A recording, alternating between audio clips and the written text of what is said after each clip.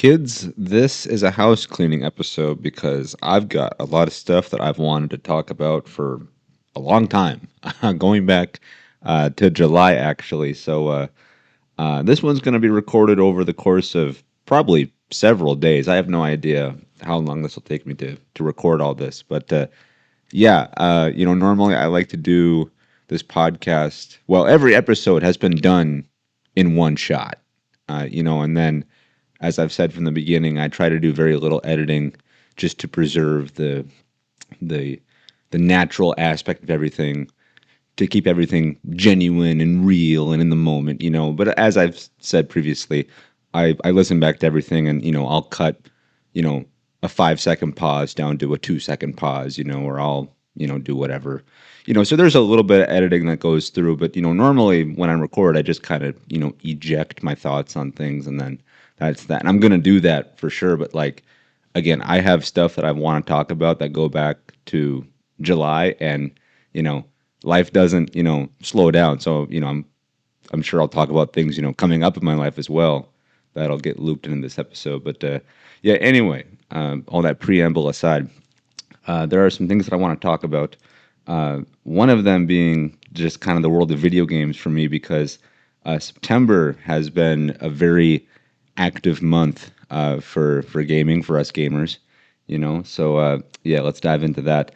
If you're a fan of Halo, like myself, Halo as a franchise has celebrated many birthdays recently. One of them being that 16 years ago, Halo 3 ODST came out. And look, I love Halo. I'm into Halo like I'm into Star Wars. What Star Wars is to movies for me, Halo is to video games. And so I'm all in on this franchise from entry one, back in 2001 to Halo Infinite and beyond in 2025. I'm in for it. And that includes the spin-off entry known as Halo 3 ODST, which, of course, follows Halo 3 in terms of release, but is technically chronologically more closer to Halo 2. But, I digress. But yeah, Halo 3 ODST is 16 years old. And look, this is kind of a polarizing entry in the series, in the franchise, because, again, you have the original trilogy, Halo 1, Halo 2, Halo 3, which capped off in 2007, and then people kind of thought, what's going to happen next? What could happen next? Because, again, Bungie, the original developers, they capped off their story. The Halo trilogy, 1, 2, and 3, is a complete story front to back, but again, Halo was a cultural phenomenon, it was a juggernaut in terms of interest, revenue, so you're going to want to keep that machine going, and Microsoft and Bungie, they got together for a couple more games outside of the additional, or the original trilogy, excuse me. They made additional entries, one of them being this tie-in entry, a spin-off of not the main characters, not even, Spartans, so forget the Master Chief, but you're going in as essentially a souped up version of Marines being ODSTs. And so, when you play Halo, the majority of the time you're playing as Spartans, which are the super soldiers. Think Captain America. They can run real fast, jump real high, lift heavy things, punch hard, take a wallop and keep going. Then you got, the Marines, which are your standard infantry, your grunt troopers, your ground pounders. Then you got the ODSTs, which are commandos, they're specialists. They're more kind of top shelf. And so you get to enter the feet of someone who's not a super soldier, but is still, an expert at dishing out punishment to the enemy. And it's a lot of fun. It's different in the sense that you can feel yourself being depowered when you play the games. If you play vanilla Halo 3 and then go to Halo 3 ODST, yeah, they look the same, they sound the same guns for the most part, but you can feel like you're on a bit of a back foot. If you're, fighting at a level 10 in Halo 3, in ODST, you're a 7 or a 7.5. And that makes for a very cool experience because, again, how the game is played, pun intended. You know what guns do what, how the enemies are going to respond, but you're not as powerful. And so that requires a different play tactic. So just from a literal interactive standpoint, it's very fun. And of course, Halo 3 ODST is very atmospheric, an incredible soundtrack. You throw in jazz into this sci-fi setting of Halo. I mean, what's not to like? It's incredibly moving and it sets the tone beautifully. And despite Halo 3 ODST being an action adventure romp, there are absolutely times where you're going to want to stop and smell the roses. You're going to want to take things slow, and it's a lot of fun to do that and have this soundtrack behind you that, encapsulates the mood that it's setting for you. You're walking through this dark, destroyed city in ruins with rain and lightning and thunder over your head, and then a crisp, clean jazz saxophone in the background. Like it's incredible. And with Halo, it's Halo is a really simple franchise to get into, which is why I loved it, which is why I literally picked it up from such a young age, is because you drop in, press A on mission 1, then you go to mission 2, 3, 4, and even the gameplay loop of Halo is very simple. Press A to jump, press the trigger to shoot, B to crouch, Y to switch weapons, pardon me, and then X to reload, unless you alter your configurations, and whatnot. But it's really simple. Halo 3 ODST sticks to that formula mostly, but it's told from a non-linear fashion in the sense that, you do a mission and then it's up to you as the player to find the breadcrumbs that lead you to the next mission. And so you'll start out on a mission and then you'll finish it, and then you have to literally wander through this city that I said is atmospheric and has the soundtrack behind you, and you have to look for the next item to pursue or the next landmark to investigate to pick up the story. And along the way, there's enemies lurking throughout, and then you find a discarded helmet or a key card, and then it flashes you into that mission that made the helmet appear in the street for you to pick up, or the key card. Why is it, underneath this vehicle? How did it get there? Well, it got there because, the guy carrying it got shot in the leg, and as he fell, he threw it and it slid across the ground. So it's really interesting from a gameplay perspective that they keep it familiar, yet they switch it up. And then on top of that, just the literal story itself is a lot of fun. Great characters, of course. Shout out to Nathan Fillion, who voices Edward Buck. I mean, that guy is a talent across the board, and he brings his A game, even just for a voice role. Of course, they did model the character off of Nathan Fillion. I don't think they had a real good sense of motion capture back then. Perhaps he did do more physical acting with the role as well, but even if not, his voice and his mannerisms carry the role greatly, and it's a lot of fun. And with ODSTs, they're known as Orbital Drop Shock Troopers. That's the acronym. And so when you start the game, you literally drop feet first into hell. They are referred to as Hell Jumpers. And getting to launch down into the game via a drop pod, which is essentially, a missile. You are riding a missile. It's a lot of fun. And so 16 years later, again, not everyone's favorite Halo game. It's not my favorite. I do know someone who's, it is their favorite. Shout out Dakota. But again, it's not. Again, it's outside of the original trilogy. It's the first spinoff. It did not come with a multiplayer, whereas every other Halo game had multiplayer. Again, player versus player. This one had player versus the environment. The enemies at large. You had a firefight mode, which is kind of Halo's version of Call of Duty Zombies. So I really like Halo 3 ODST. It's a lot of fun, but it's not an entry in the series that I go back to a whole lot. But again, for it being 16 years old, it's aged like fine wine, So I'm happy to see it get recognition for its birthday. And if you have not played it, check it out. But I might have to go back to this one and revisit it. I'm overdue for a playthrough of Halo 3 ODST.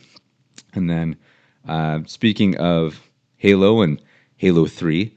Halo 3 proper, the cap off to the trilogy, 18 years ago it was released. And Halo 3, is, for most people, considered the pinnacle of the franchise. It's, for a lot of people, it is their favorite. It's, in some ways, it is the best. In some ways, it's not.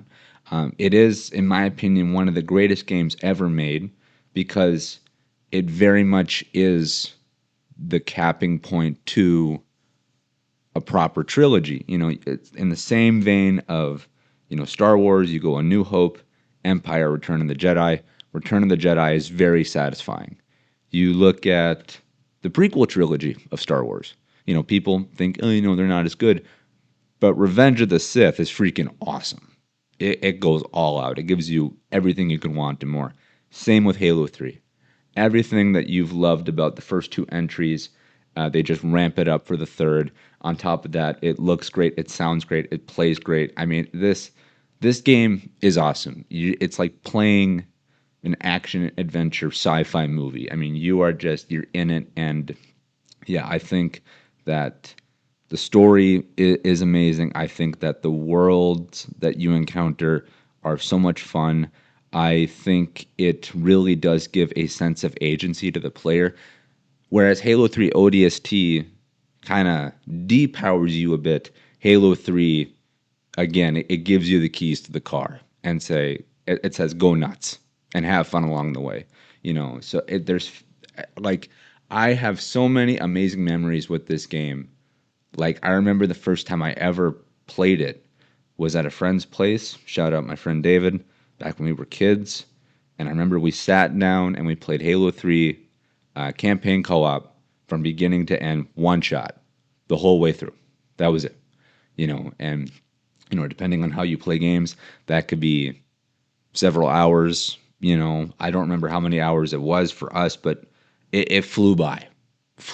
And I remember us playing co-op split screen, and I mean, I remember we had popcorn and we had purple Gatorade or Powerade, whatever it was. It was definitely purple, and that's what we had. We had popcorn and we had some purple beverage, with us, and it was great. And I can still remember that, and I can remember finding everything just, awe-inspiring and just my eyes were popping onto my head. I was like, oh my gosh, like it's a scarab from Halo 2. We have to kill it again. Sounds great. Oh my gosh, the Flood are here and they've infected Earth, and that's like the zombie faction from Halo and everything. It's like, oh my gosh, Earth is gonna fall. It's up to us. Oh my gosh, where's Cortana? Oh my gosh, the Arbiter's with me, and we gotta go stop the Prophet of Truth, and and then you see the factions come together. Your former enemies are now friends, and so there's a mixture of technology and you see the companionship, and like even the aliens, the Covenant, are even painting their ships green to go along with Earth's army and whatnot. And you have the Warthog run to cap it off, and then you like just the music is incredible. And you have so many emotional moments, like Sergeant Johnson dying, spoiler. Miranda Keys dying, spoiler. You have us fighting Guilty Spark, spoiler. There are so many things about this game that do make it one of the greatest games I think ever released, not just for Xbox, but just in gaming, period. And yeah, for many people who say Halo 3 is my favorite, I get it. You'll find no argument from me.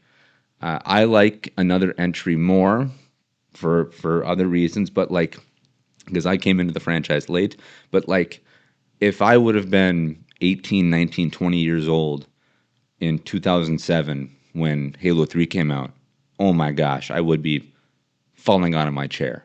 And I still play Halo 3 to this day. And even though I'm looking back on the franchise, I get it. That campaign is so replayable, so much fun, so easy to pick up. And then you get into their multiplayer and you have everything at your feet. You have Forge mode to make your own maps. You have this rich collection of weapons and cool and fun ways to traverse the maps, and a great sense of teamwork. And it's all there. It's all there. And so yeah, Halo 3 is a very special game for many reasons. And yeah, 18 years later, it still holds up. And yeah, it's crazy. I love Halo so much. I really do. It's my favorite franchise just ever for gaming. Again, as what Star Wars is for movies, Halo for me is gaming. Which brings me to the other birthday that the franchise celebrated. That being for Halo Reach, celebrating its 15th birthday. Halo Reach is 15 years old. And for me, Halo Reach is my favorite. In my opinion, it is the pinnacle of the franchise. Even though I just said Halo 3 is that, I will happily have a civil debate about where I think the franchise really did cap off.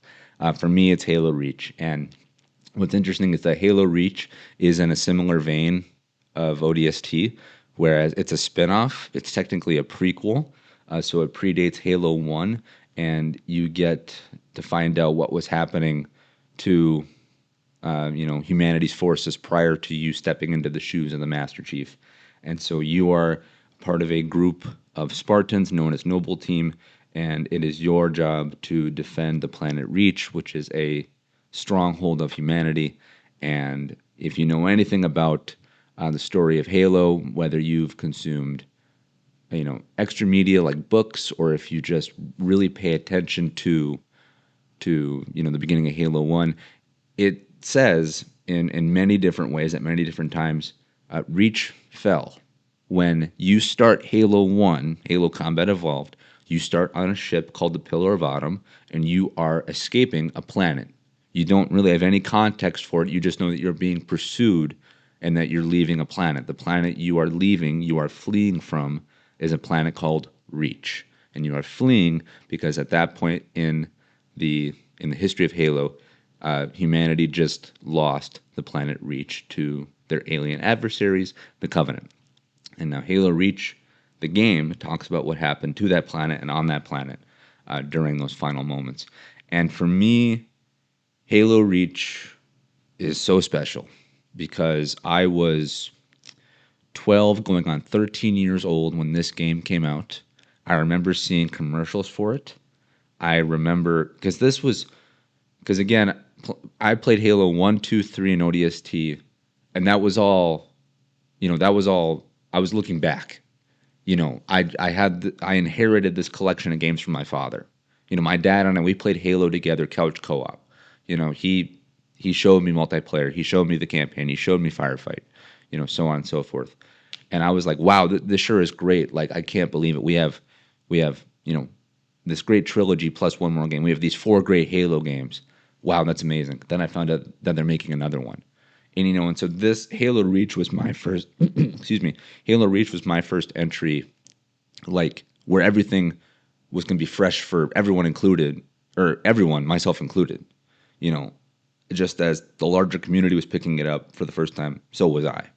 And so I remember getting it for Christmas that year and just exploring and diving in. And for me, Halo Reach it means so much to me because, yes, I played Halos 1, 2, 3, and ODST, and I thought they were fun and really deep and very entertaining. For me, though, for Halo Reach, that was where I went down to the bone marrow on the universe, on the fandom. That's where I really took a deep dive, and I did not come back up for air. I started to consume all the details about it.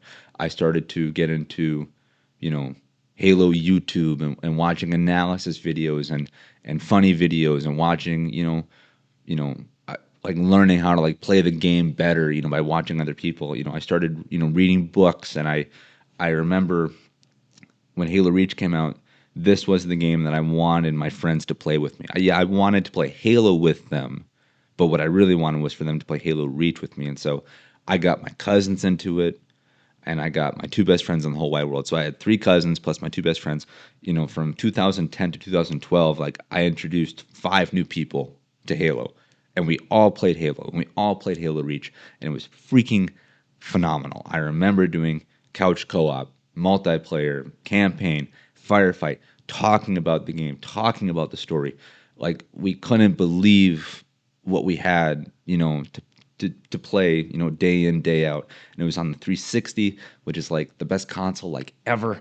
Like I just remember it being so much fun, and it's colorful, it's bright, visually it's stunning, it still holds up. Even all these years later, almost 2 decades later, I think it's still a visual masterpiece. It sounds great. The guns are fun. The environments are cool. You get to do ground combat. You get to do combat in space.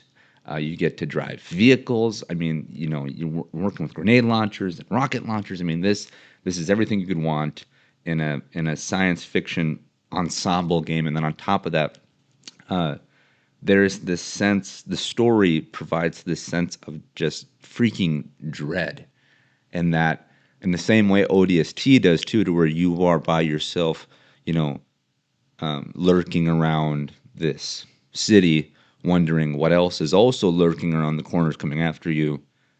Again, if you know the history of Halo, you know that Halo Reach, that the planet Reach doesn't end well for humanity in the game. And so as you're going through, yeah, you're winning the missions, you're completing the missions, but you're losing.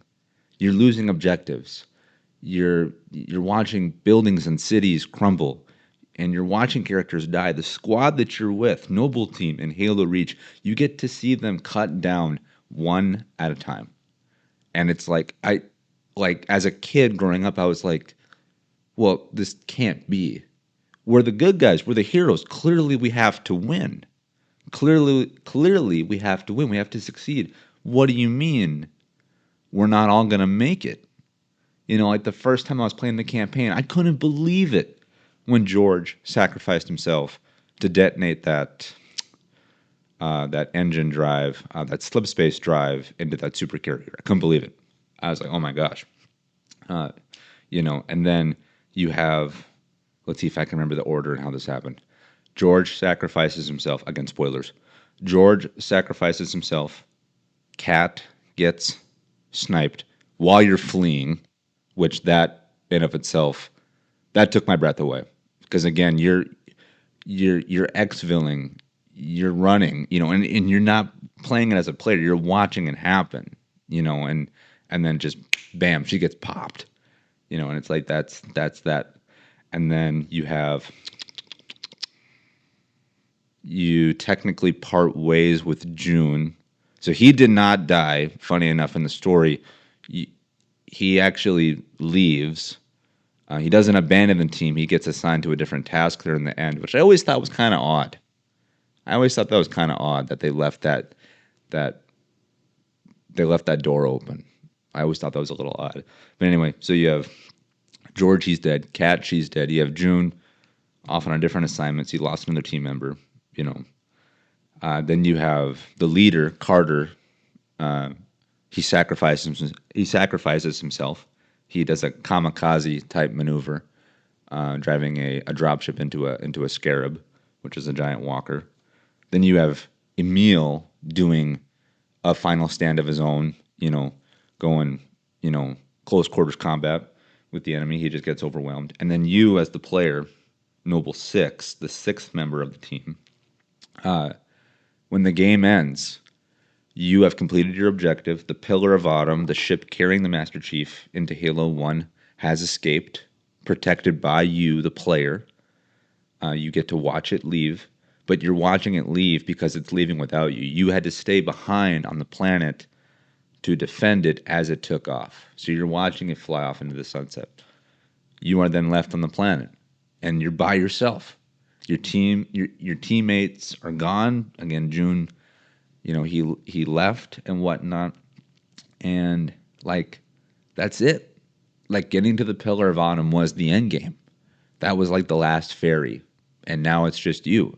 And I remember very vividly that as you watch the ship fly away and your character is looking up at it, the screen fades to black, and then it fades back in, and it says that the current objective for you as a player is to survive. That's all it is. It just says survive. And that's what you have to do. And you are in a wasteland with destroy buildings around you, and there's fog and debris everywhere, and there's dead bodies also around you, which have munitions, and it is your job to run and gun to just pound the enemy for as long as you can. And again, going back to myself as a child playing this, I could not believe when my teammates died. I could not fathom me as the character dying. The objective of Halo Reach's final mission is to just survive. It's to endure. But you can't. Eventually, you will get overwhelmed, no matter how hard you try. And believe me, I tried. And I did my best to survive, and I lasted, and I played smart, but eventually it just gets overwhelming, and you succumb to the enemy. And your character takes off his helmet because he's like, if I'm going to die, I want to die comfortable. Shout out to anyone who knows that reference. Throws the helmet down on the ground, and then you are watching from the helmet cam of your discarded piece of armor, and you are watching your character die. He's taking body shots. He's losing blood. He's running low on ammo. Then he just gets overwhelmed, and it goes from a shooting game into again close quarters combat, and you die in fisticuffs. You die, due to being knifed and stabbed and whatnot. It's crazy. The game ends. You don't survive. You die. You sacrificed yourself so that the others could live, so that the Pillar of Autumn and its crew, which included the Master Chief, could survive. Wild. Absolutely wild for me to experience that as a kid. Because again, I had played Halo 1, Halo 2, Halo 3, and ODST. And every game, we win. We win, Halo 1, spoiler, you escape the Halo ring, destroying it. Halo 2, yes, you leave Cortana behind, but you're going to Earth to resupply. Spoiler, you're gonna, it's in the final stages of the war, or the final stages have begun. Halo 3, you're back on Earth, and you're rallying the troops, and then you go save Cortana, and then you go punch the bad guys in the mouth. Spoiler, and you win, and even in Halo 3, you escape. The Master Chief is left floating in space, for Halo 4 and beyond to pick it up. But for Halo Reach, there isn't that sense of continuation. It just runs into Halo 1. It bookends into that game. I just found it really profound as a kid. And I still find it profound to this day. The fact that was how the game ended. And that was also Bungie's last entry into the series. After they made 5 Halo games in total, the original trilogy plus ODST and Reach, and technically there was Halo Wars too, but you know what I mean. After they literally completed their contractual obligations to Microsoft, which was their parent company, they said we're done with Halo, and they went on to do other things. They passed the reins. Again, very similar to Star Wars, where George Lucas passed the reins to Disney, and they went on and they made their own Star Wars. Bungie passed on the reins to Microsoft proper. That brings in 343 Industries. That gives us Halo 4, 5, and Infinite. And those games have released to various degrees of success. But for a lot of people, Halo Reach is the last true bastion of the franchise's glory days. That is when the flame burned the brightest, and since then it's kind of gone, not gone out, it's gone down. Halos 4, 5, and Infinite definitely have their strong suits, but they're not the crowd pleasers that the former entries were. But yeah, Halo Reach, from a story perspective, from a gameplay perspective, including new things like armor abilities, new weapons, new enemies, new locations. So much fun. And then of course you have the multiplayer, which, for me, Halo Reach was my first multiplayer game ever. That was where I first played, online multiplayer. Yeah, I did 1v1s, on Halo 1, 2, and 3 and Call of Duty and so on. But this was where I did, internet-based gaming, with the headset and all that. Talking smack and getting smacked and doing some smacking, all that. And so that was, I still remember my first game ever of Halo Reach. It was a game of free-for-all on the map Countdown. and I lost that game. I came in second place by 1 kill, 1 point. I remember that very clearly to this day, you know, because it had such a profound effect on me. Now, of course, I'm the gamer that I am, you know.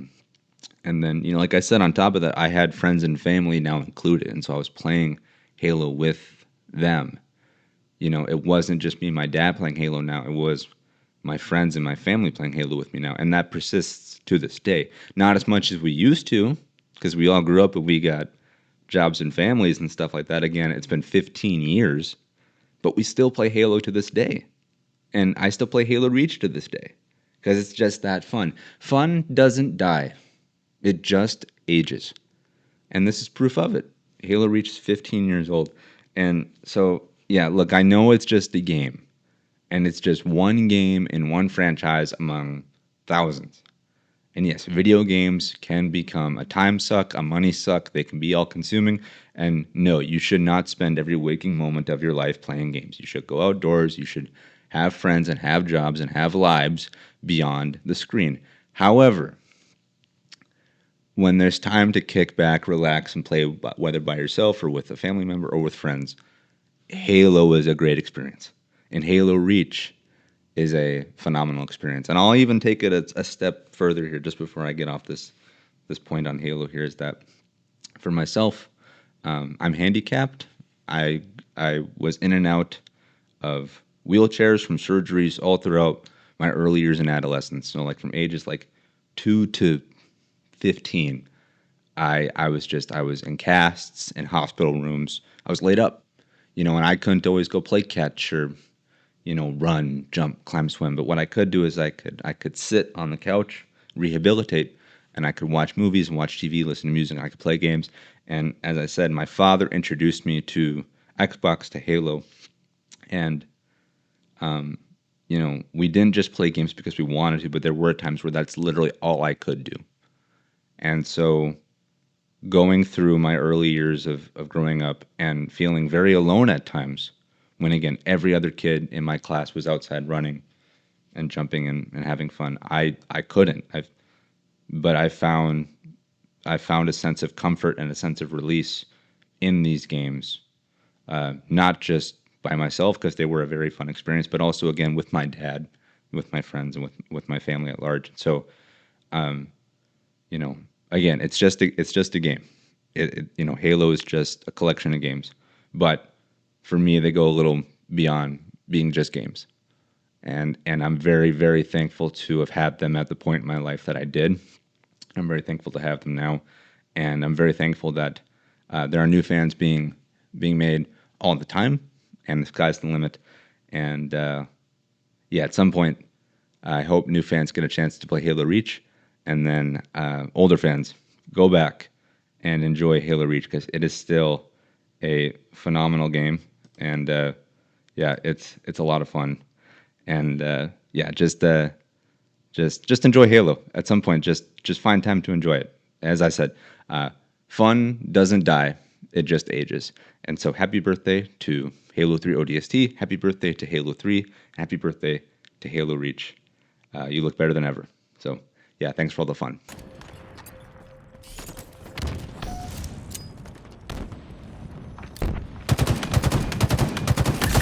Perfect.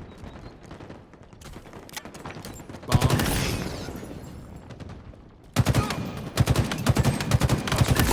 Double kill. Triple kill. And one spanker inbound. Killing spree. Overkill. And the next game I want to talk about is similar to Halo 3 ODST. That game has to do with Hell Jumpers, and this next game I'm talking about has to do with Helldivers. And I'm talking about Helldivers 2, which is essentially Starship Troopers, the video game. And if you're familiar with the movie Starship Troopers, that's a late 90s movie, which is essentially Space Marines fighting giant bugs. That's it. Like, that's the movie. That's the elevator pitch of the movie, and it's freaking awesome.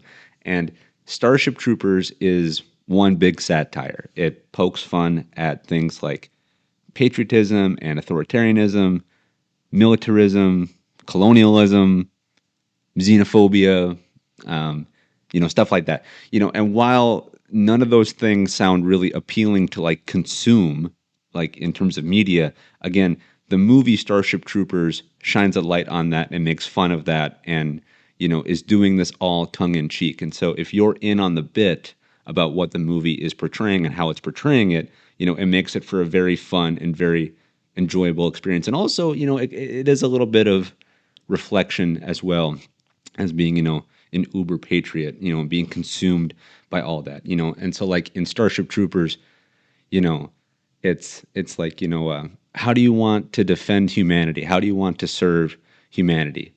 And, a kid might be like, I want to recycle. And it's, recycle, why don't you do your part by picking up a rifle, Timmy?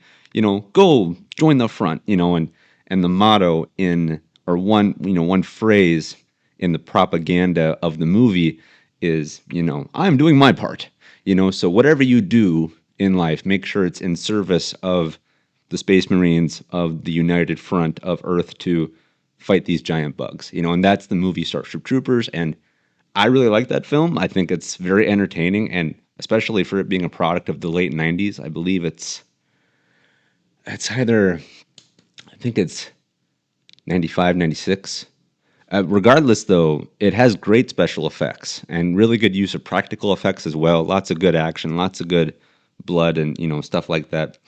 And Starship Troopers, and Helldivers 2 is essentially that just as a game. That's the interactive experience behind it because Starship Troopers, they're so interchangeable. I'm getting them mixed up. Helldivers 2 is essentially the game version of that, in that it's also a satire on, a militarized country, on this uber sense of patriotism, and so on and so forth. And, it pokes fun at, the absurdity of bureaucracy, and it's this big propaganda machine as well. And again, while that doesn't necessarily sound like a very fun experience, I promise you it is. Because again, much like Starship Troopers, if you're in on the joke while you're watching the movie, you're going to have a great time. If you're in on the joke while you're playing Helldivers 2, you're going to have a great time. Because it's also like, what's the most important thing you could do in your life? Well, it's by joining the military, of course.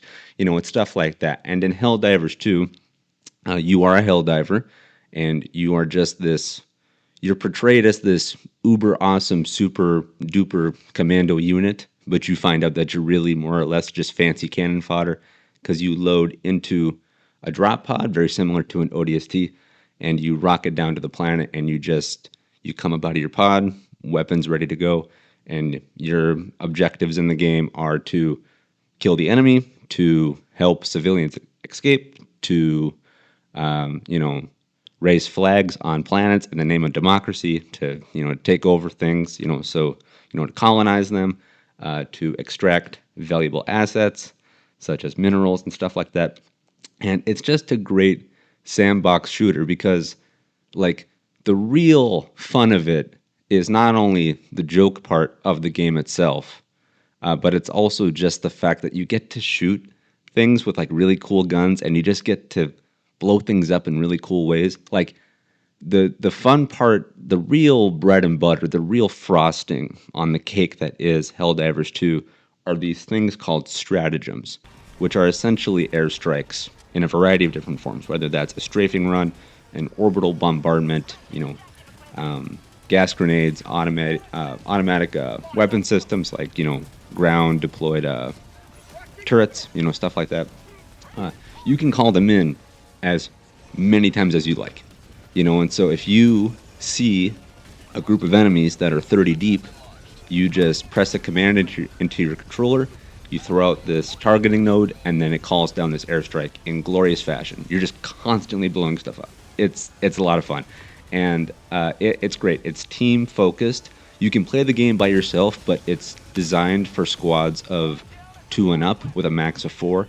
And when you're in a unit of players that is centered on the objective, knows how to communicate, knows when to call in things, knows how to revive, knows how to call in supplies, it's a lot of fun. You're moving like a squad, and it's a lot of fun. But like the tongue-in-cheek nature of Helldivers 2 is also a lot of the fun as well, in the sense that, like, liberty and a sense of democracy and patriotism are like the end all be all of the people, of the characters in this universe. And so, like, while you're a Helldiver and you're just letting these alien bugs just have it, you're just sending rounds downrange. If you were to, say, get hit by something and your arm is no longer usable, and the game will tell you, you get hit and it says, left arm failing, rather than your character, yelling out like, oh my gosh, or my arm, or stuff like that, normally they'll say something like, sweet liberty, my arm, like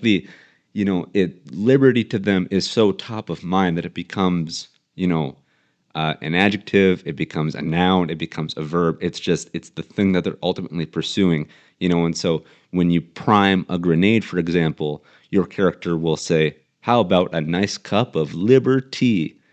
Get it? Liberty, and you're just sending out grenades, and you're just, dumping mags and stuff. It's a lot of fun. And it's very easy to get into. It's not a very expensive game either. I believe when I got it on the Xbox, it was like $40, and formerly it was a PlayStation only game, but now the streams have been crossed. Now PlayStation games are coming to Xbox. Now Xbox is going to PlayStation. And also, speaking of it being kind of a Halo ODST type of clone, the games, the characters are so similar, Helldivers to ODSTs, that the two franchises merged. And so now in the game of Helldivers 2, you can get ODST-inspired armor, like from Halo 3 ODST. So it looks and sounds like old Xbox 360 assets. It's really good and it's really faithful, and I really appreciate that. But especially as a Halo fan.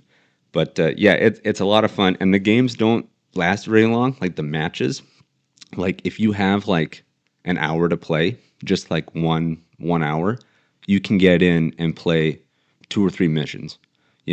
Like it's not a big bar to entry, and once you figure out kind of how the game is played in terms of the weapons and what to do and how to call in airstrikes and stuff like that, it's a lot of fun. And again, the environment, the culture behind the game is very fun. It seems daunting at first, but again, once you're in on the bit, and once you understand that it's making fun of all these things inside our own culture, it really is an entertaining time.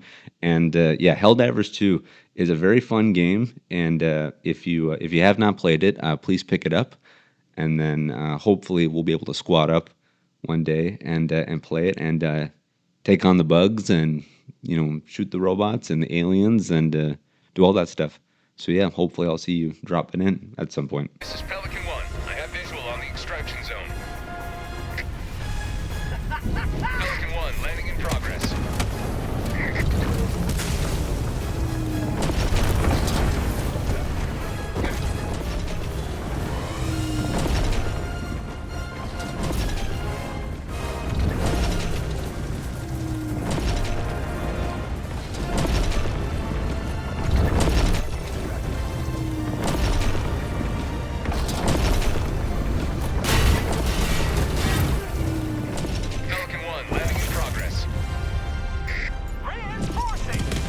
And then the last game that I want to talk about is an upcoming title.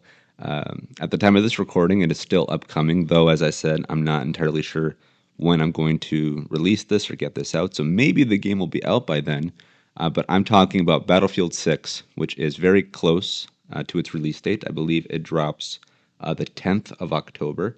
So we're, at the time of this recording, we're just less than 2 weeks away, which is crazy. And again, if you've listened to previous episodes of the podcast, I've talked about Battlefield 6. I've talked about my love of Battlefield. Battlefield, 1, I really, really like. Battlefield 3, I really, really like. I appreciate 5, but I don't love it like I do other entries. That's kind of where I thought the franchise kind of lost its way, lost a sense of direction. Then that was capitalized on Battlefield 2042, so much so that I did not play that game. I completely passed on it. From the presentation I saw and also the reviews I saw, and people who did play the game for themselves, they said, you will not like this, so you should not check it out. And I believe them. I did, again, so much so that I've never played 2042. That was just a part of the franchise I did not want to partake in. But Battlefield 6, the newest entry in the franchise, coming out later this month in October, this appears to be a return to form in terms of realistic gameplay, military style tactics. A game focused on the meat and potatoes of squad dynamics and run and gun type gameplay. And there have been some new trailers released. There's been a trailer released for the story mode for the campaign of Battlefield 6, which again is another notch towards this game's favor, is that 2042 did not have a campaign at all. It did not have a story mode. And in today's video game landscape, multiplayer is king. That's where people spend the most time in games. That's where people spend the most money. So that's the largest source of revenue for a game. Again, like 2042 did not have a campaign. Helldivers 2, as I previously mentioned, does not have a dedicated story mode. There are things you can do throughout the game to unravel the story and to partake in the story per se. But if you were to say load up Halo, any of the Halo games, you'll have the option of selecting campaign, multiplayer, firefight, forge, so on and so forth. With Helldivers 2, it's just the game itself. With Battlefield 6, it's just multiplayer. With Battlefield 2042, it's just multiplayer. Whereas Battlefield 6 is bringing back the story mode. And I really like story modes in my military shooters. So much so that when it comes to the franchise of Call of Duty, my favorite thing to do in a Call of Duty game is to play the campaigns. And you might laugh at that because today Call of Duty is by no means known for their storytelling. When you think of Call of Duty, you think of over-the-top, sugar-based action, just, in your face all the time, loud, obnoxious, so on and so forth. But there was once a time when Call of Duty told really good stories. And I'm not just saying that because I'm a fan of the franchise, and nor am I saying that because I'm a gamer overall. But you ask fans, and if you do retrospectives on the franchise, the original Modern Warfare trilogy had a great story with great characters and real stakes and real emotions, similar to the Black Ops franchise. Black Ops 1 and 2, especially 1 and 2, had incredible stories, and that extended into the zombies mode, which brought in this sense of mystery and these new things to unravel as a player base. And so Call of Duty, very much with its story modes, is essentially like a playable action movie, to where you're doing the whole, get to the chopper, and you're riding a motorcycle and shooting a gun at the same time, and you're rappelling out of a falling skyscraper, and you're driving snowmobiles, and you're doing stuff underwater. I mean, think of all these cool action set pieces that you would like to see in a movie or partake in as a game. Guarantee you Call of Duty has done that at some point. And Battlefield also has incredible story modes as well, with big bombastic things, cool set pieces, so on and so forth. And so I'm very happy to see that Battlefield 6 is bringing back its story mode. I have not watched the trailer for it because, frankly, I don't want to be spoiled on anything. I don't even want to be teased for it. Like, all I need to know is that the story mode will be there. I don't need to see any more. I don't need to know any of the context. I'm going to be in on that. And I'm really looking forward to the story mode because I want to play an action movie, and I want to play it in the Battlefield type of environment. I'm a little cold on modern Call of Duty as of today. And of course, I still love Halo. It's my baby, as you know, just from me talking about it in this episode. But Battlefield has brought me a lot of fun. It's a game that my dad also really enjoys too, alongside Halo. And so he's going to be all in on that. And so we're going to play lots of multiplayer, that's for darn sure. But I am really looking forward to the story mode. I hope it does bring a sense of cool, bombastic action and also deep emotions as well. Just wrapped up in this great, this great package for players to enjoy. And so, yeah, I have a lot of hope for Battlefield 6, and we don't have to wait much longer. Again, at the time of this recording, I'm talking about the game before it comes out. By the time you're hearing this, the game might already be out. We might already be playing it. So If so, I hope you're having a good time with it. I hope you're enjoying the multiplayer or the campaign. And hopefully we'll be able to squad up at some point too, just like in Helldivers. We'll be able to squad up in Battlefield 6. So lots of cool games to play. So just go have fun.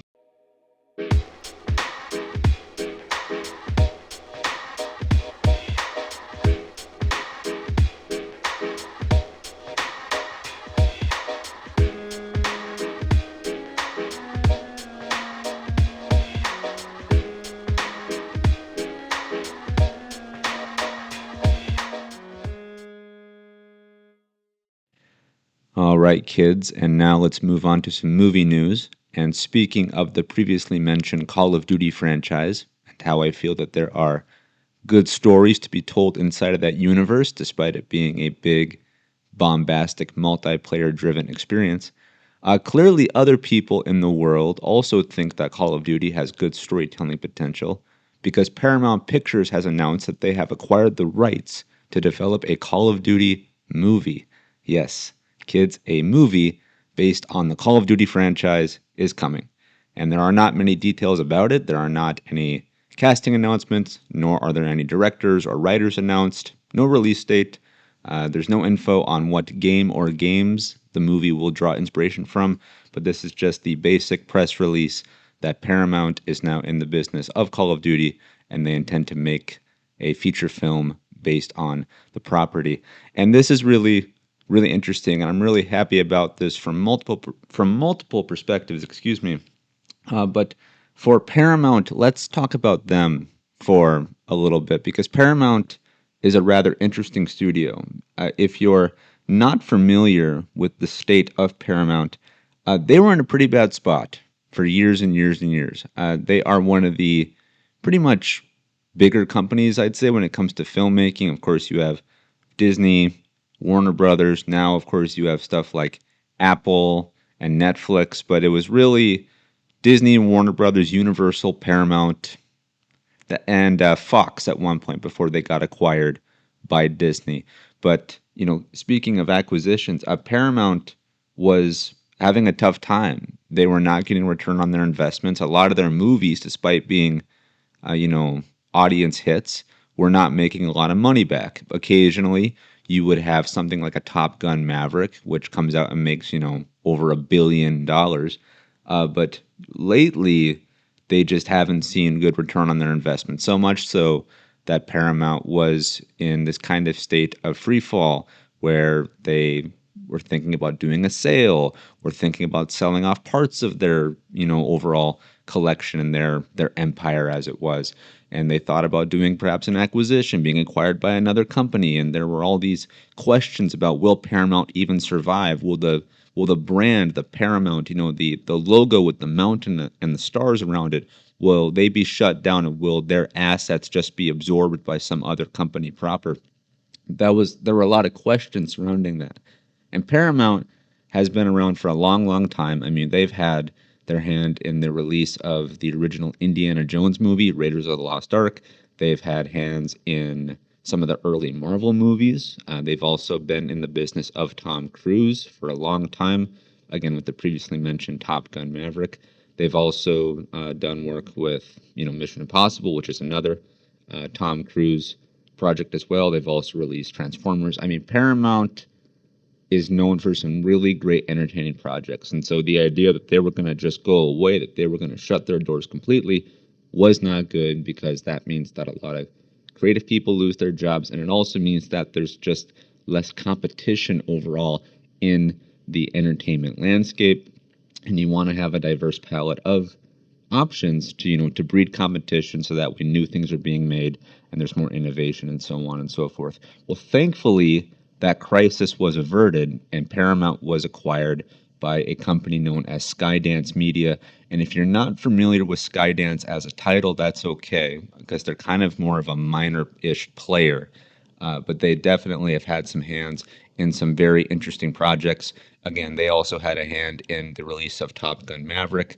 They worked with Ben Affleck on their movie on his movie called Air, which is a great sports drama. They've also worked with Tom Cruise before with the Mission Impossible franchise, and they've also had some work done with the Transformers series as well. They're very familiar with Paramount, and I think that's why this merger happened, in the sense that Skydance was pretty much a co-funder of a lot of Paramount-based projects, and when Paramount was starting to drown, as opposed to treading water, Skydance pretty much threw them a life preserver and said, we'll take you on. And so they did just that. And since Skydance has acquired Paramount, they have made a lot of great moves in the media landscape, in my opinion. Just to name a few, the Paramount Group has they started a close relationship with the Duffer Brothers, who are the creators of the Stranger Things franchise. And while I don't watch Stranger Things, I'm part of that minority. The Stranger Things property is very, very lucrative. And now that they've closed their deal with Netflix, that creative duo, the Duffer Brothers, decided to go from Netflix to Paramount. So Paramount backed up a ton of money for them. Speaking of money, Paramount also has the streaming rights for the UFC. So that's great for fans of that sport, whereas now you can have a Paramount Plus subscription and you can watch the UFC just through there. So that's a huge cornerstone of the market that they now have. Speaking of other video game based movies, they also have acquired the rights for a Street Fighter movie, which stars Jason Momoa, among others, and Jason Momoa was in the Minecraft movie recently, so he's doing another video game adaptation. And now Paramount has acquired the right to the Call of Duty, which, while it is not my favorite gaming franchise, it's one of my favorites, but it currently is a huge powerhouse in the video game landscape. Pretty much when you think of shooter games, first-person shooters, military games, multiplayer games, Call of Duty is either A, at the top of the list, or B, it's in like the top 3. For me, my franchise is Halo. I ride or die with that, but I know many people who, live, breathe, sweat Call of Duty. And I've certainly had a lot of fun with Call of Duty. As I previously mentioned in the podcast, I feel that there are a lot of great stories to be told, and Paramount is looking to capitalize on that. And by acquiring the right to the Call of Duty, they mean business. They absolutely do. IP is being scarfed up like nobody's business. Everyone wants to make everything into something else. And the fact that Paramount now has access to the Call of Duty brand means that they can do a lot of cool things with it. Of course, while they only announced, the development of one film, they clearly want to make this into a franchise, and they can. Call of Duty has a lot of potential to be expanded upon. You could do movies, you could do TV series, so on and so forth. I personally think that they should stick to the world of movies, because I think that Call of Duty is large enough in scale that it could be a film franchise purely. But again, with Paramount Pictures having their subscription service, their streaming service, Paramount Plus, they could easily do some kind of offshoot of their Call of Duty movie franchise into a TV franchise as well. But let's talk about where the Call of Duty movie could go. Obviously right now, kind of the two revolving doors that are existing inside of the Call of Duty brand are the Modern Warfare franchise and the Black Ops franchise. Modern Warfare, the original trilogy, saw itself rebooted now into a new version of the original trilogy, and the Black Ops series is more or less doing the same. However, it's being continued numerically. You have Black Ops 1 through 4, although 4 did not really continue its story because there was no story mode in that. Then you have Black Ops Cold War come out in, maybe 2021, which told a new story with, reoccurring characters, so it's kind of a reboot. But now you are seeing numerically the games are numbered Black Ops 6, 7, and so on. And so, are they trying to do a direct continuation of the previously laid stories from the mid 2010s? I don't know. I have not played Black Ops 6, and I don't really think I'll be picking up Black Ops 7. I don't really know the state of storytelling with Call of Duty beyond the Modern Warfare franchise, because I got Modern Warfare 2019, which was the reboot of that original trilogy, and it was very much trying to pull back on the nostalgia of those games to bring back those characters that we all know and love from the original trilogy, which was of course capped off in 2011. So there's a lot of cool things that are happening, because I think Call of Duty as a brand knows that nostalgia sells like hotcakes. So hopefully, whatever Paramount decides to do, they do look back onto the games. Of course, that sounds like an obvious thing to do, but I really hope that they go back to the '08, the '09, into the 2012 era, roughly, of Call of Duty. That's when you had, again, the original Modern Warfare trilogy with characters like Captain Price, Soap, Ghost, Roach, and so on. Then, of course, you go into the Black Ops series, which started also around that time as well. And you have, Alex Mason, you have Woods, and so on and so forth. Whereas nowadays, with the reboots of the series happening again with the new Warfare trilogy and the new Black Ops stories, yes, they include previously mentioned characters, but of the newer characters that have been introduced, I don't really have much familiarity with them, despite them being the new iterations of these characters going forward. Like, I could quote to you chapter and verse the original Modern Warfare trilogy. I can also quote to you Black Ops 1 and 2, especially those two games, about their story and characters and settings. Whereas the newer versions of these games, they're really just a flash in the pan to me.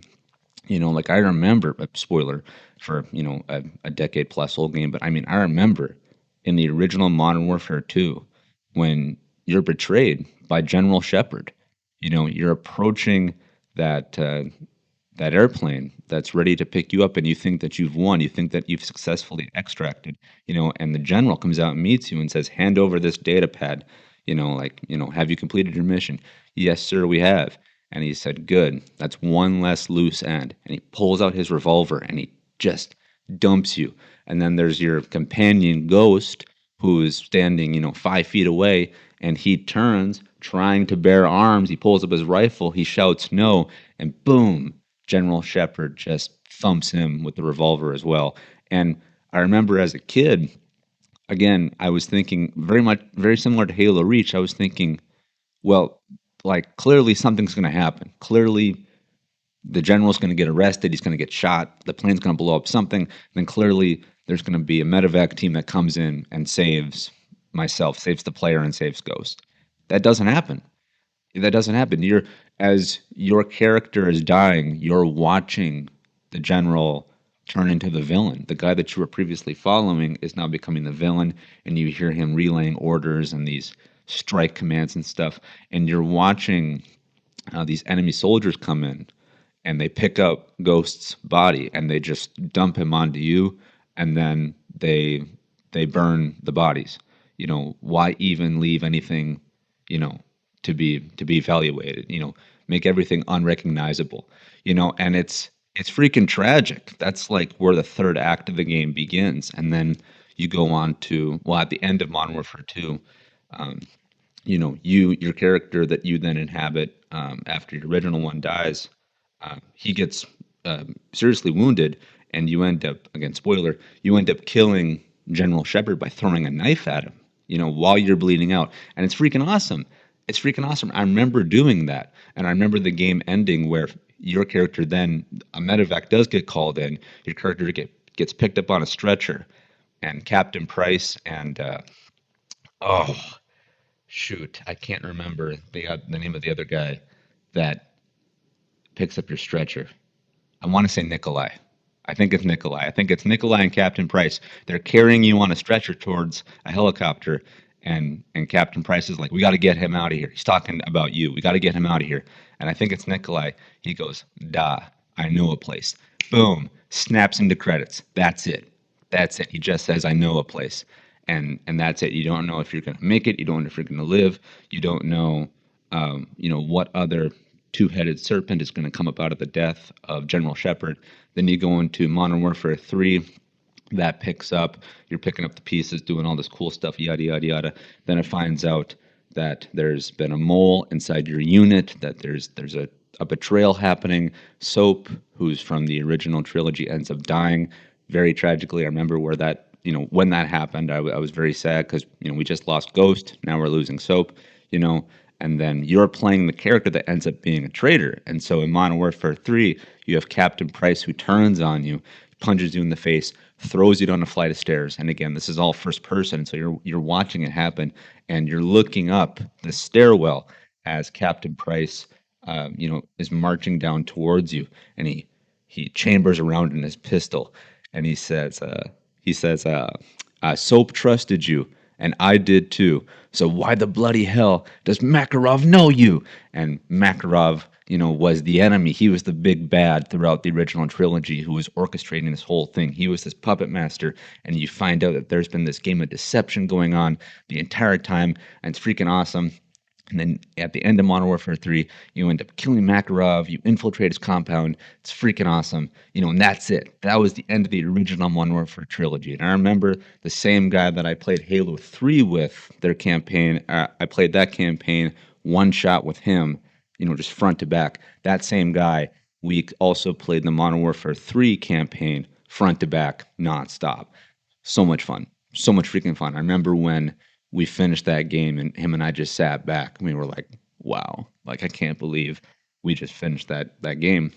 And then you go into Black Ops 1, which has to deal with the war in Vietnam and the Cold War and espionage and being spies and clandestine missions and Black Ops sites, and stuff like that. I mean, it's a trip. If you're a history buff, like, yes, it's exaggerated for the sake of gameplay and for, again, the bombastic nature of Call of Duty, but it's so much fun. And it's so interesting, too, because it's all mystery about, like, who's an ally, who's not, who has a side project, who doesn't, can I trust you, can I not, so on and so forth. It's freaking incredible. And, who doesn't love being, kind of this super spy and whatnot. And Black Ops 1 is my favorite game of that entire, side franchise of Call of Duty, because the storytelling in that is so rich, because you as the player are literally following your character throughout the entirety of the game. Like, you're on the same mental track as them, and you find out, again, spoiler for Black Ops as well, but you find out throughout that game that your character has been programmed to be a sleeper cell. And so when your character gets revealed the information that the things he's been doing have not only been in the interest of his allies, but also in the interest of the enemy, you yourself as the player are going on like, what? Like, what are you talking about? Like, I'm a double agent, but I didn't know it, and I didn't mean to be a double agent. I thought what I was doing was right, and it's freaking crazy. And the intricate web that they're able to weave throughout this game of doing stuff in the past, set in the Vietnam era, and then flashing forward to, again, the Cold War. They're playing with timelines, yet it's also able to be succinct, and you can understand it. It's freaking incredible, and you can do a lot of great things with that kind of storytelling. I mean, you think about movies like Platoon and Apocalypse Now. There's your blueprint for a type of Call of Duty movie set back in the Vietnam era that then, pushes forward into the later decades. And then the real cherry on top, and again, spoilers for Black Ops, but the cherry on top is that your character finds out that he's been brainwashed, and so he's trying to shake that fever. You hunt down the person who programmed you, essentially, and you're taking him out. And again, this is around the time of John F. Kennedy's presidency.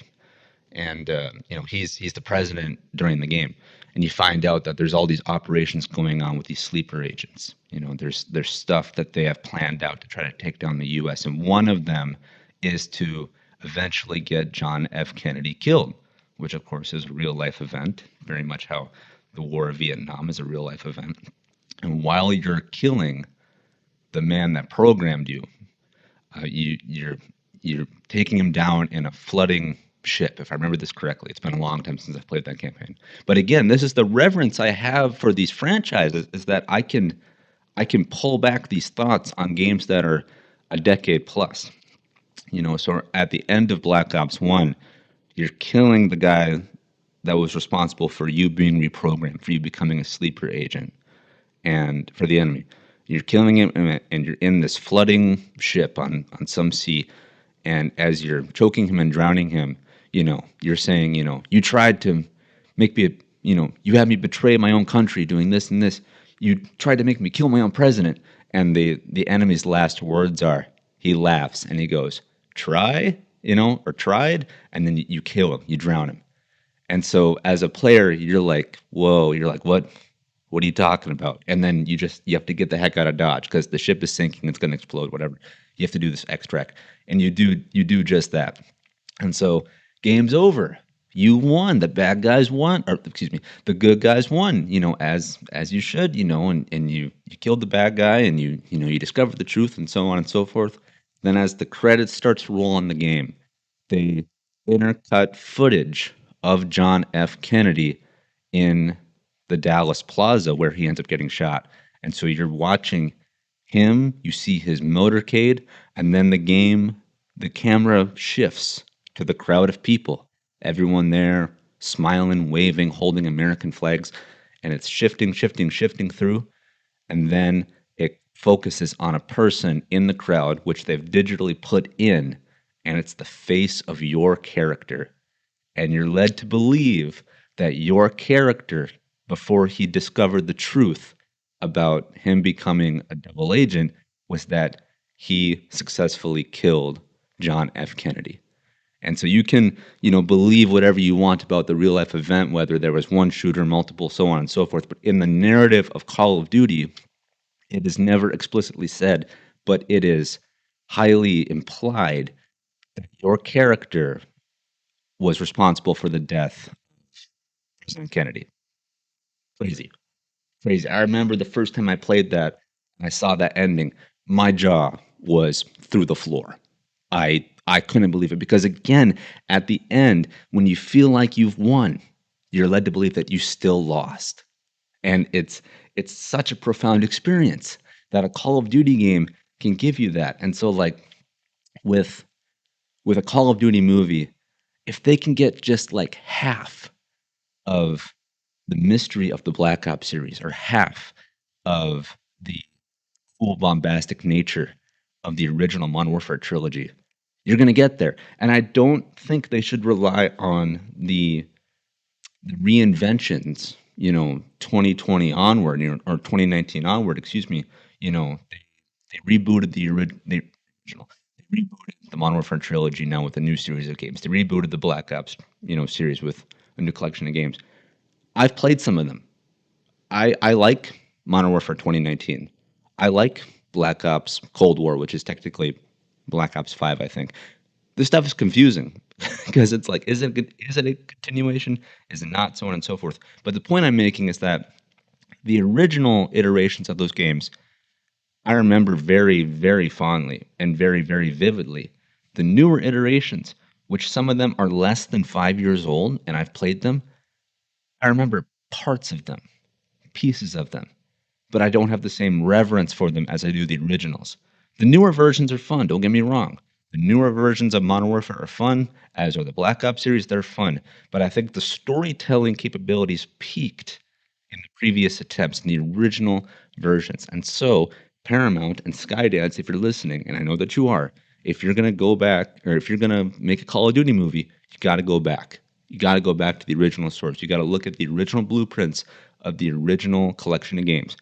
The original Modern Warfare trilogy and the first two Black Ops games. You could include Black Ops 3 if you want, but really, for me, the original two Black Ops are where the story was at its best. Specifically for me, Black Ops 1. So right there, those 4 games, Modern Warfare 1, 2, 3, and Black Ops 1. There, that's your story. That's your story. You can make 4 movies right there. You just adapt those games. Now, that's easier said than done. But again, you have this incredible collection of characters. You have a toy chest of characters in the brand of Call of Duty. Please don't just treat this as some mindless action movie that anyone can see on Netflix or whatever. despite it being Call of Duty, and despite Call of Duty being a punchline at best, treat this with reverence. Treat this seriously. Yes, make it fun, make it in your face, make it a crowd pleaser, make it something you can easily sit back and enjoy with a big bucket of popcorn. But take the story seriously, take the characters seriously, take the stakes of it seriously, and you will succeed from a financial perspective, from a critical perspective, from an audience perspective, because years from now, when the Call of Duty movie comes out, if we can talk about the movie the same way we talk about the original Modern Warfare trilogy and the original Black Ops games, then you've succeeded.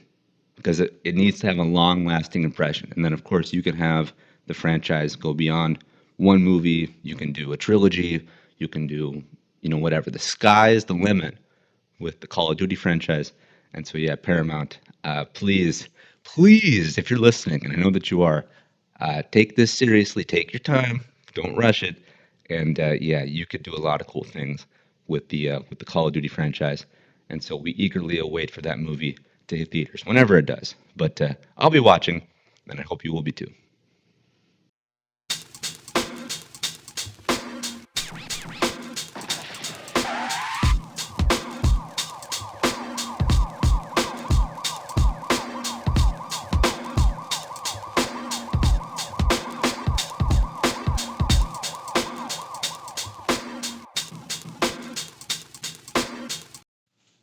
Kids, this episode of the podcast is proving to be quite the project, and I'm not complaining. I'm just trying to provide context because, at the time that you'll listen to this, the episode will be complete. It'll all be edited together. It'll hopefully sound good, and stuff like that. But for me, I'm doing this over the course of, several days and now, weeks because, as I said, from the top of this, I try to record the episodes in one shot. Every episode has been one shot, up until now. Just because, like I said, life doesn't slow down, and that absolutely remains to be the case. The problem, though, is that, like, some of the stuff that I talked about in the earlier part of the episode, these episodes that are news-focused have a short shelf life. Because, I talked about, like, Battlefield 6, hopefully by the time, or by the time you're listening to this, it'll be out and, we can squad up. Well, that's absolutely going to be the case. Like, it'll be out by the time you listen to this. So, whatever. But, like, yeah, I've been caught up, in, like, playing Helldivers 2, more and doing stuff like that. At the time of this segment now that you're listening to this very second, it is October 5th, and in North Dakota, where I'm at, it is my favorite kind of weather right now. It's a little chilly, not cold, in my opinion. It's chilly. It's like 50, 53, 54 degrees, but there's some wind, and it's overcast. And I love overcast skies. I love that gray sky color with, the dark green grass, and especially when spring and summer are over, and now we're entering into the fall and winter season. The literal, color of nature is changing. The leaves are changing colors, and the ground's becoming, like I said, a little darker, and the grass is going to go from this dark green to maybe this kind of more brown, kind of golden color, and stuff like that. I love this time of year.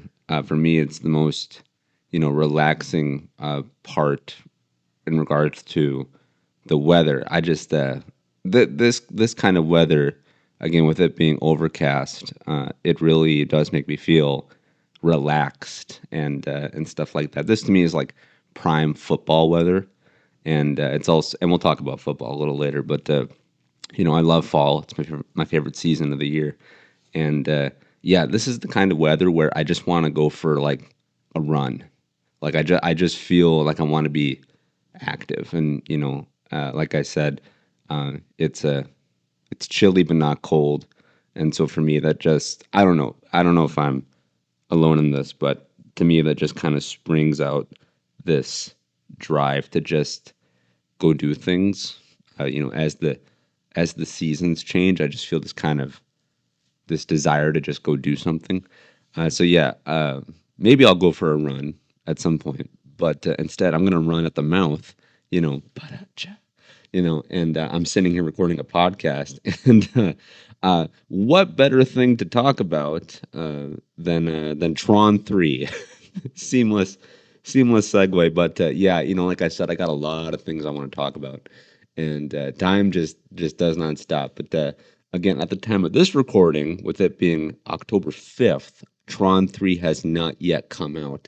By the time you listen to this, Tron 3 will be out, and I will probably have seen it, and I hope you do too.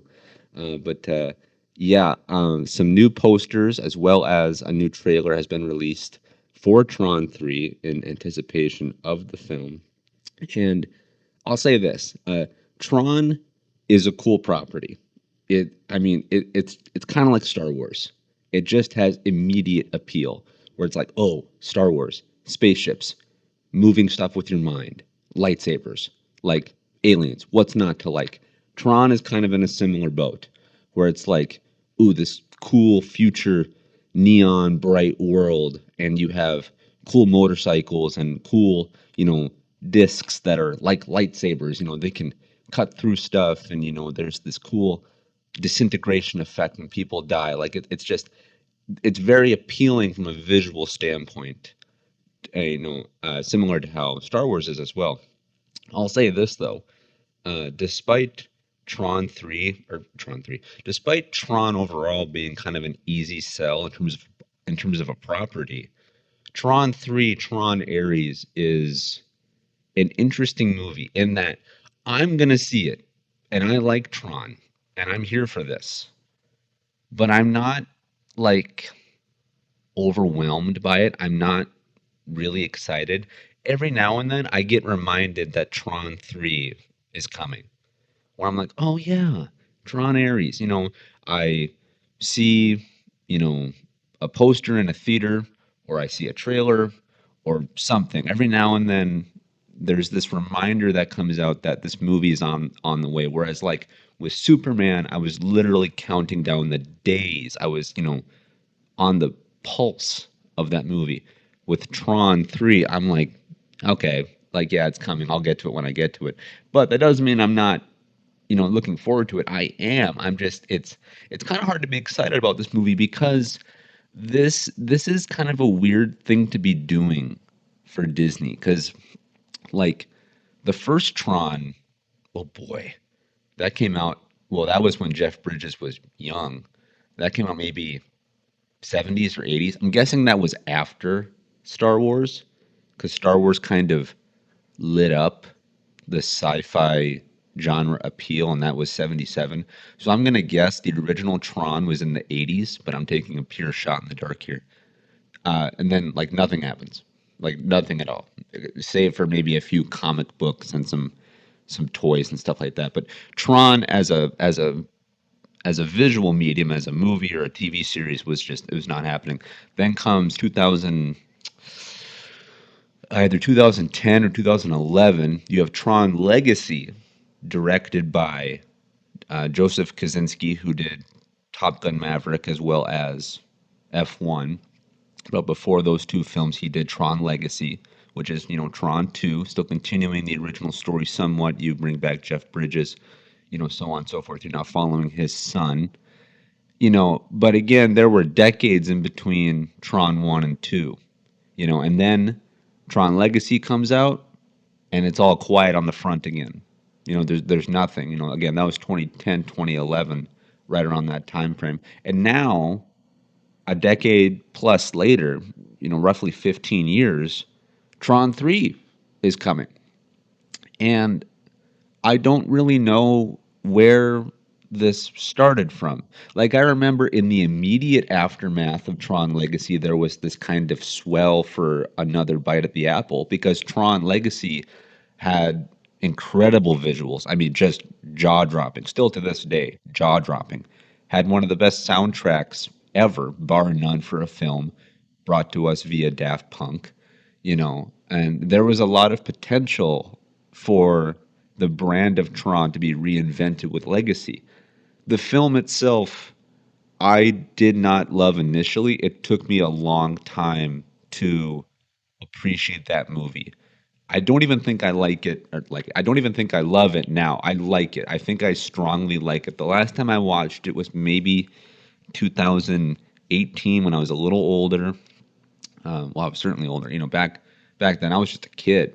And Tron Legacy is not this action extravaganza. It's much more of a thinking man's sci-fi movie, which I think is why it kind of stumbled across the board. But now that the initial audience who saw it back then are older, much like myself, we have this greater appreciation of it. We have a deeper understanding of it. We're able to view the film with more of an intellectual mind and stuff like that. And I think, honestly, just as I say that out loud, I think that's why Tron 3 even exists. I think because over the years, there was this understanding that Tron Legacy had kind of grown in stature, and then it had grown in more of a respectful connotation to where I don't think anyone really thinks that's great, but we all kind of think that's a really good movie. That thing did a lot of things right, so let's try to run that back again. Here comes Tron 3. Tron Ares kind of came out of nowhere. For us, film fans. And look, I don't know what they're doing with Tron 3 because it doesn't look like they're continuing the storyline of Legacy. If they are, they're doing it accidentally because, spoiler for Tron Legacy, which again is, many, many years old, that film ends with kind of the nucleus of what Tron 3 is that Tron 3, Tron Ares has to do with the worlds colliding, the digital world of the grid where Tron and the Tron characters exist on the light cycles coming to the real world. That's the selling point of Tron 3, is that the worlds collide. And now instead of humans going to the grid is going to come to Earth and it's going to invade Earth in some capacity. Well, Tron Legacy sets that up because at the end of Tron Legacy, oh boy, what are their characters' names? Sam Flynn, holy cow, I would have won Jeopardy with that, pulling that out of my keister. You got Sam Flynn, the son of Jeff Bridges' character, and then you have his lady companion, who I think is named Cora. I think she's a grid program. They get back to the real world. He gets brought back to Earth. He escapes the grid, but he brings the program with him. And so now you have this artificial character, this AI essentially, become this human-ish type character. I don't know if, she was given a real body as in flesh and blood, or if this was just a more physical representation of her. But for however it was done, at the end of Tron Legacy, that bridge had been established. That characters from the grid were now jumping over to Earth. And that's it. That's literally the last 5 minutes of the film. Then as I said, Tron as a property goes dormant again. Well, now Tron Ares comes up and is coming out. And this is the selling point, that instead of us going to the grid's coming to Earth. Okay, again, Tron Legacy opened that door. But of the marketing that I've seen, including these new posters, including this new trailer, I don't see any mention of Legacy other than just visual representation, in that both of the films look similar. Ares looks more updated, of course, because it's many years later. And also that Jeff Bridges is back as well. He's the character that's going to persist through all three films. But I don't see any mention of Sam Flynn or of Cora, which I find disappointing. Again, as a fan of Legacy, I remember seeing that in the theater. And, as I said, I did not love it initially, but it's grown on me now. And you would think that they would want to capture that. And hopefully they do somehow, some way. But it is kind of sad that I don't think there's much of a direct continuation of Legacy. I don't think the characters of Sam Flynn and Cora are coming back, which is a real bummer. Maybe they'll get mentioned. I'm not sure. I haven't seen the film yet. Again, at the time of this recording. Perhaps I'll have a different opinion after the fact. But yeah, Tron Ares is kind of odd because, we had Legacy. It was good, not great. Nothing happens. Now Tron Ares comes up again, and everyone, at least from my perspective, goes, "Oh, cool, Tron. Okay, sure, why not? I still like Tron. Yeah, let's try it again." But they don't seem to be picking up where the ball was last spotted. So it's just kind of weird. This movie feels random, for lack of a better term. It just feels random.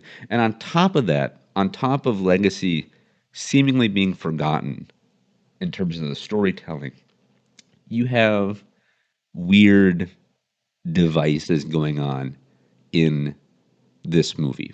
In that your star is Jared Leto, who, in my opinion, is a professional weird person.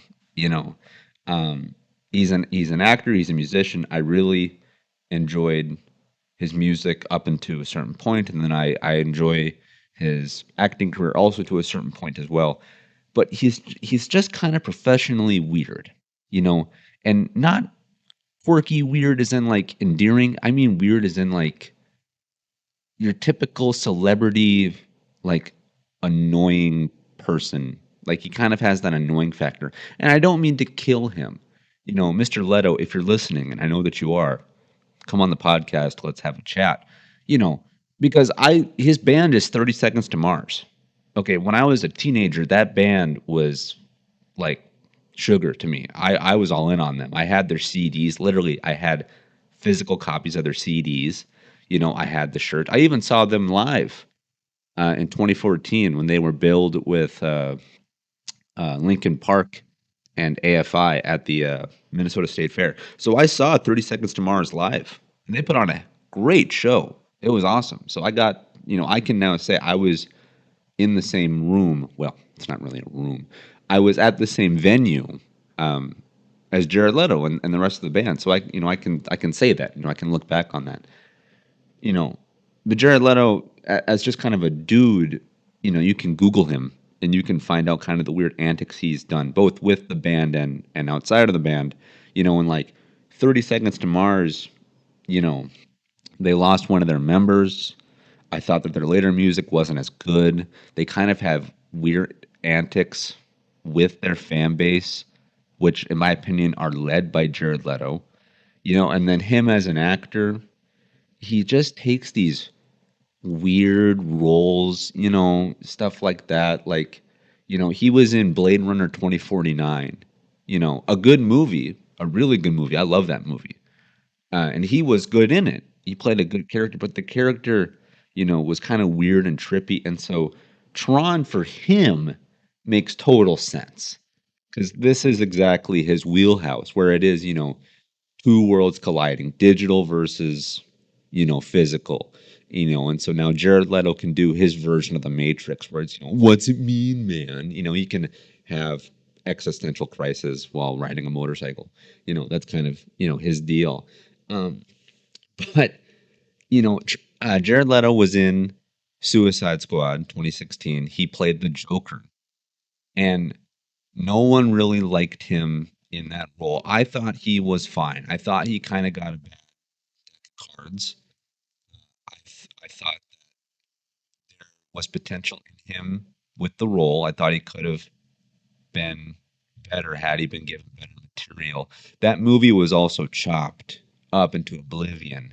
And so I think his performance more or less died on the editing bay. I don't think it died so much as opposed to him per se, but that, there's conjecture behind that. But so he doesn't come back as the Joker. I mean, he does bits with Joker here and there.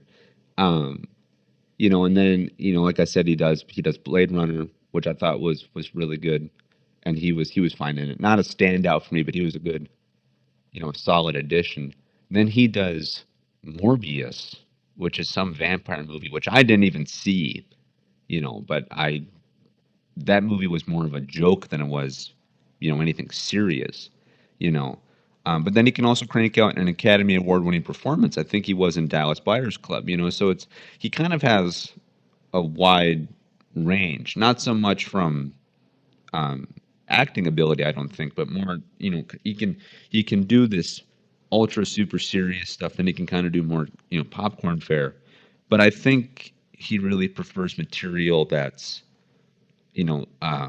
not purely straightforward, But again, the point that I'm getting at is that he he's just kind of an odd guy. I don't think he's necessarily charming. I don't think he's a real box office draw either. And so for me, it's odd. One, it's odd that Tron 3 exists, and then it's even more odd that Jared Leto is now going to be your leading man. That being said, though, um, I want to get to these posters before I get deeper into Tron here. Uh, Tron 3 has a whole bunch of new posters to accompany the new trailer. One of them is just of Jared Leto, and this one of the bunch might actually be my favorite. It's a side profile of him, and he's in kind of this digital rain, which I think looks really really great. And this reminds me not only of Blade Runner but also of Total Recall, which is another great movie. I actually really like the remake of Total Recall. It's a guilty pleasure of mine. So that's a great poster. Then you have this kind of face card for the Fandango one. This one looks more like a book cover than anything else, but I still like it. That's not me demeaning it. I'm just saying it looks pretty cool with the helmet. And then you have the Screen X one with the light cycle, driving down the street, nice red there. Then you have this 40X poster, of these two characters, I don't know if they're squaring off, but they're looking, aggressive towards one another. And then this one also might be my favorite as well, is the IMAX poster with and that this kind of sells the movie in one singular image. Is the you have Jared Leto standing next to his light cycle, overlooking some body of water, overlooking some city on Earth with what looks to be an invasion force of Tron, of grid type vehicles. And you see here you got the carrier, and then you have what looks to be flying vehicles as well. And so yeah, it'll be interesting to see what comes of this movie. But yeah, this Jared Leto one here with him kind of standing in this digital rain is my favorite. And like I said, I'm looking forward to Tron. Again, at the time of this recording, uh, by the time this comes out, we will likely have already seen Tron 3. So I'll have my thoughts on the movie, but like going into it, like there's just not a lot of appeal beyond the visual side of it, in my opinion. Because again, they don't seem to be picking up the ball from Legacy, and then you have Jared Leto, who's professionally weird, in my opinion, leading the movie, and I thought that they could have gotten someone more appealing to lead this thing, because this is a big budget extravaganza, And so look, I'm not trying to pre-hate the movie. I'm certainly not. For all I know, it's the greatest thing in the world, and it'll be my favorite film of the year. I don't know, but I do find it odd that that the film exists in the way that it does. But hey, look, it could be a fun time. And look, I started this off by saying that there's new posters and a new trailer. All the posters are great. They're all great. Like I said, I went through them here. I really like them. There's really good appeal here because they're leaning into the visuals, and these are all great. And even I'm not a big fan of posters that just show a character with the title. But again, even this one here with Jared Leto, they do enough to make it look appealing beyond it just being a portrait of him. And then the trailer itself is dope. I mean, it looks cool. It sounds cool. This movie looks cool, but I fear it's a mile wide and an inch deep. But who knows? Sky's the limit. And like I said, Tron 3 could be amazing, or it could be a dumpster fire. We don't know. But again, I'm recording this without us having seen the movie at the time, and then at some point on this podcast, I'll talk about my thoughts on Tron 3. But yeah, it's an interesting movie because I don't think anyone was really asking for it. I certainly don't think we need it, but you can argue, what movies ever truly needed. But yeah, Tron Ares looks cool. We'll see how it pans out in the end, but yeah, at least the posters and the trailer are cool. But yeah. Oh, by the way, didn't Jared Leto like climb a building, like just for the heck of it, like just because he was bored? Am I making that up? If I am, just ignore this, whatever. But um, if that is the case, if I feel like he did that, I feel like he literally climbed a skyscraper for nothing. If he did that, I'll throw up an image of him doing that. Otherwise, maybe I'm just having a fever dream about him and his antics. But he's the kind of guy who would climb a building on a Tuesday afternoon just cause.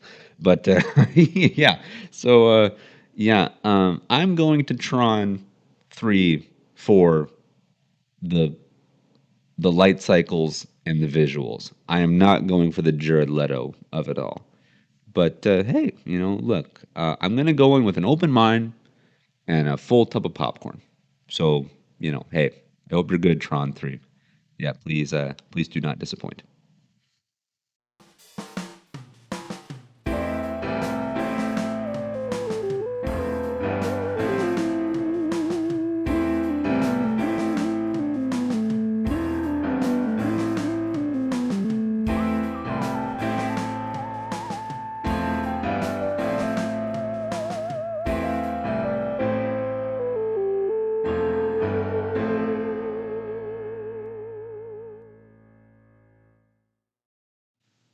Hey kids, welcome back to the Far Out Podcast. Of course, for y'all listening to this episode, no time will have passed. You'll be listening to this all in one shot, and this will be happening, or these segments will be happening, congruently, chronologically, and so on and so forth. But for myself, for the recording of this episode, as I've said, that this is going to take me several days, if not weeks, to compile this all together, and that remains to be true because.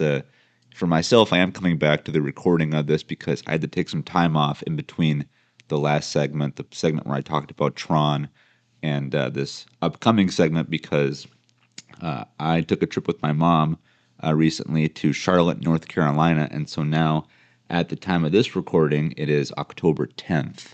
And so my mom and I, we went to Charlotte, North Carolina, a very cool place to be. We went there for the purpose of a 21 Pilots concert, which are our favorite band, and I'll talk about them a little later. But while I was there in Charlotte, we absolutely played tourist. We saw the sights and the sounds and ate the foods and, kind of drank in the environment. We saw the Carolina Panther Stadium, which was cool, and we took this kind of guided tour throughout the city, and it was really cool seeing landmarks and statues and, cool places to eat and interesting buildings, things that bring culture to an environment like Charlotte. But while we were there, we also went to a aquarium called the Sea Life Aquarium, I believe, in Charlotte there, and we really enjoyed ourselves. I love going to museums, to zoos, and aquariums are no different. And I really have a great respect and appreciation for the ocean. Of course, I respect all of nature because it's all God's creation, God's gift to us. But there is something to me about the ocean that does kind of stand out, that separates it from the other ecosystems on the earth. And I don't know what that really stems from for me. I don't know why I have more of a kind of a emotional attachment to the ocean. Honestly, if I had to just give kind of a answer for that question just as I'm talking out loud, it might be because I grew up on SpongeBob SquarePants, and I don't mean that as a joke. I mean that sincerely. I'm the kind of guy where if I like something enough, especially when it comes to a TV show or a movie, I will, get it on DVD and I'll watch the heck out of it. Well, the reason why I get DVDs and Blu-rays are for the special features, especially when there's director commentary, behind the scenes stuff. And that was the same for SpongeBob too. When there was physical releases of SpongeBob, at least in the original run, there were special features, and some of them did include behind the scenes stuff. And I remember specifically for the SpongeBob SquarePants movie, the original movie that came out in the early 2000s, it came in a yellow DVD case, and I have it somewhere in my DVD collection as I'm looking at my shelf. I can't see it with my eyes right now, but it's there somewhere. I love that movie and I love that disc. And it did come with behind the scenes stuff, not just for the movie, but also for Steven Hillenburg, for the creator, and his appreciation of marine life and of the ocean and of that part of the world. And so some behind the scenes stuff featured kind of this documentary on the importance of the ocean and of preserving it. And it featured, real underwater footage, captured via, scuba divers and stuff like that. And, again, this is a movie made for kids, and, for the age demographic it was released for, you could argue that kids don't really, even care about the plot of the movie. They just want to see, SpongeBob being goofy and saying silly things and, falling down and, getting into situations. For me, though, I watched that movie so many times on that disc that I was like, well, what else is there? I've pressed play on the movie 10 times already. And I was like, oh, what's a special feature? And then I would just explore from there. And so, yeah, SpongeBob, of course, takes place, underwater in the ocean. But as I learned that part of the creative team behind SpongeBob also had a great respect and appreciation for the ocean, that did bleed into their creative, mindsets for the show. I do think that laid a foundation for me. And I also just find the ocean to be both incredibly calming and incredibly daunting at the same time. During the day when you're on a beach and you're seeing its blue, pristine waters, it's very inviting, and you can swim, you can snorkel, and you can look into it and see coral and fish and all that. But then when it's nighttime, when it's cold, and it's black, I mean literally black, the ocean just becomes this kind of enveloping abyss that can be overwhelming, both literally and metaphorically.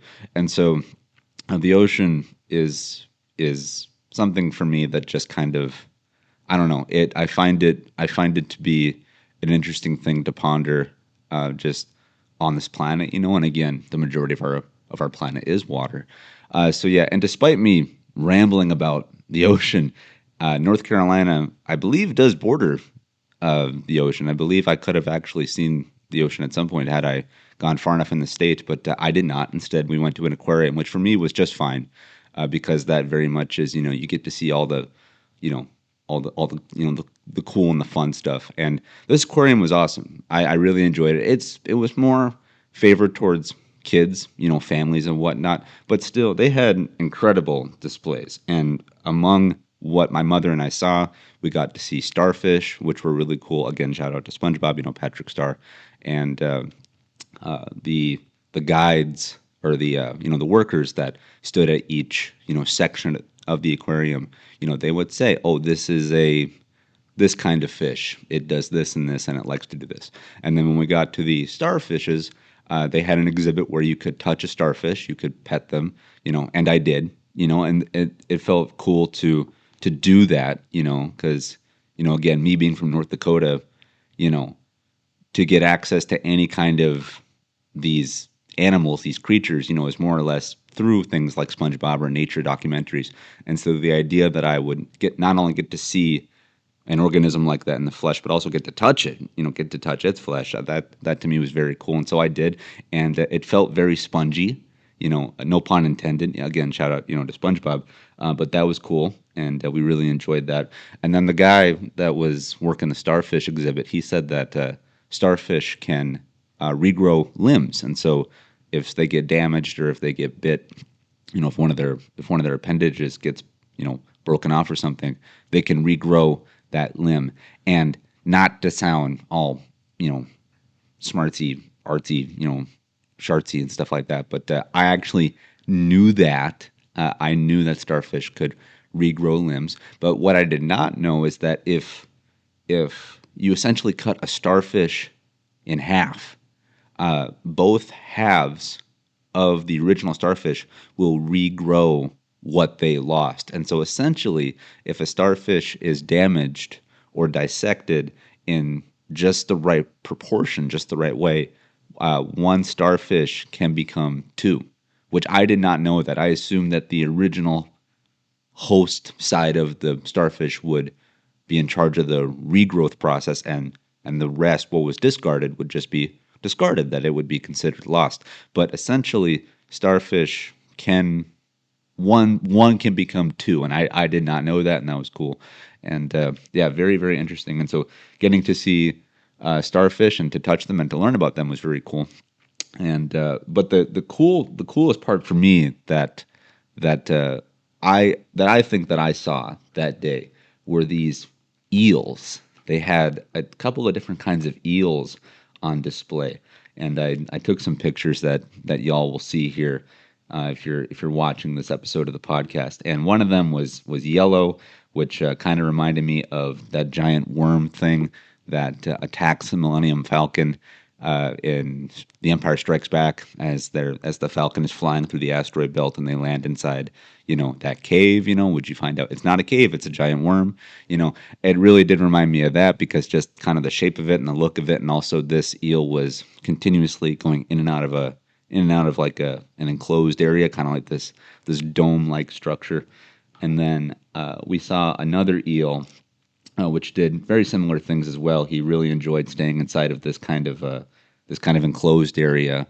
But this one was more spotted and was much bigger. And this thing looks like a freaking leopard, like a freaking leopard fish underwater. And they just look like predators.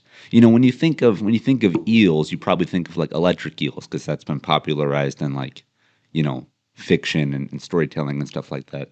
I don't know if these were electric. There was no information that led to me to believe that they were electric, so I'm going to assume that they're not. But even if they aren't, they just look like freaking death machines. Like their mouth and their size and the way that they move, they look like they're really aggressive snakes, and just the way they were moving and stuff, they were really, really cool to see. And I'm very thankful that the aquarium, provided such a cool exhibit that let me see these animals literally moving about. Because, a big detractor of going to zoos is like, and we've all, if you've ever been to a zoo, you've experienced this. You go to a zoo and you expect, the lions to be running and roaring and jumping and stuff. And then all they do is they sleep, and they're laying down, and they're usually off in a corner. You can barely see them. Whereas with aquariums, there's literally a lot of motion with the fish and stuff. And so getting to see eels and stuff move around like that was really, really cool. But yeah, these things were freaking awesome to see. And it was a lot of fun.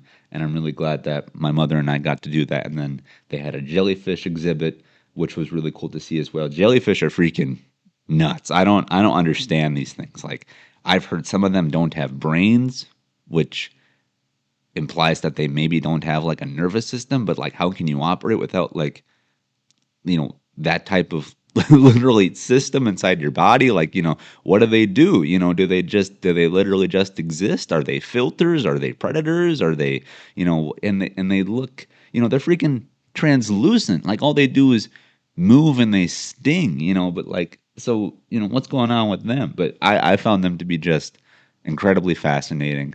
And yeah, I really enjoyed my time in Charlotte. But getting to see the aquarium was definitely a highlight for me. And then also, as we were going through, just kind of the layout of the aquarium itself, some workers came up to my mom and I, and they said, "Hey, we're training a new person, and to do that, we like to show them the inner workings of the aquarium, front to back, the whole deal."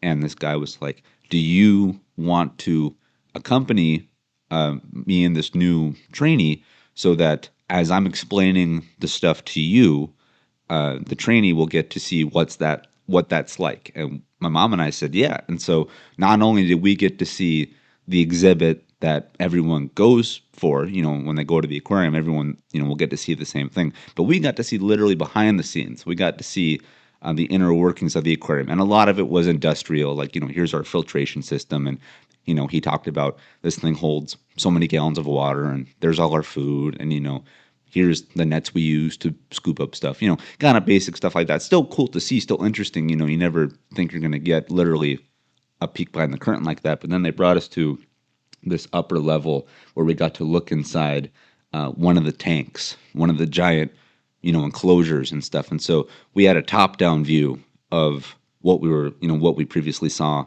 on the tour, and so getting to walk this catwalk and to to hear the engines running and to hear the water being recycled was pretty cool, and it reminded me of some behind the scenes stuff for the Avatar movies, James Cameron's Avatar movies, because they work inside these giant water tanks because James Cameron loves to shoot underwater. He also has a certain affinity for the ocean as well.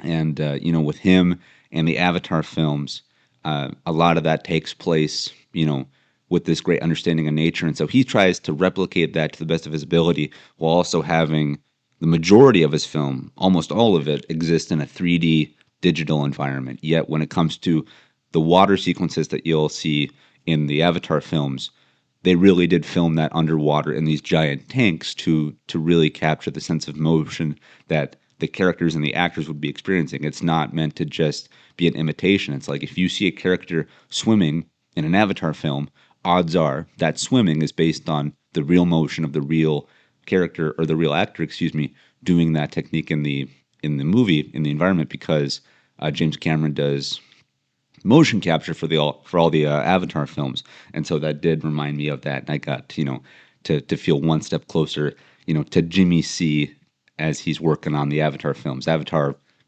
3 through 12, because he's doing a bunch of them. But that actually works into a pretty good segue, pretty much a seamless segue, because we are in the season of Avatar now, and Avatar 3 is on the way. It comes out this December, this year, kids. We're getting another chapter in the Avatar universe. We are going to return to Pandora, and this one is called Avatar Fire and Ash, and it's had some new posters and some new trailers release. The first poster is very akin to the previous two first reveal posters for the first two films in the series, because the first teaser poster to release for the very first film back in 2008, I think, was just kind of this profile shot of half the face of a character. Then when Avatar 2 was announced and was coming out, they did, similar fashion to that, paying homage to the first film with a teaser poster showing off half the face of another character, this time just underwater, because the majority of that film takes place, underwater, has to do with the ocean, and so on and so forth. And now Avatar 3, Avatar Fire and Ash, released its first poster, which again details or shows off half of the face of a character in high detail. And, despite, again, it very much being in the same vein as the other two Avatar posters for their first reveals, I actually don't like this poster a whole lot. It very much gives off a menacing vibe, which I get is the tone of the film. Of the three Avatar movies that we're going to have thus far, Avatar 3, Fire and Ash, appears to be more aggressive, more mature, and that just has to do with, again, the title alone, Fire and Ash. Avatar 1, you get introduced to the Na'vi proper, the inhabitants of Pandora. Avatar 2, you're dealing with a subsect of the Na'vi who are ocean-based and are underwater and, live on shorelines and stuff like that. And then Avatar 3, Fire and Ash, has to do with a fire-based tribe of the Na'vi. Looks like they deal with volcanoes and lava and fire manipulation. And so this poster showing off half the face of a fire Na'vi is clearly meant to represent that, hey, these are Na'vi, but they mean business. There's something about them that perhaps has them a little more isolated, a little more disconnected from perhaps the rest of the Na'vi tribes. And this poster shows that just in their nature alone, with the face paint and stuff like that. But again, just as a piece of marketing in that you'll see in the cinemas as you're walking through and whatnot, this one to me is not as inviting as the other two Avatar posters were. And so I will absolutely see Avatar 3. I saw Avatar 2 either 4 or 5 times in the theaters. And again, with it being Avatar season and Avatar 3 on the way, there was a re-release of Avatar 2 back into theaters for 1 week only, Avatar The Way of Water. And I did not get to see Avatar 2 in theaters, because unfortunately that did cross over when my mother and I took our trip to Charlotte. That's okay, though. Again, as I said, I saw Avatar 2 plenty of times in the theaters, and it's available on Disney Plus, the Disney Plus, so you can watch it whenever. Avatar 2 was back in theaters to kind of get us into the swing of things with the new Avatar film coming out. But yeah, the presentation of Avatar 3 so far, it's not as, again, inviting, I think, for me, because it's more, it appears to be a darker representation of that world. And, I like drama, and I like action, and I like consequence and stakes in my films, especially with Avatar. There's plenty of that in spades. But from the literal representation of the films, Avatar is a very nurturing environment. It's very family focused, both in the storytelling, in the literal production of the films. It follows the family of Jake Sully and his wife and his children. But then also just as a property, as a piece of entertainment, these are family films. Whether you're 12, 22, or 52, you can go watch Avatar. And that's why they're so freaking successful. Both Avatar films have made over $2 billion each. Avatar 1, I believe, at the time of this recording, is still the singular movie that has grossed the most at the box office, nearing $3 billion. That's more than Star Wars. That's more than some Marvel movies. It's crazy that this movie had the cultural footprint that it has, hence why we're getting so many freaking sequels, which I'm all here for. But again, the success of Avatar 1 and 2, for that matter, is the fact that it's a 4-quadrant film, is that you can get men, women, old, young, families, doesn't matter. You'll get them all. This thing casts a wide net, with again, its appeal. And so for Avatar 3, while it's a continuation of that story of the Sully family and of that world, with Pandora, it does appear to be a little more of a mature take on the material, which is good for the narrative purpose. But I honestly wonder how the film will do overall, in terms of reception and critical response, and box office wise as well. It wouldn't surprise me if Avatar 3 is the lowest grossing of the 3 movies. But again, Avatar 1 made like 2.9 billion. Avatar 2 made like 2.4. So if Avatar 3 gets to like 2 billion, that's not a failure. That is a ridiculous success. I'm just saying that among the 3, one of them has to be the lowest, just in terms of overall, value. And I think Avatar 3 will likely be that one. And I can kind of further elaborate on this with the first trailer that was released. The first trailer very much leans on Avatar 1 and 2, especially Avatar 2. I'm being honest and for real, I'm in the bag on Avatar. I love this universe. I love this property. I again, as I said, I've seen the movies multiple times, both in the theaters and outside the theaters as well. I'll say this, though. The first trailer for Avatar 3, not a good trailer in my opinion. Not a good trailer, because this is setting up the newest next chapter in the universe, and this one very much feels like an extension of just number 2. In fact, they rely on so much previously seen imagery that if I didn't know this was an Avatar 3 trailer, I feel like this could be a trailer for like an extended cut of Avatar 2. I mean, they show the ocean, they show the ocean characters. They don't do a good job of representing the newness of this movie. And again, it's a first trailer, first poster. Maybe perhaps they're hiding it. Perhaps they want to, build up suspense and whatnot. But for this being a first reveal of Avatar 3 with its trailer, I gotta say, this did not feel like a new Avatar film. It felt like a retread of 2, which, again, I'm a little nervous on, because I feel that Avatar 1 is very different from Avatar 2. Despite it, again, following new characters, they still managed to introduce, follows old characters. They managed to introduce new characters, and there was an entirely new ecosystem to follow in this story. Avatar 3 is probably going to follow that pretty much in spades. They're going to follow suit completely on that because, why break the formula? But they didn't show off a lot of new imagery, in my opinion. It just more or less looked like the same, which again, not a bad thing, because Avatar 1 and 2 are incredible films and they're incredibly successful, but there wasn't much to me that stood out like, oh, I got to see that. Oh, that's cool.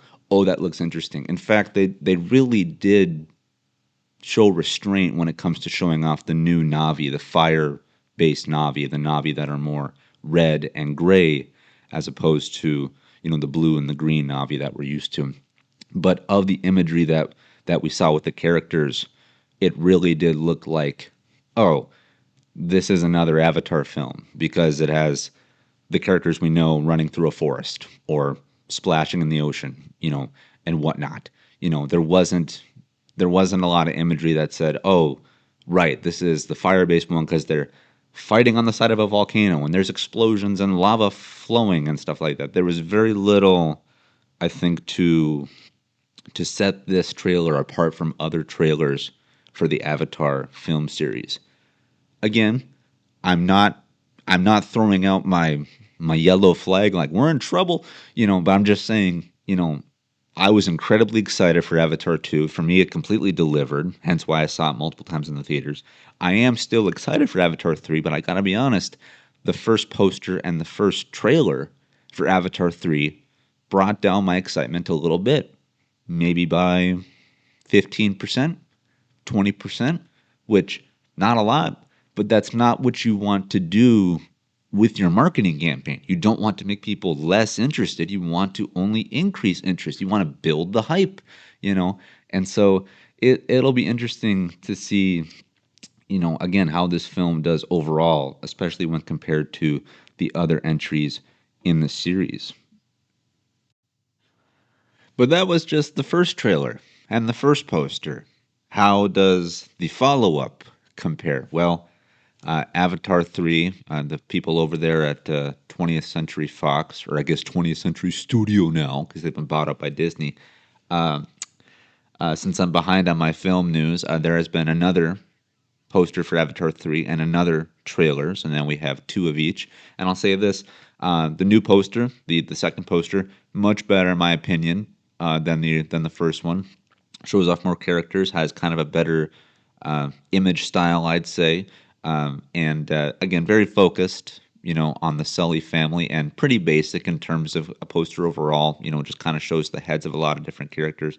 But this is in the vein of modern posters nowadays, and also in the vein of other Avatar posters as well. So I just think that from a piece of image-based media that you'll see again as you're walking through the cinemas and whatnot for the upcoming attractions, I do think that this second poster is better than the first, so it's an improvement. And then as for the trailer, it also is an improvement as well. Not a glowing improvement, not jumping up many spots here. If the first trailer was a C-, I will give trailer 2 a C+ to a floating B-. It's better. It's an improvement. It shows off more of the new Na'vi, which again is what I just, knocked the first one for. But again, this one does fall into the same trappings of it very much feels like an extension of Avatar 2. In my opinion, the trailers for Avatar 3 have not so much shown me that this is Avatar 3 as this is more or less Avatar 2.5, which again, should that be a bad thing? Because again, as I said, I love Avatar 1, I love Avatar 2, why wouldn't I, just want, more of the same? Well, I do, but, you gotta change it up a little bit, if it's like ice cream, the first flavor was vanilla, the second was chocolate, and then you say, you hear, okay, there's another flavor coming, a third flavor. It's like, okay, we had vanilla, we had chocolate. What could be next? Caramel, pistachio, strawberry. What could it be? And then instead of chocolate, it's like hot fudge. And it's like, okay, like, yeah, it's technically different, but it's really more or less the same. And you put them side by side in the same bowl, or, put the bowl side by side, it's hard for me to determine which one's chocolate, which one's hot fudge, and it's like, it's Avatar 3. I know that because the title of the trailer says Avatar Fire and Ash, but it's like, in a vacuum, just watching these videos, this collection of clips, sewn together for the trailer, very much looks, feels, and sounds like just a retread of Avatar 2. Again, I will still see the film. I'm still very much looking forward to Avatar 3. I will probably see it at least 2-3 times in the theaters. But will it get to 4 or 5 like I did with Avatar 2? I don't know. It has to blow me away with the actual presentation of the film itself. It has to blow me away with what they don't show in the trailers. But of what they have shown in the trailers thus far, I'm not overly impressed. And so, look, Avatar 1, incredible. Avatar 2, incredible. The universe, amazing. The guy at the helm directing the whole thing, the director of the films himself, James Cameron, one of the greatest to ever do it. I can't bet against Jimmy C. The guy has made Titanic, Terminator, Alien, now Avatar. He hits home runs, if not grand slams, all the time. But could Avatar 3 be an inside the park home run? Still really great, still rare to do, but it's like I'm used to the ball leaving the ballpark. Now this one might be a little more inside, but we'll see. But Avatar 3 comes out this December, and I'm looking forward to the film. But the marketing, in my opinion, could be better. Speaking of threes, kids, speaking of the third in a series of films, the best things must come in threes, because we're going to move on now from the world and oceans of Avatar to the desert landscapes of Dune and Arrakis, because Dune 3 is now filming at the time of this recording. It's literally in production right now, and the first image of Dune 3 has been revealed, and it is a single shot of the desert, of sand dunes. And I believe this is a shot of the desert that they've used in the previous installment. So that would, one of the deserts I know that they filmed on was part of the that batch of land under the UAE, the United Arab Emirates. And so I assume that this is somewhere close to Dubai, roughly. I don't know what desert specifically, but I imagine they went back to the same locations for the sake of continuity. And this is a shot taken by the director, Denis Villeneuve, or Denis Villeneuve, as it was. And this is him just announcing that production is underway. The film is now out of the writing stages, out of the pre-production stages, and it is now in full-blown production. And the quote that was attached to the image being released is as follows, and it says, "On a journey into the land where we walk without footprints." So yes, again, Dune 3 is coming. It is now not just a concept, not just an idea, not just a hope and a dream. It's now real. There are sets somewhere. There are actors acting. There is film being filmed and captured on cameras. And this is just the whole thing being tangible. It's real. It's coming. And I love this shot. I love the simplicity of it. I love the orange reddish hue. And I love the fact that we're going to be returning to Arrakis as a fan base, as a community, as a theater going experience. We are going to see the next chapter in the Dune mythology, as it was. And Dune Part 1 and Part 2 are incredible films, very much like Avatar. The first two are phenomenal. I love the world. I love the universe. And Dune is a complex and rich storytelling device. The original book it's based off of, it's an older book, several decades old by now, and I believe that was published by Frank Herbert, I believe is the author of Dune, and it's a very complex piece of sci-fi literature. And I don't mean this as a joke. I don't mean this as a way to diminish the other, but for me, reading Dune is like reading scripture. It's written very elegantly, very, very precisely. It's not a book that you can just read a little here, a little there. At least for myself, when I decide to sit down and read Dune, I'm literally sitting down, like doors locked, lights are dim, like phone is like either in a different room or it's like off. Like, cause I gotta get involved, like this isn't something I can just, start and stop. Like if I'm gonna read some of Dune, I'm gonna be here for at least like an hour plus. Cause it's you have to pay attention because there's so much going on and the intricacies of the way it's written. Like you have to just kind of take these mental notes as you're reading it because there's a lot to follow, a lot to process. And the Dune films represent that in the best way possible. While reading Dune can be very daunting and overwhelming, the Dune films do a good job of truly taking that literature, that source material, condensing it, and presenting it in a way that's incredibly entertaining. And, excuse me, I just burped. And Dune Part 3 is based on the second book in the Dune series. The first book is simply just called Dune, and that's what parts 1 and 2 of the film series are made of, because that book is quite thick, quite beefy, with a lot going on. And then the second book in the Dune series is called Dune Messiah. It's the follow-up to Dune, and that's what the third film was based off of. And so movies 1 and 2, Dune Part 1 and Part 2 are based off Book 1, and Dune Part 3 is based off of Book 2, Dune Messiah. I have not read Dune Messiah. I'm working through the first book of Dune, because after I saw the films, I said to myself, you need to go back and read the source material, read the original literature, and I'm enjoying myself, as I do that. It's a fun thing to sit down with, like I said, in a nice, quiet, cool environment and just with a cup of coffee and, going to town. And if Dune Messiah is anything like the original Dune book, then it's going to be very much in a similar fashion. So I'm looking forward to diving back into Dune as it was, both in terms of the books and also the movies as well, because, again, the first 2 Dune movies are freaking spectacular.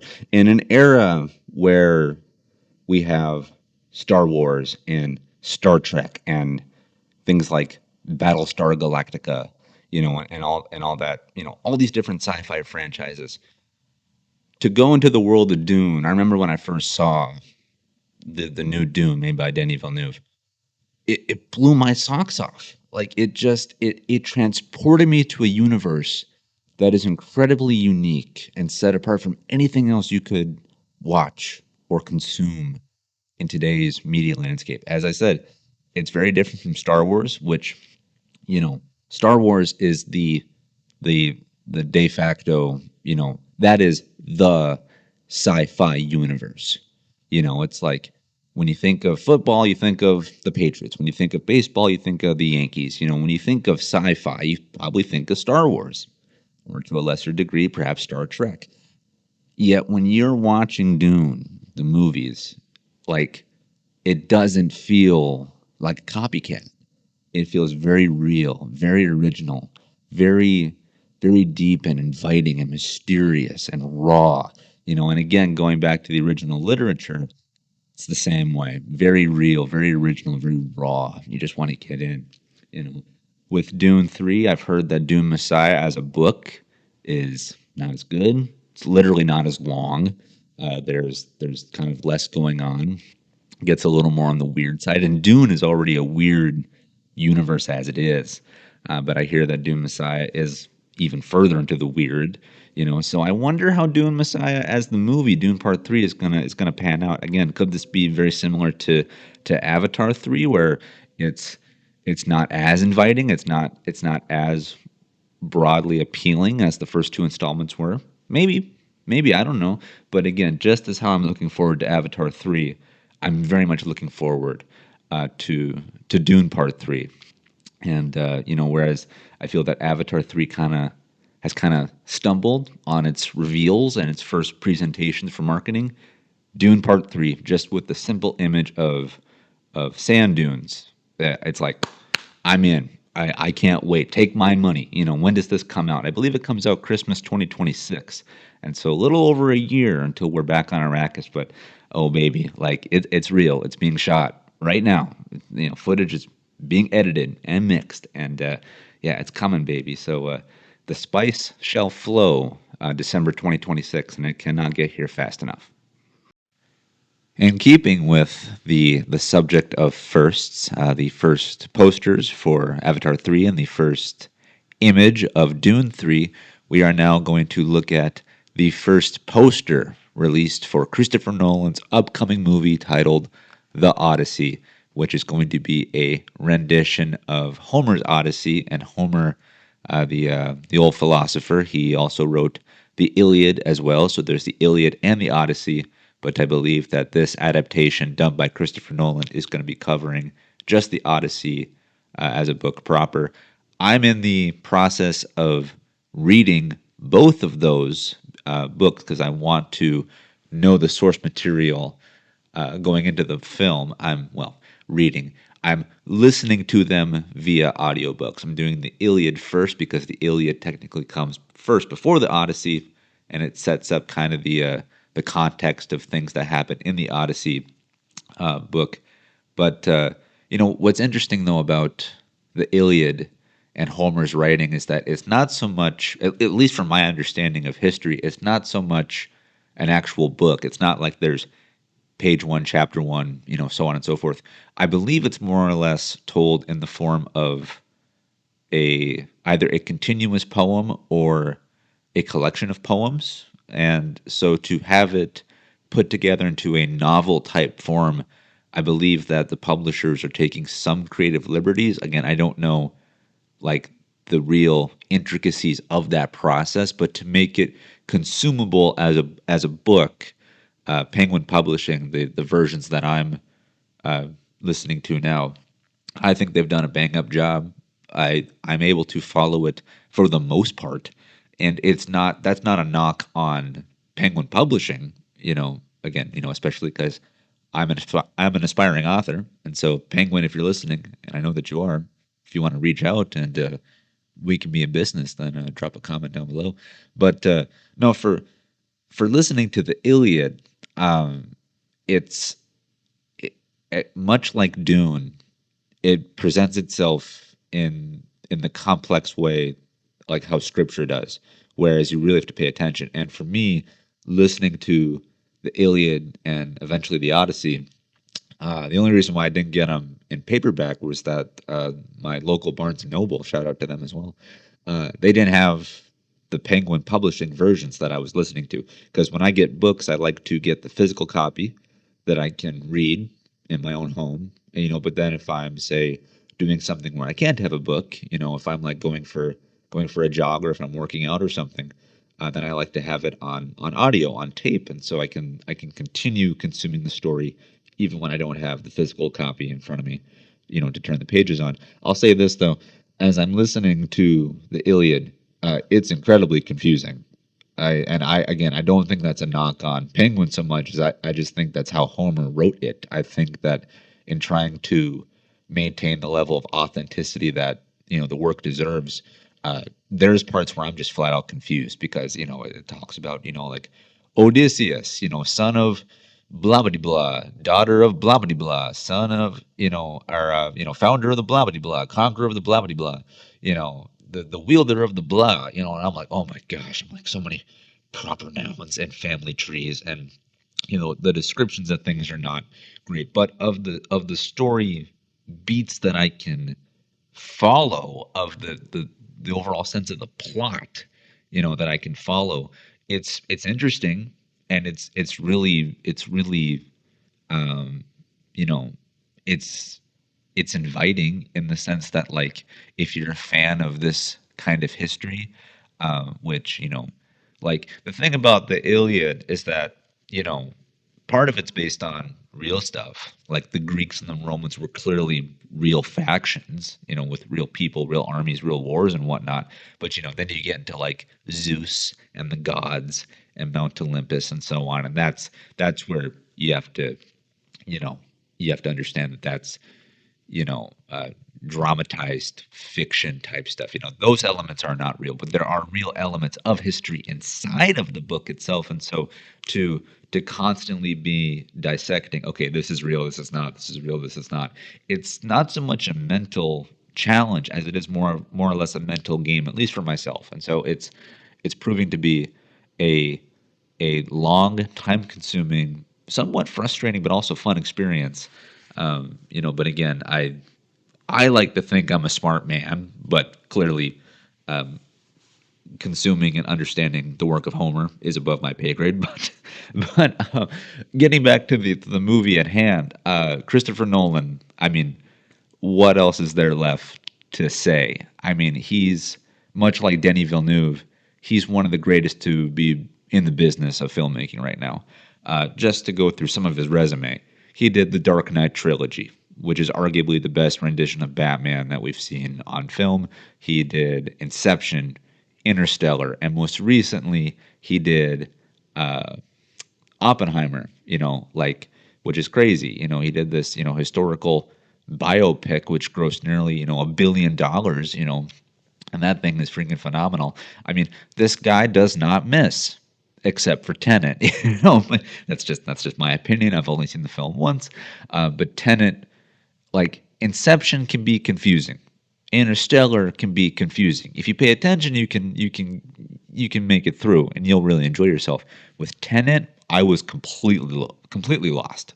But again, I'm getting constantly lost in the works of Homer, so take my opinion with a grain of salt.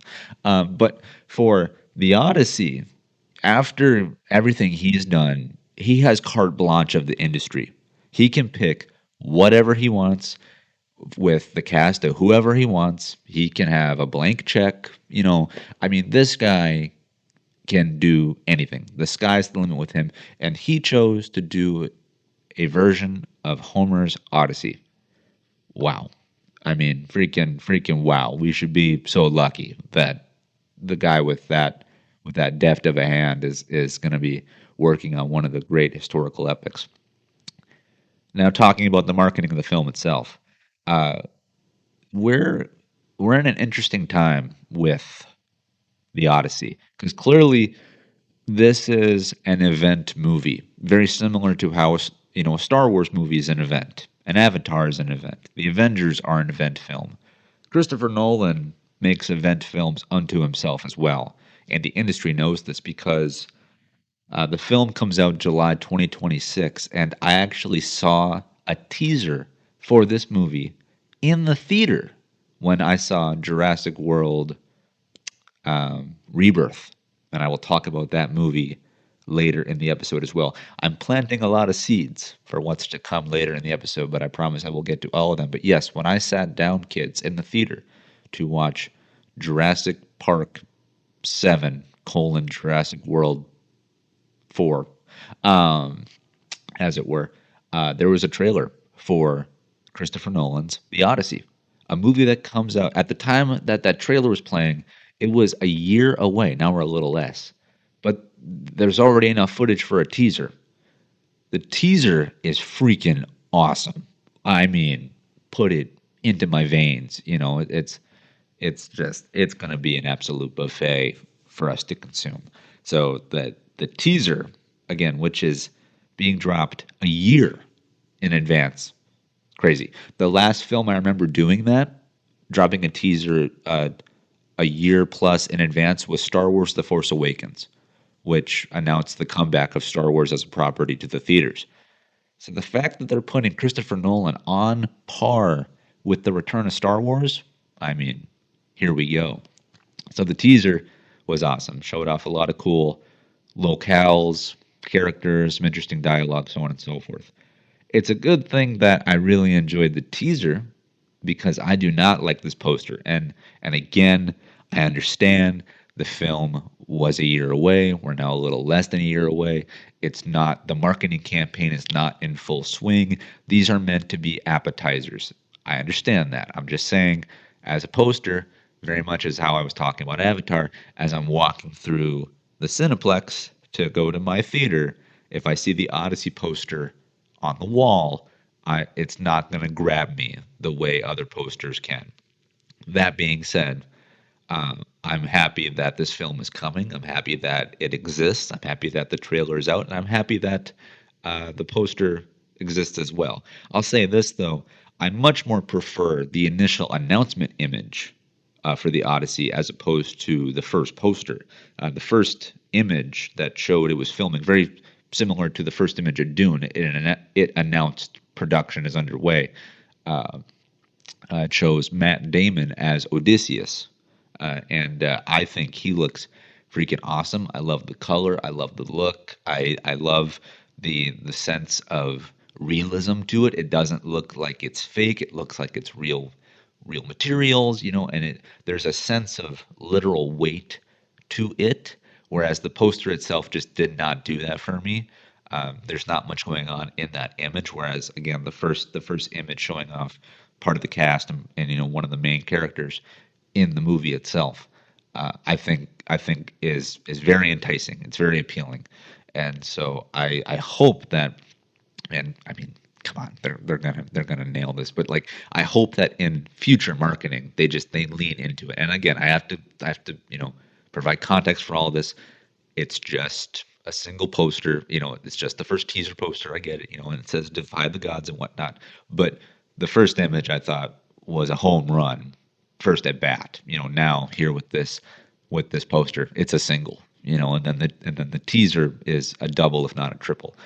What's also crazy too with the Odyssey is that to mark its 1 year until release, tickets went on sale for select IMAX screenings of the film to mark the 1 year, countdown. You could buy tickets to a movie 1 year in advance, and people did.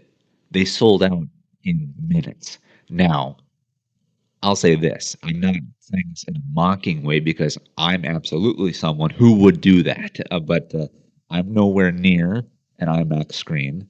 And I frankly did not know this was happening. It kind of just it sprang out of nowhere, And so for the lucky handfuls of people that got to get their tickets, good for you.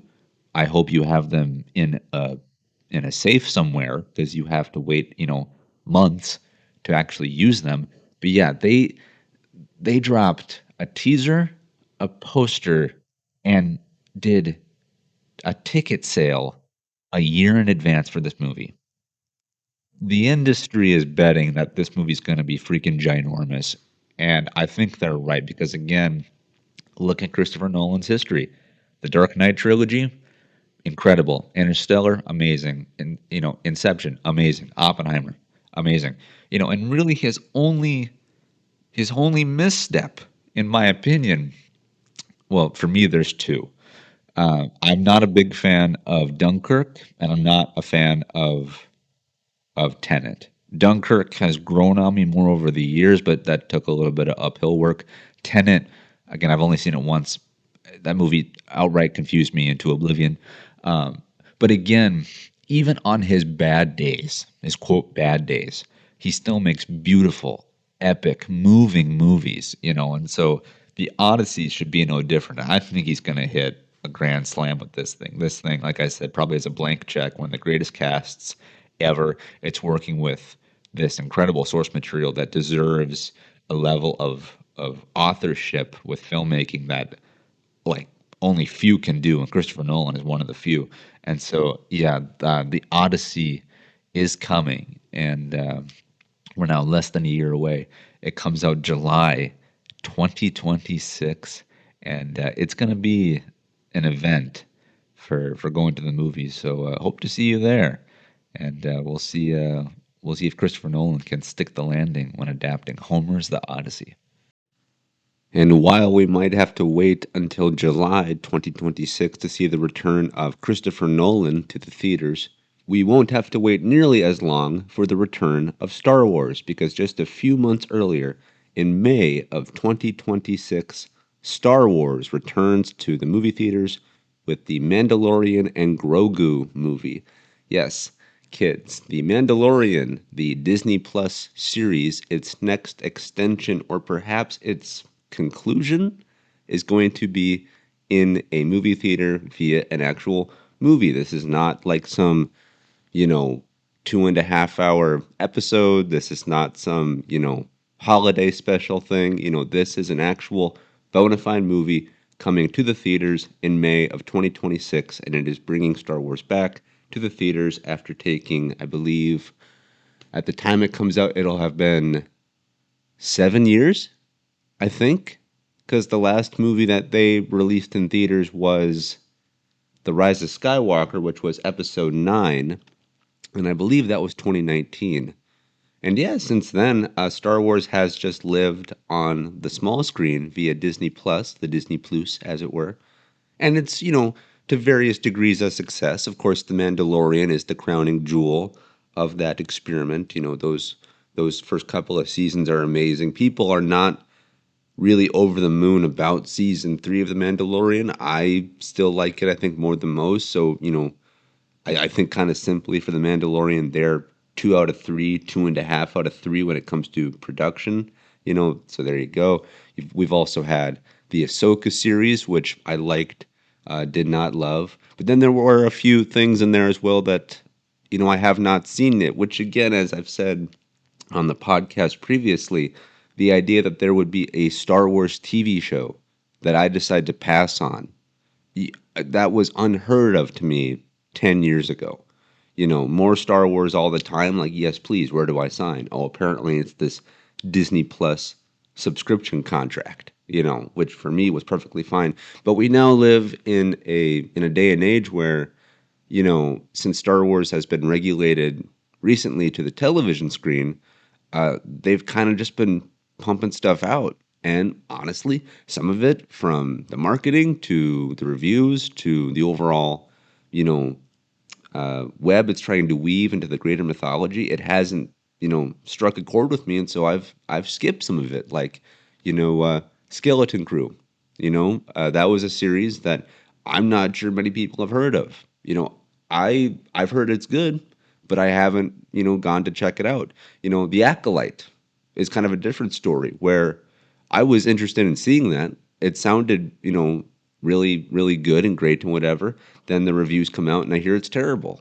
And I thought, why would I want to spend, my time watching something that, could be bad? Of course, TV and film are subjective. Just because someone doesn't like it doesn't mean that I won't like it as well. But from the pockets of the Star Wars fandom that I follow, there weren't many great reviews for The Acolyte. And, so I skipped it. And so now with the return of Star Wars to the theaters, that's long overdue. I feel that Star Wars it's a movie theater experience. That's where it began. Of course, with the original trilogy, then going into the prequel trilogy, sequel trilogy, so on and so forth. Of course, Star Wars is a multimedia franchise. You've got books, comic books, video games, TV shows, mugs and T-shirts and hats galore. I mean, you name it. Star Wars is one of the biggest brands, that we have on Earth. But to see it return to form for the theaters is long overdue, and I hope that this is welcomed back into the theaters. And now we got to get to the actual presentation of the movie itself. Is this the right move for Star Wars to say, hey, we're back in a big bad way? I don't know. I don't know. Again, as I said, the world of Star Wars on TV has been hit and miss. More hit, in my opinion, but they're probably hitting about 7 out of 10, 8 out of 10 on their best, The Mandalorian being in that camp as well. But even The Mandalorian, as I said, that third season of the 3, it was the weakest. I think just objectively and even subjectively too, I think that that's kind of the overall consensus, is that The Mandalorian as a series is really good, but season 3, not the best of the bunch. And so now this movie is following up that. Okay, a little bit of a tough road to follow. Again, on top of that, I think that the recent flavors of Star Wars have not been to people's liking. Again, stuff like Skeleton Crew, The Acolyte, so on and so forth. So you have a bit of a sour taste just associated with the name of Star Wars, and, kind of the biggest thing, though, is that while The Mandalorian is great and good, and as I said, his TV series is overall quite good. This is an extension of that. We are now going to be watching the follow up to a TV show on the big screen, if you choose. And that to me is the biggest problem with this because there's a trailer out for the movie as well as a poster. The poster is gorgeous. I mean, the poster, this is a piece of art. Like, I would hang this on my wall. I mean, this to me screams Star Wars. The colors, the pop, the oil painting of it, even the font, the texture used between the font and the color, or the colors, and the imagery as well, very evocative of early Hollywood, 1940s, 1950s. So this looks like a movie poster, and you even have up in the top right here, you have kind of this classic marquee labeling of starring Pedro Pascal as Din Djarin and Grogu as himself. Baby Yoda is playing himself. Which that's kind of a fun thing that Star Wars does because they like to treat their creatures and their droids as if they're real. So Star Wars is starring R2D2. Not someone playing R2D2.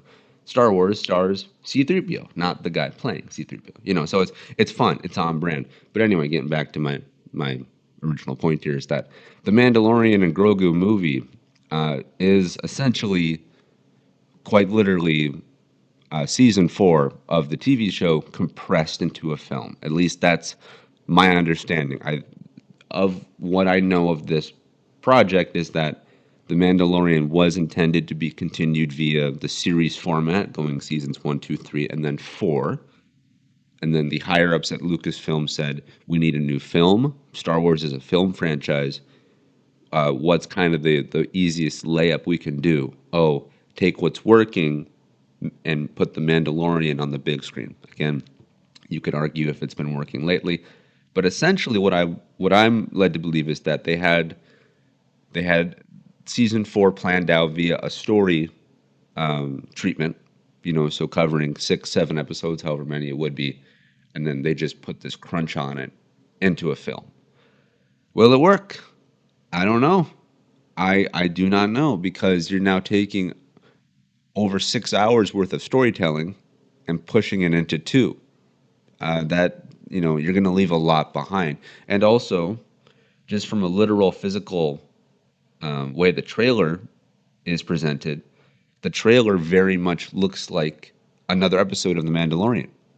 It like visually, it looks like just what we've seen on Disney Plus. There's no delineation between Disney Plus and the theater. There's it's not like one is more high def or one is, brighter or darker or whatever. Now, of course, they say in the trailer, this has been filmed for IMAX. Okay, good, great, fine, and good. But, if you showed me this trailer and said, watch this, and did not tell me this was for a movie, I would think that this is a trailer for The Mandalorian Season 4, thinking that I would assume it exists on Disney Plus. And then if you were to say, oh, no, it's coming to theaters, I would have been like, what? So it really more or less just looks like an episode of The Mandalorian put onto the big screen. Will people run out for that? I will. Abso-freaking-lutely. Star Wars in the cinema. Take my money. But it's kind of an awkward thing. Kind of an awkward thing that they're doing. Bringing back Star Wars to the movies. Good. Great. Should be done. But they're doing it via a television series. A television series that not everyone will have seen and is coming off on kind of the weakest foot possible for the sub-franchise of The Mandalorian. Will it work? Will it not? I tend to be hopeful. I like the people at the helm of this. Jon Favreau and Dave Filoni, who have worked in Star Wars for quite some time now. I trust their judgment. And so I'm hopeful for the future of Star Wars. And as I said, this poster alone is worth the price of admission. But kind of a mixed bag. But this is the way, kids. This is the way back to the movies. And I will hopefully see you at the movies May 22nd, 2026. for The Mandalorian and Grogu. Anyway, moving on, but keeping it in the world of Star Wars for a bit longer. In addition to the Mandalorian and Grogu movie coming out in 2026, there is another Star Wars movie coming out the following year in 2027, and that one is called Star Wars Starfighter. And I am not a fan of that title. I think it's rather dull, but everything besides the title has excited me about the project. I like what I'm hearing, and I also like what I'm seeing, because the first image of the movie has been revealed. This is more or less just a production still to announce that production is underway, that cameras are rolling, actors are acting, lightsabers are being swung, maybe, hopefully, who knows, but we'll see what this movie brings. But while the majority of its details are under wraps, we know some things about it. It's coming out in 2027, so just 1 year after the Mandalorian movie. So Star Wars is very much going to stay in the cinemas, and we're not going to take, big breaks, in between movie releases, at least hopefully maybe. This is also being directed by Sean Levy, who has worked inside of the Marvel game, as well as he's made some projects for Netflix. He's overall a pretty good director. He also made that movie Free Guy with Ryan Reynolds, which was a lot of fun, a lot better than I think anyone expected it to be. So overall, he's a good director. He's kind of a rising star. I don't think people really know his name, but you've probably seen a number of his projects. If you haven't actually consumed them, you've probably seen them advertised. And so, yeah, like I said, he's kind of building a reputation for himself. And this landed him a role inside of the Star Wars universe. And this is also good because Star Wars has had a history of announcing projects and then just frankly not following up with them. There are too many to list, but I mean, probably the most notably is that Rian Johnson, director of The Last Jedi Episode 8, after his movie came out, there was an announcement that he was going to get his own trilogy. That has not happened, obviously. The creators of the Game of Thrones series also were said to have been working inside of the Star Wars universe. That ended up not happening. Then there was the original version of Star Wars Episode 9, titled Duel of the Fates, with the director of one of the Jurassic Park movies. That did not happen, or Jurassic World, excuse me. So Star Wars has kind of this history since Disney took it over of announcing something and then not following it through, and or changing it completely into something else. But Star Wars Starfighter appears to be moving along pretty steadily. It seems like they got the deal ironed out pretty quickly with the director, and cameras have now been rolling. And as you can see in this image, some of the cast is present. Ryan Gosling, Mr. Dude himself, he is the star of this film, or at least a co-lead. And then he has a young kid at his side here, and the overall kind of plot synopsis, at least the rumored plot for this movie, is that Gosling will be escorting this kid somewhere, some way, and the kid is going to be a Force sensitive, and Ryan Gosling plays a starfighter pilot, hence why it's called Starfighter. And what's interesting about this movie is that it takes place after Episode 9. After Episode 9. So after the latest chapter in the timeline, this is where this movie takes place. So is this an Episode 10? Not technically. I don't think it's going to be called that properly. I don't think it's part of the saga that, concrete. Like, I don't think it's going to include, Luke, Han, Leia, anything like that. But this is technically a continuation of the story, because we get to see what happens after Episode 9, after Palpatine gets beat for the second time, after Kylo Ren dies, bummer, and after Rey assumes the mantle of Skywalker and then hopefully goes on and makes her own Jedi Academy. There's a lot of mystery surrounding what happens after all that. Now we're going to get a glimpse into that, even if it's a small pocket of the universe going forward. But I'm here for it. Like I said, I like I like the director. I like the fact that this project exists. I like that it's actually happening. It's not just a theory. It's not just an idea. And of course, I like the cast. Because Ryan Gosling is great. He's kind of a Hall of Fame actor.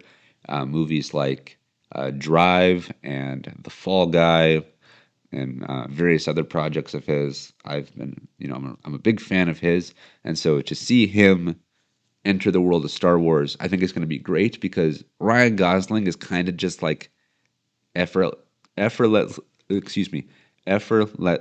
I can't speak. Ryan Gosling is easily just kind of a very cool guy. He doesn't really need to try. He just kind of has that charisma there. And so much so that I'm getting a tongue twister just talking about him. But yeah, so anyway, Star Wars Starfighter continues keeping Star Wars in theaters. We have this first image here, black and white image. And this movie is going to come out in 2027, which is the 50th anniversary of the franchise existing.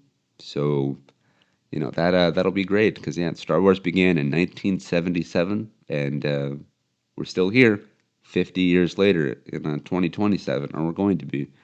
So, yeah, let's return to a galaxy far, far away, and hopefully we go on some cool adventures along the way.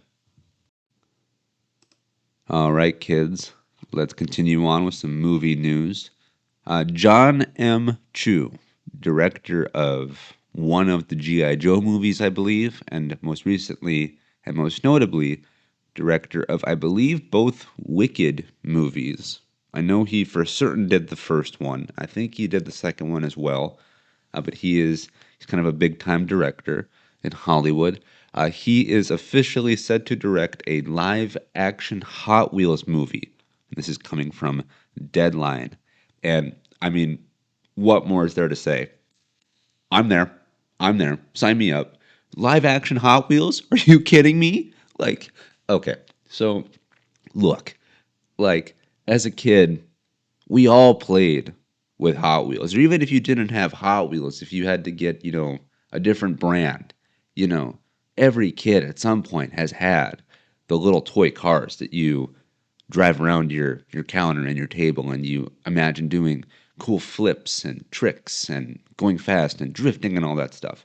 And so now, to bring that idea and to put it onto the big screen, I mean, what's not to like? I will say this, though. This has kind of already been done before. Very much in the same vein that I'm talking about with crazy, wacky, stunt-performing car racing. There is a movie that already exists that does this. In fact, it's a guilty pleasure of mine, and I will die on this hill because I think it's amazing. That is Speed Racer. Speed Racer from 2008 or 9, I believe, is directed by the Wachowskis, creators of the Matrix franchise. And Speed Racer is quite literally Hot Wheels the movie, just minus the official title of Hot Wheels. Because the cars do flips and corkscrews and have weapons on them and drive across all different kinds of terrain, and it's funny and wacky and zany, and it's so visually overwhelming that it's like it's off-putting to people, and I get it. It's tough. It's quite literally like watching a comic book like on the big screen. Like literally the art of it, the way it pops off the screen, is very much inspired by a graphic novel. And I think that's why the film ultimately failed, was because visually it's so oppressive that people got scared by it. But I have great memories of this film. I saw this movie in theaters when it came out, blew my socks off. And then I've watched it a couple of times over the years, and for me, it's fun and it's colorful and it's in your face, but it's also deep and moving. And yeah, for me, it very much is Hot Wheels the movie before Hot Wheels the movie properly arrives. Yeah, look, in a world where I cannot get a Speed Racer 2, if I can get something akin to that, just with the name of Hot Wheels attached to it, then great. I'm there because Hot Wheels are a classic toy. They're still in production today. In fact, I'm sure my mom somewhere has my old collection of them. And so, yeah, to take a trip down memory lane with a film that's hopefully very fun, great.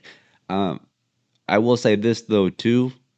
This is going to be kind of a weird thing to produce because we also now live in the world of the Fast and Furious, where they are also kind of Hot Wheels the movie because, the laws of physics have gone completely out the door in those later movies. So we have wacky, zany, fun racing movies, in Fast and Furious. Granted, they're allegedly going to be done after one more bite at the apple. But now here along comes Hot Wheels, hopefully to keep the momentum going with this kind of genre of filmmaking. But yeah, we'll see. I'm excited for it. When I heard about this project being shepherded along by John M. Chu, I was like, great, I'm there. I can't wait. I hope it comes out sooner rather than later. But there's no details of the plot, nor cast, nor release date. Just the announcement that this project exists and that the director of Wicked is attached to it. So yeah, Hot Wheels the movie, a live action Hot Wheels movie. We'll see what they have in store for us, but it's gonna be good. Come on, how could it not be good? And if it's not, then we can cry together. But yeah, I'm looking forward to it. The next piece of film news that I want to talk about is similar to the Hot Wheels movie in that the project has been announced and there is a director attached, but there's no other details besides that. And for this next upcoming project that is newly announced, there is a new Judge Dredd movie coming from the director known as Taika Waititi, who is known for making some funny comedies as well as some hard-hitting dramas, and most notably some Thor movies. He's also worked in the world of Marvel as well, and he is attached to direct a new Dredd movie. And look, I have a very limited understanding and kind of fandom with Dredd. I know it's existed for many decades, and that there were films and the original films. I believe Judge Dredd was played by Sylvester Stallone, Sly, Rocky, as it were. But the latest adaptation of Dredd, which is simply just called Dredd, was I believe was released in 2014, I think. And that one starred Carl Urban as Dredd. And that movie freaking rocks. That movie's amazing. That movie deserves so much more love. The Dredd movie, the latest Dredd movie from, I believe, 2014, but I know for a fact it stars Carl Urban as in the lead role. That movie is essentially a sci-fi version of John Wick. I mean, incredible visuals, great gunplay, cool characters, an interesting world that you just scratch the surface of, but it's very, very interesting. Very bloody, very violent, definitely not for the faint of heart. But that movie died on the vine and has since kind of become a cult following after its release. It made like no money at the box office, but since then, people like myself have discovered it and realized, oh my gosh, this thing is great. Sorry it took us so long to arrive. Can we have another, please? And there have been rumors that this was potentially going to follow the trajectory of John Wick, in that the first John Wick movie comes out with Keanu Reeves. Doesn't die on the vine, but is kind of a small sleeper hit. And then as it's discovered over the years, people realize this is great. Where's the next one? Then, of course, we get John Wick 2, 3, 4, and so on. And Dredd is following a similar trajectory, just much, much more slowly. Hence why it's taken us over a decade to get another installment. I don't know if this new adaptation will star Carl Urban. I doubt it, because as I said, it's a decade later. Which is a bummer. It's too bad that this movie likely won't continue the story where it previously left off. Because again, that movie's great. If you like John Wick, then you'll enjoy Dredd. Most likely. Again, it's pretty violent, but I really like the film. I think it's a great sci-fi action romp, and I have it on Blu-ray. I like it that much to where I wanted it as part of my collection. And Judge Dredd is coming back, perhaps not in the way that fans are hoping, but look, I'm happy that there will be another adaptation. Taika Waititi is kind of a hit and miss director, but very similar to Sean Levy. He's on the rise. He has a name for himself, hence why he's able to get projects like Marvel. He previously was attached to a Star Wars thing at one point. I don't know if he's still doing that. He was also attached to direct a live action adaptation of Akira for Warner Brothers that appears to have fallen through, and now he's moving on to Dredd. So look, like I said, I'm hoping that this movie sees the light of day. I hope it's not just lost in the abyss of announcements. And look, if Taika Waititi is the guy to do it, he's not my first choice, but I'd rather have more Dredd in my life than less. So yeah, but please, Taika Waititi, if you're listening, and I know that you are, first come on the podcast, let's have a chat. But also, hear me now. Find a way to bring Carl Urban back. Find a way to continue that story. You have a strong foundation that has only grown in stature since its release. And I think it's better to build on that foundation than to abandon it. So yeah, please do right by Dredd. And so whenever it comes out, I hope you enjoy the movie. The next movie I want to talk about is marking yet another return of a famous character, a famous franchise, perhaps one of the biggest to ever grace the silver screen. And I am, of course, talking about Air Bud, everyone's favorite athletic dog. Air Bud returns. The 15th installment of the Air Bud franchise is coming to theaters 2026 because why freaking not? I am surprised that there have been 15 of these movies. They must be including like the Santa Buddies and like all those offshoots of things. But Air Bud, because why not? Why not? I've maybe seen 3 of these my entire life, and the fact that Air Bud is returning, I just thought, you know what? Of course, we're long overdue. Clearly, there's a plan. Who knows how good it'll be? But yeah, Air Bud, another Air Bud movie is coming out in 2026, and okay, sure, I guess. Could you imagine being on that basketball team and you get benched for a dog? Like, crazy. Yeah. But the dog balled out, hence why there's 15 of these things. So yeah, Air Bud 2026, be there or be square. And speaking of animals returning to theaters in 2026, there is a new poster, the first poster for Coyote versus Acme. And if you're not familiar with this movie, this was a movie that was completed, shot, mixed, edited, picture locked, the whole deal. Completed on a shelf many, many years ago. And then Warner Brothers said, it's better for us to do this as a tax write-off. We don't think the movie will be very good. We don't think it's going to turn a profit. And in fact, we could make more money by just erasing it from existence and having it be a tax write-off. And this is a Looney Tunes style movie, which deals with the Coyote and the Roadrunner and various other Looney Tunes characters. It also stars John Cena and was written by James Gunn. And again, this film was complete, and then it was just removed. It was considered a blip on an accounting spreadsheet somewhere. And there was fan outcry saying this isn't right. You've done wrong by Looney Tunes. You've done wrong by the creators, the actors, the producers, the writers, the whole bit.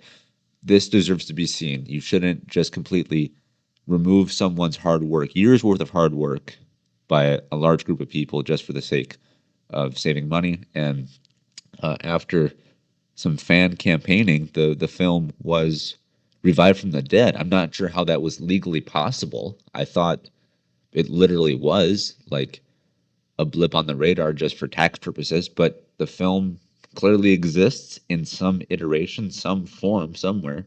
Someone saved a copy, and it is now scheduled for release in 2026. And great. I'm glad it'll see the light of day. Looney Tunes, of course, is one of the classic all-time IP. We've all seen Looney Tunes in one form or another. You've got Bugs Bunny and Daffy Duck and the Coyote and the Roadrunner and the whole deal. So yeah, I'm happy that this is coming out because I'd hate to see all that hard work go to waste. That's also what happened to the Batgirl movie that got created and produced and filmed, and then Warner Brothers said very very similarly, we don't think this will be any good. We'll make more money from us just erasing it, and that one I believe is like permanently gone. I don't think that has any chance of coming up, especially with the new direction of DC storytelling. But hey, if Coyote versus Acme can live, then fantastic. I'm glad that this is coming. And yeah, it'll be in theaters August 28th, 2026. So yeah, go out and do your film duty. Go to the theater, support the movies. Yes, of course, but support this one. This one came back from the dead, and it deserves to be checked out. So yeah, hope to see you in the theaters come August of 26.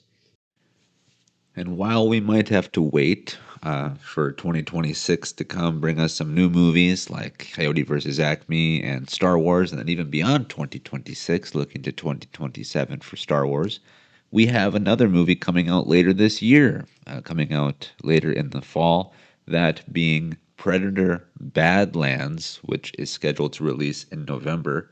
And this is yet another Predator movie. I don't mean that in a bad way. Predator is awesome, and lately they've been killing it.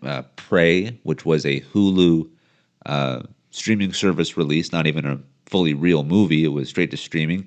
That thing was incredible, hence why they decided to do a follow-up with Predator Badlands, which is now going to the theaters based off of the hot success of Prey.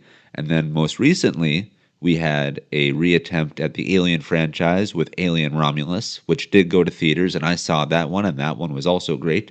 And so Predator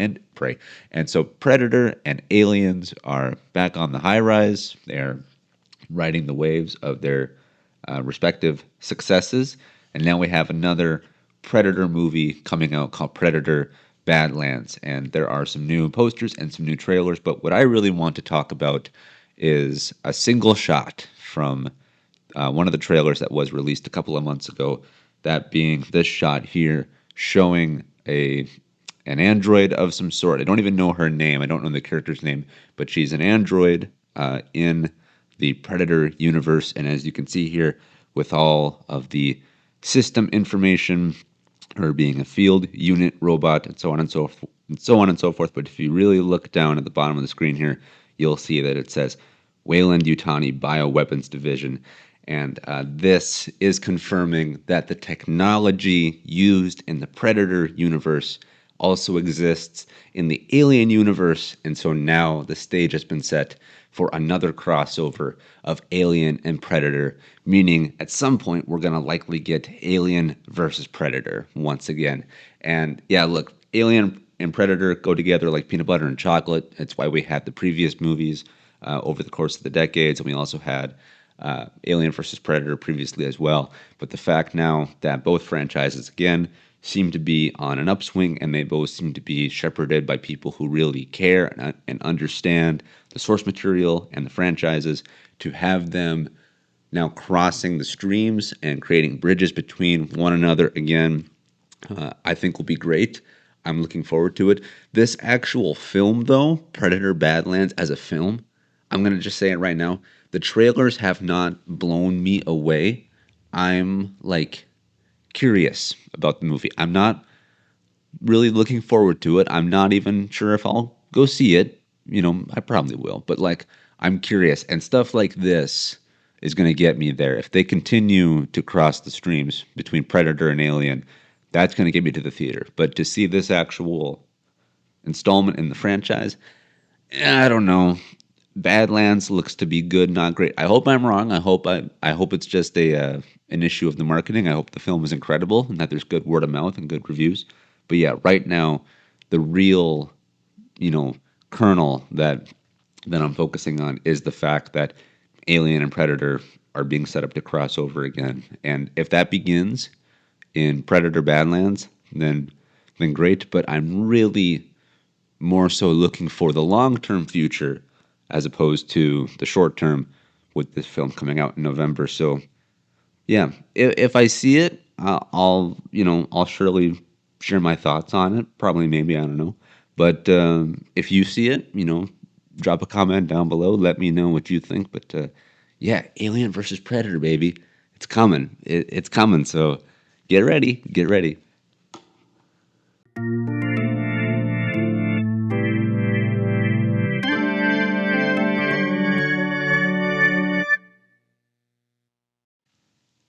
All right, kids, for this next bit of film news, I want to talk about something serious. I actually want to kind of slow things down here and really dissect something. Though this still has to do with entertainment, I think that it goes beyond just the confines of simply being something that is entertaining. I think it has to do with being honest and being true to the source material that people are given the privilege to work inside of, and also touches on the responsibility that people have when it comes to shepherding new adaptations of something into existence. And I am talking about Netflix getting into the business of Narnia.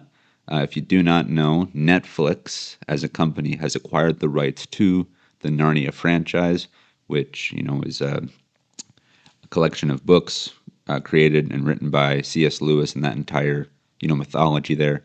And so now Netflix intends to completely reinvent the franchise. They're going to be stepping away from the previous adaptations that began in the mid-2000s and went into the early 2010s. So they're not going to do a continuation, and instead they're going to look to create new movies and new interconnected TV series or streaming series that create a whole new universe under the Narnia umbrella. And look, I'll just be honest about this. I've never been a huge Narnia fan. I like it, but it's never grabbed me. It's never roped me in like some other franchises have.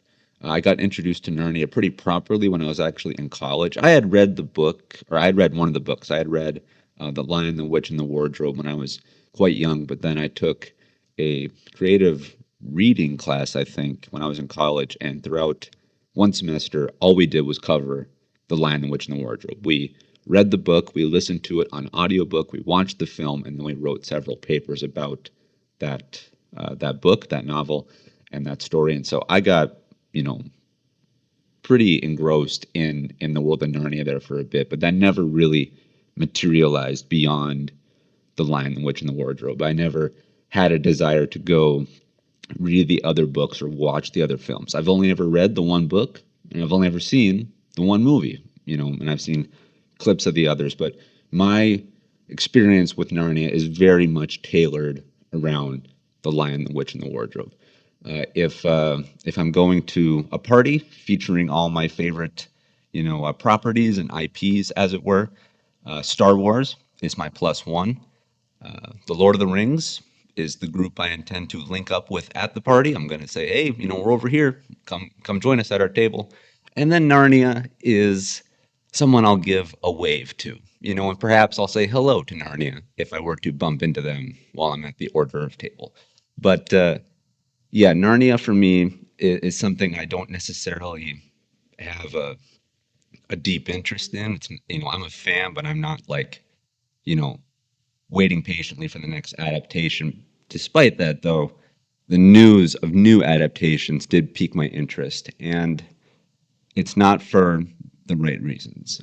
I'm looking forward to more Narnia, but I'm worried about where it could go, and this has to do with Netflix. And look, when it comes to Netflix, there's a lot of things on there that people enjoy.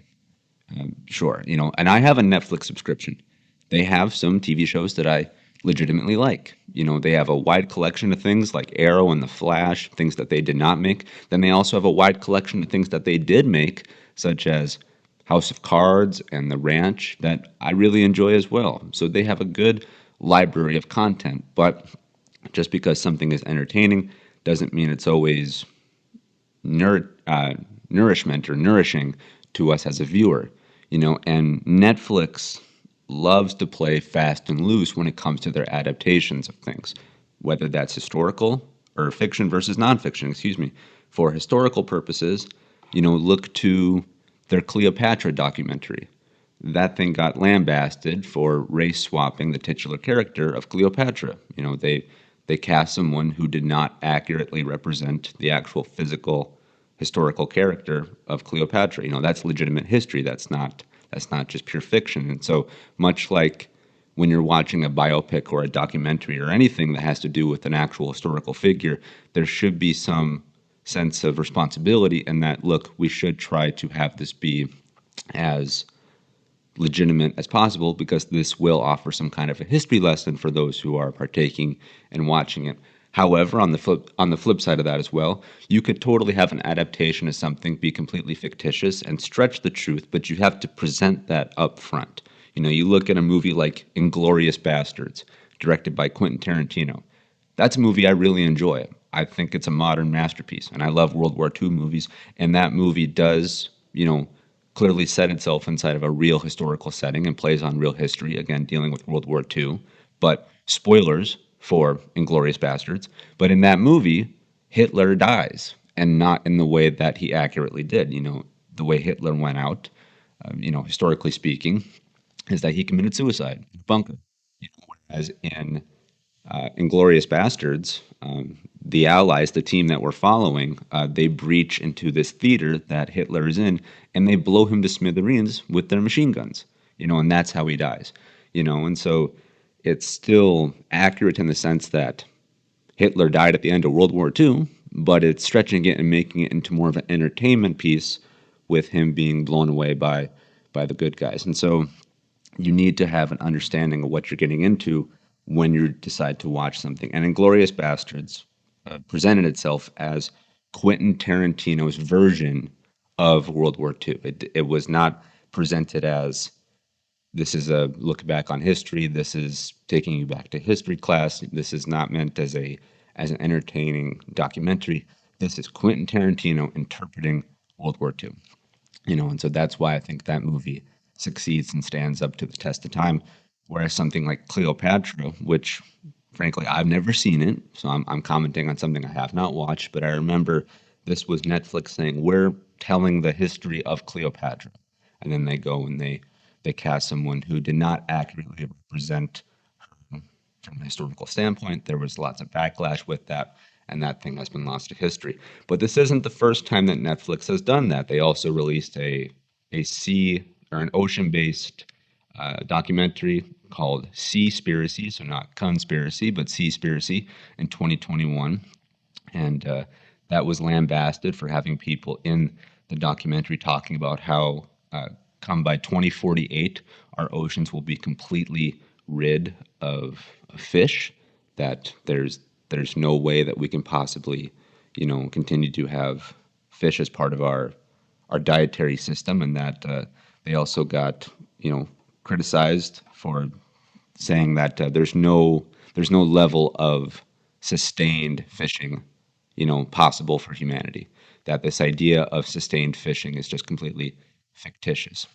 Now you might say, well, this is, his interpretation. This is the documentary's interpretation of these things, and that he's saying that, at the rate at which we're fishing, yes, we will lose many species of fish come 2048. And, to further his point, you could say, well, but by that point, then that means that there is no quality level of sustained fishing available, no matter how much we choose to fish, how little or how much. Come 2048, we're going to have to, reap those rewards. But that isn't accurate, because clearly we can fish in a level that's responsible, that doesn't deplete the ecosystems, but also, is able to provide fish as a type of food source for humanity. We can debate till the cows come home about what that looks like and if we've overfished or, what have you. But, that's another thing where Netflix entirely pushed one narrative rather than being entirely accurate in their presentation of the facts, as it were. Then you look at another thing that they did in 2024 called What Jennifer Did, which involved this woman named Jennifer staging an attack on herself it appears to get money, and how it was a saga about her setting up this fake crime and whatnot. And then according to Today, the news outlet Today, in the docuseries that Netflix produced, there were AI-generated photos, and these photos were heavily altered to push another narrative as well. And Netflix flat out said that, look, we have to edit photos to make it usable for the means that we're trying to present. They have to be screen ready, as it were. But it just offers some complications in that they're purposely going in and changing things based on real stories. And so when you look at things that are historical, Netflix is not afraid to play fast and loose when it comes to altering material to push a certain narrative, whether you agree or disagree with that narrative. Again, if you're going to push something out that represents a real piece of history, I feel that you should do it accurately, unless you're going to outright say, this is our fictitious take on it. In these cases of Netflix, as I've done my research on the ones I just previously mentioned, they nowhere stated, this is the Netflix version of how things went down. This is the actual version of how things went down, brought to you by Netflix. And then that leads to shenanigans running amok. But then you step away from even historical things, from historical adaptations, from nonfiction adaptations. Just look at fiction, for example. There's been a lot of Netflix adaptations that I don't think have stuck the landing. Most notably, most recently, is their adaptation of Avatar: The Last Airbender. They did a live-action version of this beloved animated TV series. And the TV series, the original version, the animated version, is legitimately amazing. It is arguably on the level of a Star Wars or a Lord of the Rings in their mythology, and that it has stood the test of time and has continued to grow in stature. Hence why, all these decades later, literally decades now worth of time, the series is still being literally remade with different handlers, and now there's a live action version, which people have been clamoring for years, leaving behind that M. Night Shyamalan adaptation, which I saw in the theaters because I was so ready for a live-action Airbender, and, woof. And now here comes Netflix saying, we'll do it better, and I've heard that it's all right. It's okay to good and okay to bad, and again, I find it so off-putting. I find that the overall consensus of the show to be meh, that I didn't watch it. And this is coming from someone who, as I said, I love the original series. I saw the original movie, and I was looking forward to a new, better adaptation of this in live action. And Netflix, really didn't seem to stick the landing. From what I've heard of the series, they lost that sense of whimsy. They tried to cram, many hours worth of storytelling into smaller containers. So there's not as many episodes. And the real, conclusion is that I don't think Netflix did right by the source material in their adaptation. Again, I have not seen their version of The Last Airbender, so I myself cannot personally comment on it. I'm just saying, from what I've heard, I have not seen one glowing review, hence why I decided to not watch it. But, when it comes to this type of stuff, I do encourage you to do your own research. I'm just saying that when it comes to adaptations, both nonfiction and fiction-based, Netflix seemingly has a very spotty track record, whether it's just not getting good writers, just not getting good actors, manipulating stories to try to simply serve entertainment purposes as opposed to being accurate. Really pick your poison when it comes to stuff like that. On top of that, Netflix is also incredibly secular in that they make a lot of things that I don't think people should consume. I think that they make things that are incredibly dirty and over-sexualized, and you have to be careful when you're navigating the numerous windows on Netflix about what should I click to watch. And I myself, being a fully grown adult, have fallen into trappings to where I will start watching something, and then this just in-your-face sex scene comes on, and I'm completely taken out of it. So look, Netflix again, as a whole, they've made some stuff that I really like and some stuff that I really don't like. And again, I'm saying this all as someone who is a Netflix subscriber. I give them money on a monthly basis because I have found that the majority of the stuff that I have watched of theirs, I like. I don't go to Netflix for my documentaries. I go for, the catalog of old TV and occasionally some new TV and so on and so forth. But in kind of conclusion to that opening statement that I had there, I don't think Netflix is a good home for when it comes to adapting beloved IPs. And I don't think that they're a good home when it comes to the Narnia franchise, because the Narnia franchise, I feel, is more than just your average run of the mill fantasy world. I think it's also more than just being a poor man's uh, Lord of the Rings. I think much like Star Wars versus Star Trek, when you think of sci-fi, you're going to think of Star Wars, and some people gravitate towards Star Trek, but Star Wars is easily the more popular of the two. When it comes to the sword and sandals epic, you will also think more so of Lord of the Rings as opposed to Narnia, but some people prefer Narnia as well.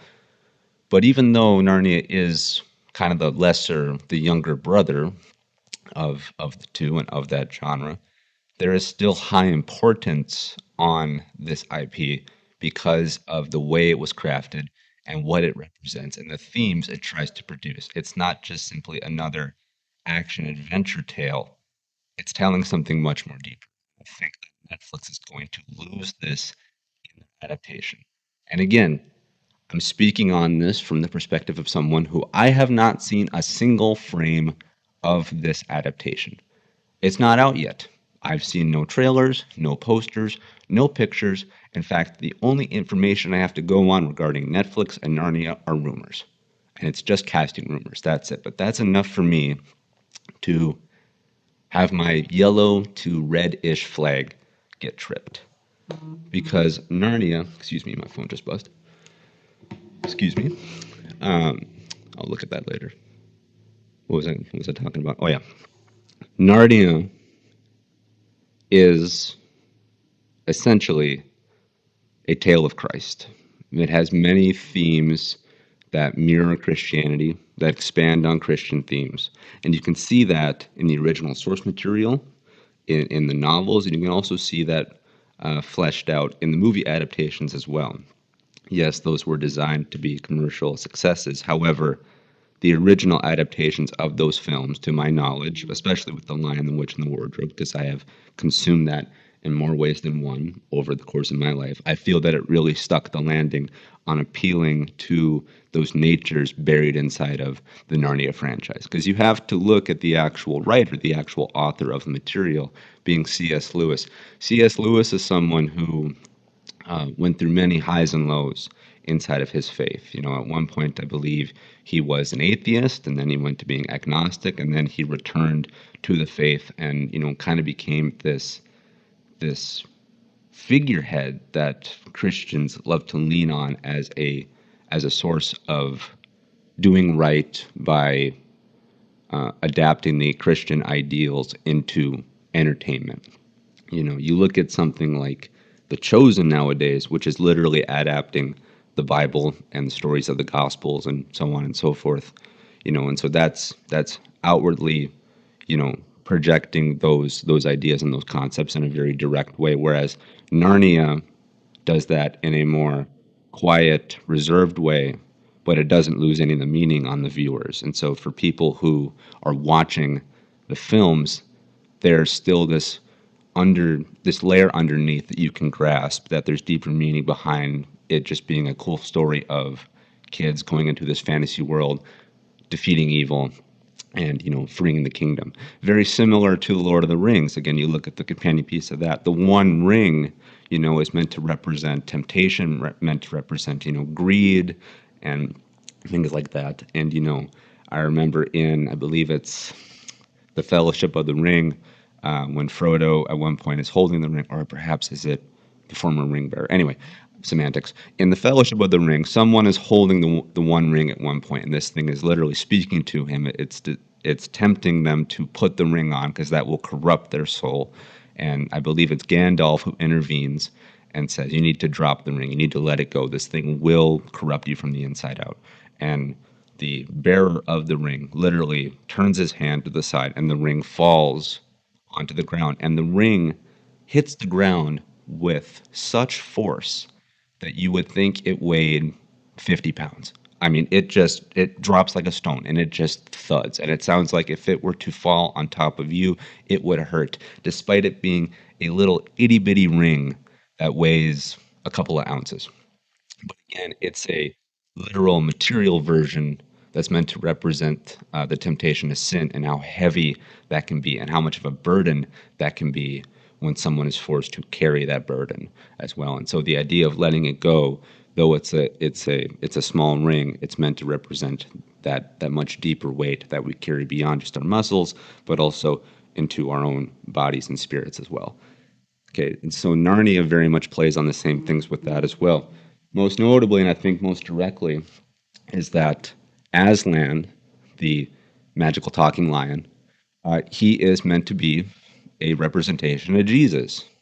I don't think that's a subjective thing. I think that's an objective thing. I think that if you ask anyone what is the greater themes here presented by Aslan, I think it's meant to be a representation of Jesus, because Aslan quite literally sacrifices himself to save others, and then he is killed by the populace, and then he comes back from the dead, and he helps liberate people and vanquish evil, and that's how the kingdom is saved. And again, this is coming from C.S. Lewis, from the mind of someone who dealt with his own inward turmoil of having to deal with what does it mean to believe.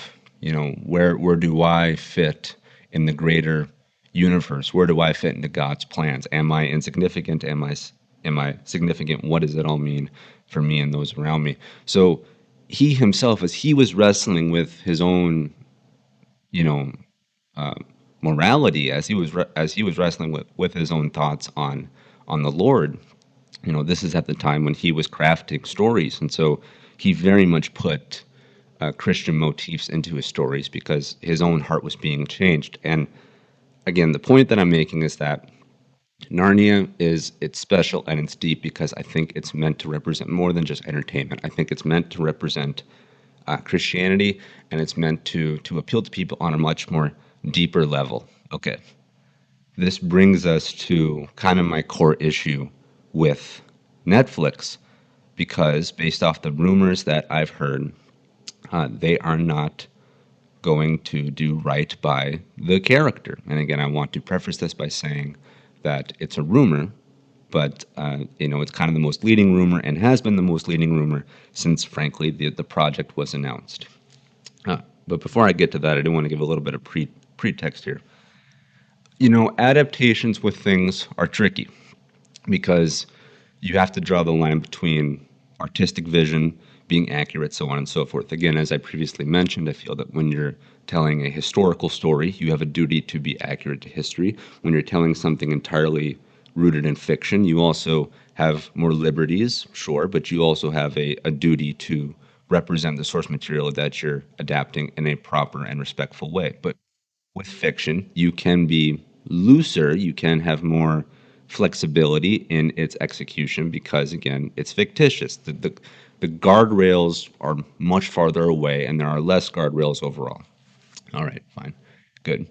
But when it comes to adapting characters of any kind, there are things that are intrinsic to characters that should not be ignored when adapting them. Even if you're going for a new, fresh take, there are some things that have to be apparent and have to be concrete for the characters to work, for the characters to be representatives of their original source material. You look at these examples for a moment. Superman. Many actors have played him before. Many actors will play him in the future. An intrinsic part of his character is that he is a man. Superman. He's played by a male. He is a male figure. Okay? So it's intrinsic to the character that he is a man. It is not intrinsic that that person is a white man.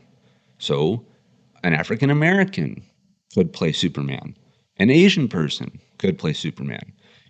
The color of his skin does not matter to the representation of the character. It matters more that he is a man because he is Superman. In fact, there at one point was a rumored adaptation of Michael B. Jordan as the Man of Steel, but I believe that's gone to the wayside now with the newer adaptation brought up by James Gunn and co. Okay, so for me, it does not matter if Superman is black, white, green, or blue. For me, it matters more so that he's a man because that's an intrinsic part of the representation of the character. Same with Supergirl. Again, you could have, any kind of woman play her, but it's important that a woman play her because she is a girl. She is Supergirl.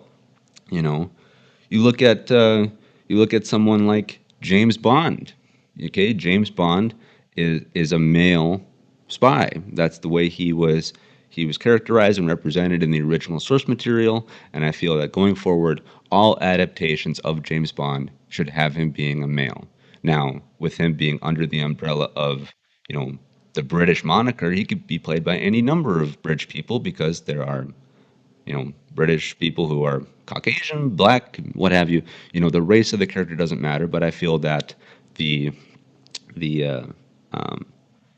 sex of the character does. I feel that James Bond should always be told, in the container of a male figure. But then you look at something more recent. You look at the 2025 film Fantastic Four: First Steps. There was a character that was named the Silver Surfer, which is this kind of alien type figure, and there was a lot of outcry that the Silver Surfer was going to be played by a woman. Because in the previous adaptations, the Silver Surfer was a man. And to be honest, most adaptations of the Silver Surfer do characterize that character as being a man, but he's an alien. He's not defined by his male physique. He's defined by being an alien, and so you could have him be played by a male, by a female, by any kind of alien species, because the Silver Surfer is more representative of an alien as opposed to being a man or a woman. And so for me, I never bumped into the idea that the Silver Surfer was race swapped, was gender swapped, because for me, the sex of the character was not intrinsic. Though I think technically speaking, it was a different character altogether. I believe the male Silver Surfer has one name, and I believe the female Silver Surfer has another name. So there you go. They solved the problem right there. I believe that's how it happened, because I believe that they said her name in the film, and I did not recognize it as the primary Silver Surfer. But again, with some characters, it's intrinsic that they be either male or female. With others, it's not. I feel that it's not intrinsic. They can be played by either male or female, and any race as well. I don't bump into those things as often as other people do. It's not something that I am actively looking to tear down when, I read, online. Oh my gosh, can you believe that they cast a black guy in this role? They're trying to to force a race narrative, and it's like chill out. Like seriously, like are you serious right now? Like, come on. Now, could those things have happened? Of course, and there are adaptations that I feel do prioritize optics more so over, being authentic. Of course, that has happened before, and that will happen again, and that is often done through the confines of either sex or race. But I'm simply making an observation that there's not malicious intent when every character is, quote, race swapped or gender swapped. I'm just simply saying that it takes... There's nuance with this stuff, and it just requires a bit of deeper examination than just outright labeling something as, good versus bad. But again, for some things, I feel that there are intrinsic values to how a character is represented, and then there are things that are not intrinsic. With Aslan, I feel that it is intrinsic that he is represented by a man, because the greater character of Aslan is meant to be a representation of Jesus, and Jesus was a man. So now the problem with Netflix is that I've heard there are rumors regarding casting that Meryl Streep is going to be playing Aslan the lion in terms of the voice. I don't think she will be doing the actual mocap of a lion, but look, she's the greatest actress to ever live. So if anyone's going to literally get on all fours and pretend to be a lion, it's her. Um, but yes, Meryl Streep is rumored to be playing the character of Aslan. And for me, this is a glaring warning sign that Netflix is completely missing the point of one of the titular characters in Narnia, and that they are going to completely remove or eliminate or downplay the Christian representation of the original source material. And yeah, look, again, I'm commenting on something that I have not seen a single frame of. And for all I know, this could be completely, fictitious. This could be absolute bullcrap. I have no idea who's cast as who in the Narnia series. It could be a dude. It could be a dude, who's going to play Aslan. I don't know. I don't think anyone else knows besides the people that are actually making the film. But the fact that this is even a discussion, the fact that this is even a point of curiosity, to me, it just rings alarm bells that when the new adaptation of Narnia comes out and people choose to watch it or they might not, that, there's going to be obvious, erroneous pitfalls. And I think the biggest issue with it is that it's going to be presented more as a piece of entertainment rather than as something that's meant to be much more deeper, much more spiritual, and so on and so forth. And look, art is subjective, film is subjective. I love, the original Star Wars movies. I also know people who do not like them. They don't like 4, 5, and 6. They prefer 1, 2, and 3. Or some people might like The Last Jedi, and I don't like The Last Jedi. And some people might prefer The Hobbit as opposed to The Lord of the Rings, the original trilogy. And that's fine. That's cool. That's okay. I'm glad that there is a diverse populace when it comes to our appetites of entertainment. I like that there is something for everyone, and I like that people can digest these things, to certain degrees. What works for you might not work for me. What tastes good to me might not taste good to you. I appreciate that about the medium that is art and is film and is TV. But, there are some things that are just objectively bad. If you sit down with enough movie fans and enough TV fans, we can all reach the conclusion that something works or something doesn't work. And you go back to The Lord of the Rings, that's a piece of IP that I feel peaked in its original adaptation when it came to the silver screen with the original trilogy shepherded by not Percy Jackson, Peter Jackson, excuse me, Peter Jackson. I frankly don't think those films will ever get outdone. Of course, those films at some point everything will get remade, whether it's in 5 years or 50 years. At some point, someone will take another swing at bat when it comes to adapting the original story of the Lord of the Rings. It's a hard act to follow, though, if you're following Peter Jackson, because to this day, I feel that those movies are the go-to sword and sandal movies. They represent the best things about the genre, about that kind of storytelling, so on and so forth. So much so that even Peter Jackson, when he tried to follow up his own work with an adaptation of The Hobbit, it wasn't to as overwhelming success as his previous work was. Again, subjective, but you can just look at it financially, critically, legacy-wise, again, semantics. Now you enter into the modern version of The Lord of the Rings, which exists on Amazon via the TV series The Rings of Power. And the overall consensus with that is that that is not a good adaptation. And I would tend to agree. I think I'm a little more on the positive side of things when it comes to digesting that material. I think that I like more of what is presented than less, because I'm also a big fan of just simply having more of something I like as opposed to less. So I'm happy that more adaptations of The Lord of the Rings exist. But if you break it down to the studs, and You compare the original films to the Hobbit films to the TV series. TV series cannot hold a candle. It's confusing. It's long. It's not as straightforward. The original Lord of the Rings movies. I mean, you could drop in at any point and understand what's going on. Doesn't matter if you're halfway through Fellowship, halfway through Two Towers, halfway through Return of the King. I mean, you could turn those movies on at any point and be like, oh, I understand what's going on. I understand. That guy's good. That guy's bad. That guy has an objective. That guy has the objective of stopping him. Boom. There you go.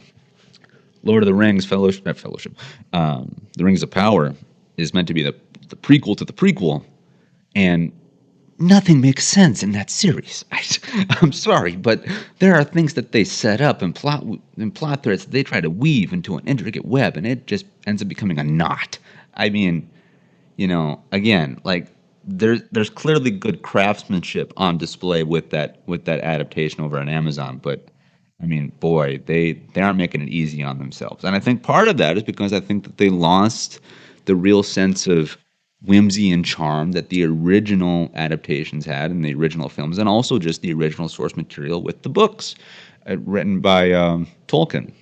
I think Amazon, again, very much viewed Lord of the Rings as how Netflix is viewing Narnia, as just this is our next entertainment IP, not this is our next entertainment IP, which also has greater themes, greater importance beyond just being a piece of entertainment.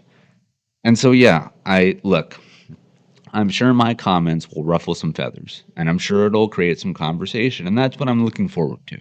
There are people who might listen to this and think I'm backcrap crazy for judging Netflix documentaries and judging Netflix adaptations of pieces of fiction, and not getting it, and I'm putting too much responsibility on it. And at the end of the day, who cares? Because it's just about a story. Or it's just a story about a talking lion, saving a mystical land. Well, I would argue that we should care. Well, I would argue that as a fan, you should care about the source material. Now, of course, people can get too deep into the weeds. For example, Jedi, the fictitious, clan you can join in Star Wars, that has manifested itself into a real religion. Okay, you can practice the religion of Jedi that exists, and it has followers. Okay, you're drinking too much of the Kool-Aid there. You're gonna drown, or you already have drowned. So some people care way too much about their entertainment. Even myself included. There are times where, I'd spend all day watching Star Wars, or I'd spend all day, playing a game, or doing whatever, So there should be guardrails on this stuff. But there also should be an understanding of importance and of reverence and of responsibility, that you are adapting something that not only do hundreds of thousands, if not millions of people enjoy and are familiar with, but for certain things, you also have a responsibility to do right by the creator and to do right by the greater themes it's trying to emulate. And I feel that when it comes to the Lord of the Rings, and also more specifically Narnia, that there are very strong Christian motifs that should not be ignored. And so the idea that they are going to be ignored for the sake of entertainment purposes, for the sake of making a quick buck, it concerns me and it makes me sad. But look, maybe I'll watch the Netflix adaptation of Narnia, or maybe I won't. Maybe it'll be an Airbender route where I hear it's so bad, or it's just kind of more middle of the row that I think, I don't want to spend my time on it. But I'm bummed that, again, this conversation even exists, and I'm bummed that the original adaptation of Narnia is not being continued. Those conversations lasted up until 2017. At one point, Joe Johnston, the director of The Rocketeer and Captain America, the First Avenger, he was attached to direct another adaptation of a Narnia book. So he's going to continue that original groundwork with the original cast. He was going to do an adaptation of The Silver Chair, and those talks progressed into 2017, and then in 2018, Netflix backed up a money truck and said, "We will take the rights to Narnia, please." Okay, people can do as they please with their toys. The C.S. Lewis estate sold off their toys to Netflix. What does that say about the C.S. Lewis estate? You know, sounds like to me they took a payday over rather than continue what had been previously started.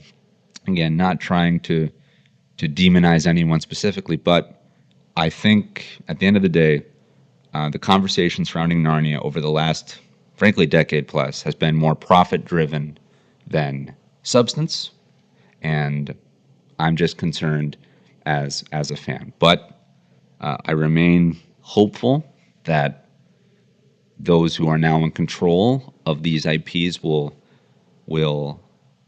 handle them with the respect and the reverence and the care that they deserve, and that hopefully in the future we can get adaptations that are A, entertaining, and are both B, incredibly direct and honest about what the real heart and soul of these things are. And so, this is a bit different from my standard wheelhouse when it comes to talking about art, but I'm not going to hide who I am. I never have when it came to the podcast, and I will not start today. I'm a Christian and I'm a conservative. I feel that my opinion has some relevance to this, whatever that may be. And so I appreciate you listening and watching, and I hope you enjoy the rest of the show. The next bit of film news that I want to talk about is also quite serious, and also has to do with the topic of faith being represented in movies, in storytelling, because apparently there are some sequels. Yes, sequels, as in more than one. There are sequels coming out regarding The Passion of the Christ, and there are going to be 2 sequels to that movie titled The Resurrection of the Christ, Part 1 and Part 2.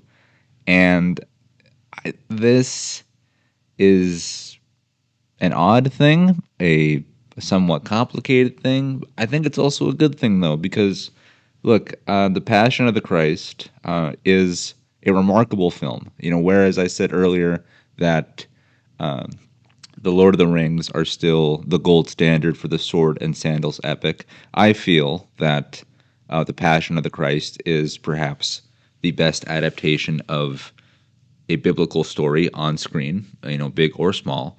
Of course, The Chosen has been doing some pretty remarkable things throughout its run, but really, I think this was kind of the first one to set it off, because that first film, I believe, came out in the early 2000s, like 2003, 4, right around there, and it really went mainstream. I mean, it got award consideration, critics enjoyed it, audiences loved it. It was one of the highest grossing movies, of its time.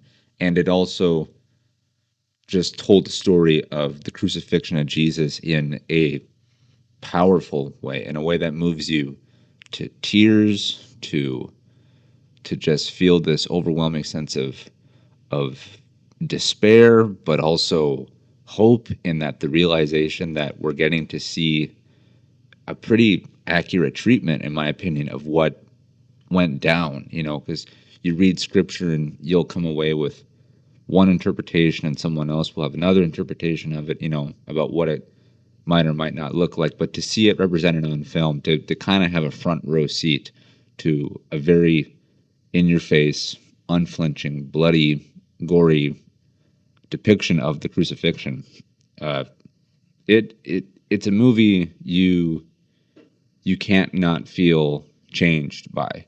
And I know I did the first time I saw it. I remember the first time I saw it.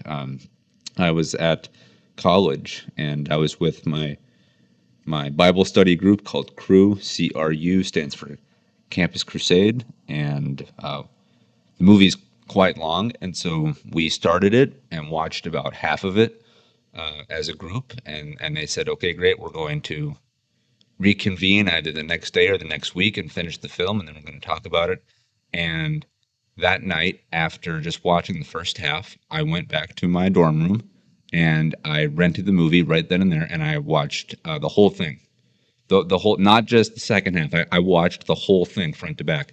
And so I got probably over 3 hours worth of the Passion of the Christ in one sitting, or in one day, I should say, because I was so compelled by it visually that I needed to have the conclusion, right then and there. And I can still very vividly remember that film and being in that room watching that movie. I could find you the spot on the campus where I was at, because it's really powerful. And it's directed by Mel Gibson. Mel Gibson made the film, and he is a very large character in the filming landscape, in the movie making landscape. I mean, he of course is a filmmaker himself, and he's made some incredible movies. He's a writer, director, actor. But he starred in the Lethal Weapon series. He made The Patriot. He made what's that one called? Braveheart. I mean, this guy is and was a genuine bona fide movie star, one of the best to ever do it. And I think he has a real talent, both when he's on screen and behind the screen. I think he is a really gifted filmmaker. But he perhaps is most notably known for, at least, nowadays he's more known for, I believe, his controversies. He's kind of had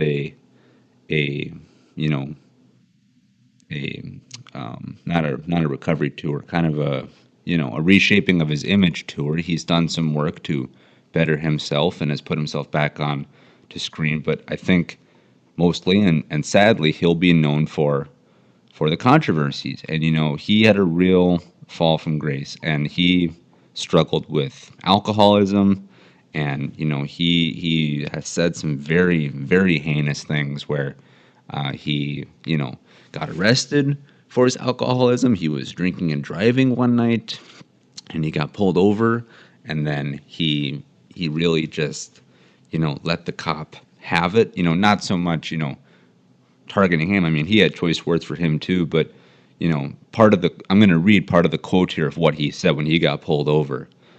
He told the arresting officer, and I quote, "My life is over. I'm fucked. Robin is going to leave me." And Robin was his wife of, I believe, over 20 years at that time. And so, yeah, he was dealing with demons, and, a demon in the bottle. And, and then while he's getting arrested, he goes on this tirade about, the Jews and how he feels that they're to blame for all the evils in the world. And he torpedoed his career, not just in that one instance. He's kind of had a string of these instances over the course of his life, but that is kind of seen as a tipping point. At least that's what I view to be his tipping point, because that was my introduction to Mel Gibson. It wasn't through his movies. It was like me seeing his name somewhere, and my parents, saying to me like, "Oh, like that guy's a little crazy," and then I'd look him up, and there's that, so looking back at his career, it's sad to see someone fall from grace. And I'm not trying to absolve him from his guilt, but he destroyed himself, in his relationships, in his professional career, his personal career. I mean, he really fell in many different ways, so much so that he was blacklisted from Hollywood. He goes from being this A-lister to being unable to find work. He doesn't do anything for years, and then he goes on this, on this rehabilitation era, and he ends up coming out on the other side, reportedly a changed man. And in 2016, he made the film Hacksaw Ridge, which, if you don't know, that's my personal favorite war movie ever. For me, it surpasses Saving Private Ryan. I feel that there's no other movie that quite captures war the way that Hacksaw Ridge does. And, that in of itself got a lot of award consideration, nominated for 6 Academy Awards, and did very well in terms of audiences and financially as well. I myself saw it 3 times, and I took friends with me each time I saw it, and I cried in the theater. It was very moving, and it's a movie I'm still moved by to this day. And with that film, when I remember when it was coming out, they didn't put his name on it because his name, Mel Gibson, still kind of had that stain on it. You know, they said from the director of Braveheart, from the director of The Passion of the Christ. You know, they did not put his name on it because there was still some worry about, you know, is he really going to come back, and can he do it, and can he do it with this source material? You know, and the thing about Mel Gibson is that he's very open about his faith, about his biblical views, and you know, people will lambast him for his views, and they will also lambast, you know, Christianity for being aligned, you know, in the same vein as Mel Gibson. You know, they'll think, you know, believing in God, you know, that's what that crazy guy Mel Gibson believes. You know, no wonder I don't want to, you know, believe in Christianity. You know, like there's people love to loop them together. You know, and so, you know, rather than a rising tide raising all ships, you know, it's more so, you know, an anchor is dragging everything down. You know, but I think if you can look past the stigmas, and I think if you can look past the you know, kind of the media representation of him, and really, you know, examine him as a person, I think his comeback story is true. I think it's legit. I think he has changed. I think he's sought help, and you know, I don't follow him closely, but you know, I believe he's been in and out of recovery programs, and I think that Hacksaw Ridge is a testament to that. I think that the way he portrayed both war and faith in that movie is a class act. You know, not only did he make an impressive film, again, my personal favorite war movie, but I think he, in the way he was able to weave the story of Desmond Dawes and how his faith shaped his life and how he held true to it, I think that's very, you know, representative of Mel Gibson as well. I think that that's an incredibly personal film to him just to make it, and I think that that's represented in the final project. And Mel Gibson, I think, really understood the gravity of the source material, I think, in both the ways that he needed to represent World War II and also the personal story of Desmond Doss, and where Desmond Doss is a real veteran who had the real life story of being a conscientious objector due to him being a believer in Christ, and he was mocked and abused and sidelined because of his faith. He was, you know, he was not viewed as an asset on the battlefield. He was viewed as a hindrance. You know, yet despite all that persecution, even by his fellow, you know, soldiers, he still held true to them, and he persevered, and he saved multiple lives being, you know, a combat medic. And the way that the faith is portrayed in that film it's remarkable. It's very similar to the Passion of the Christ. It's moving, and it's inspiring, and it shows the importance of believing in something beyond just yourself, beyond your flag, beyond your name.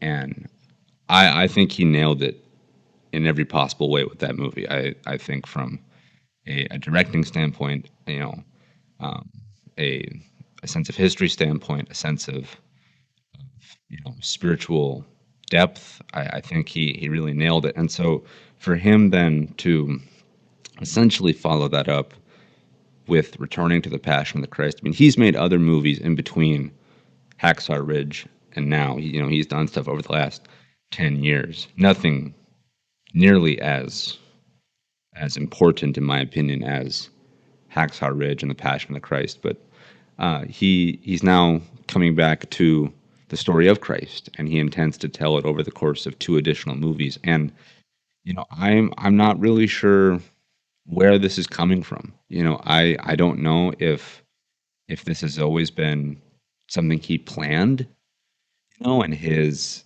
fall from Hollywood's graces stopped this. Because again, that first movie came out in 2004. You know, it's not like we had part 2 in 2008. You know, and also the idea of there being additional movies is kind of a gross idea, in my opinion.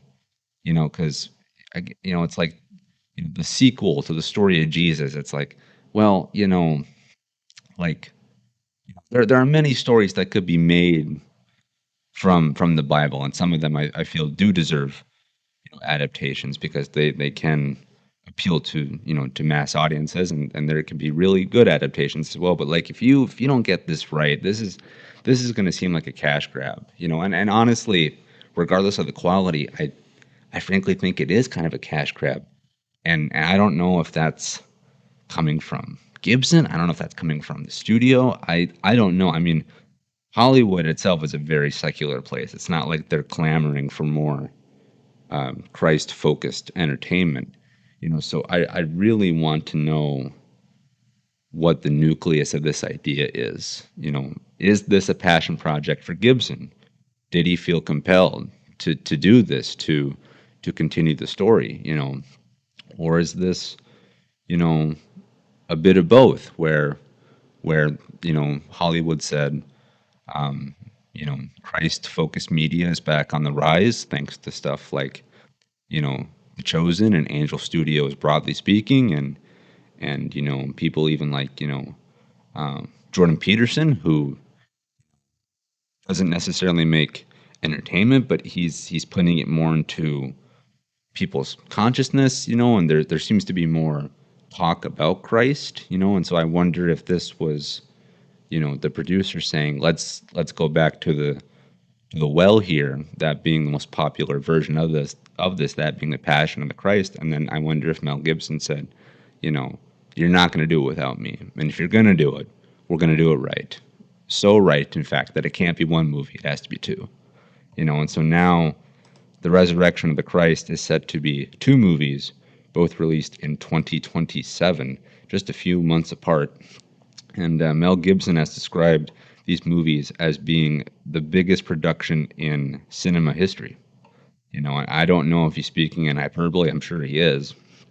But he's describing these things as huge films.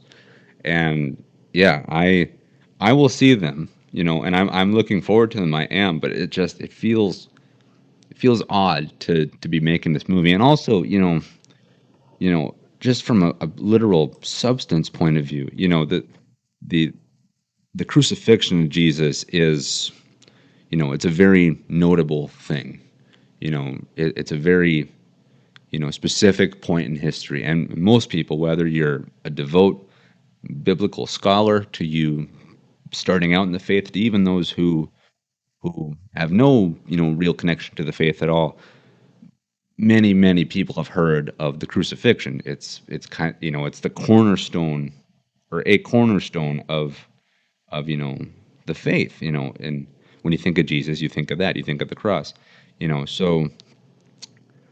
But after his resurrection,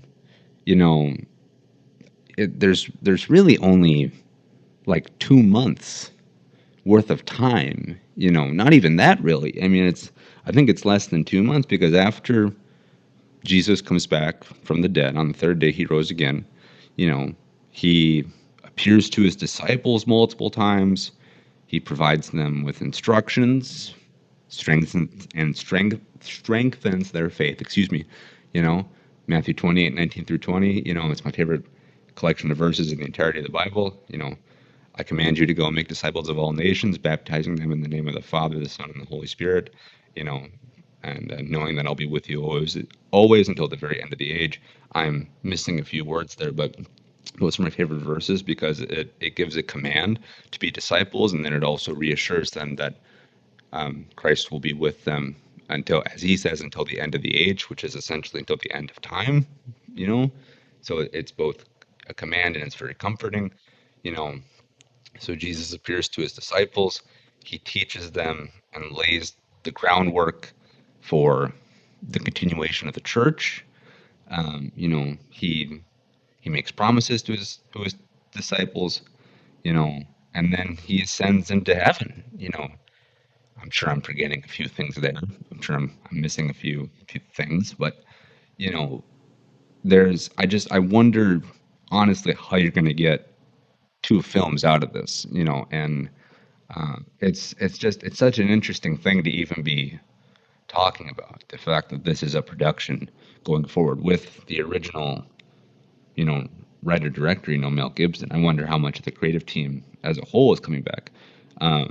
I don't know if Jim Caviezel's coming back as Jesus. I've heard conflicting reports, just because he himself has aged so much as a person that he's not going to look the same as he did in the first movie. I heard that there might be some use of digital de-aging effects. I've heard that there might even be another actor, involved in the role of Jesus and various other roles as well.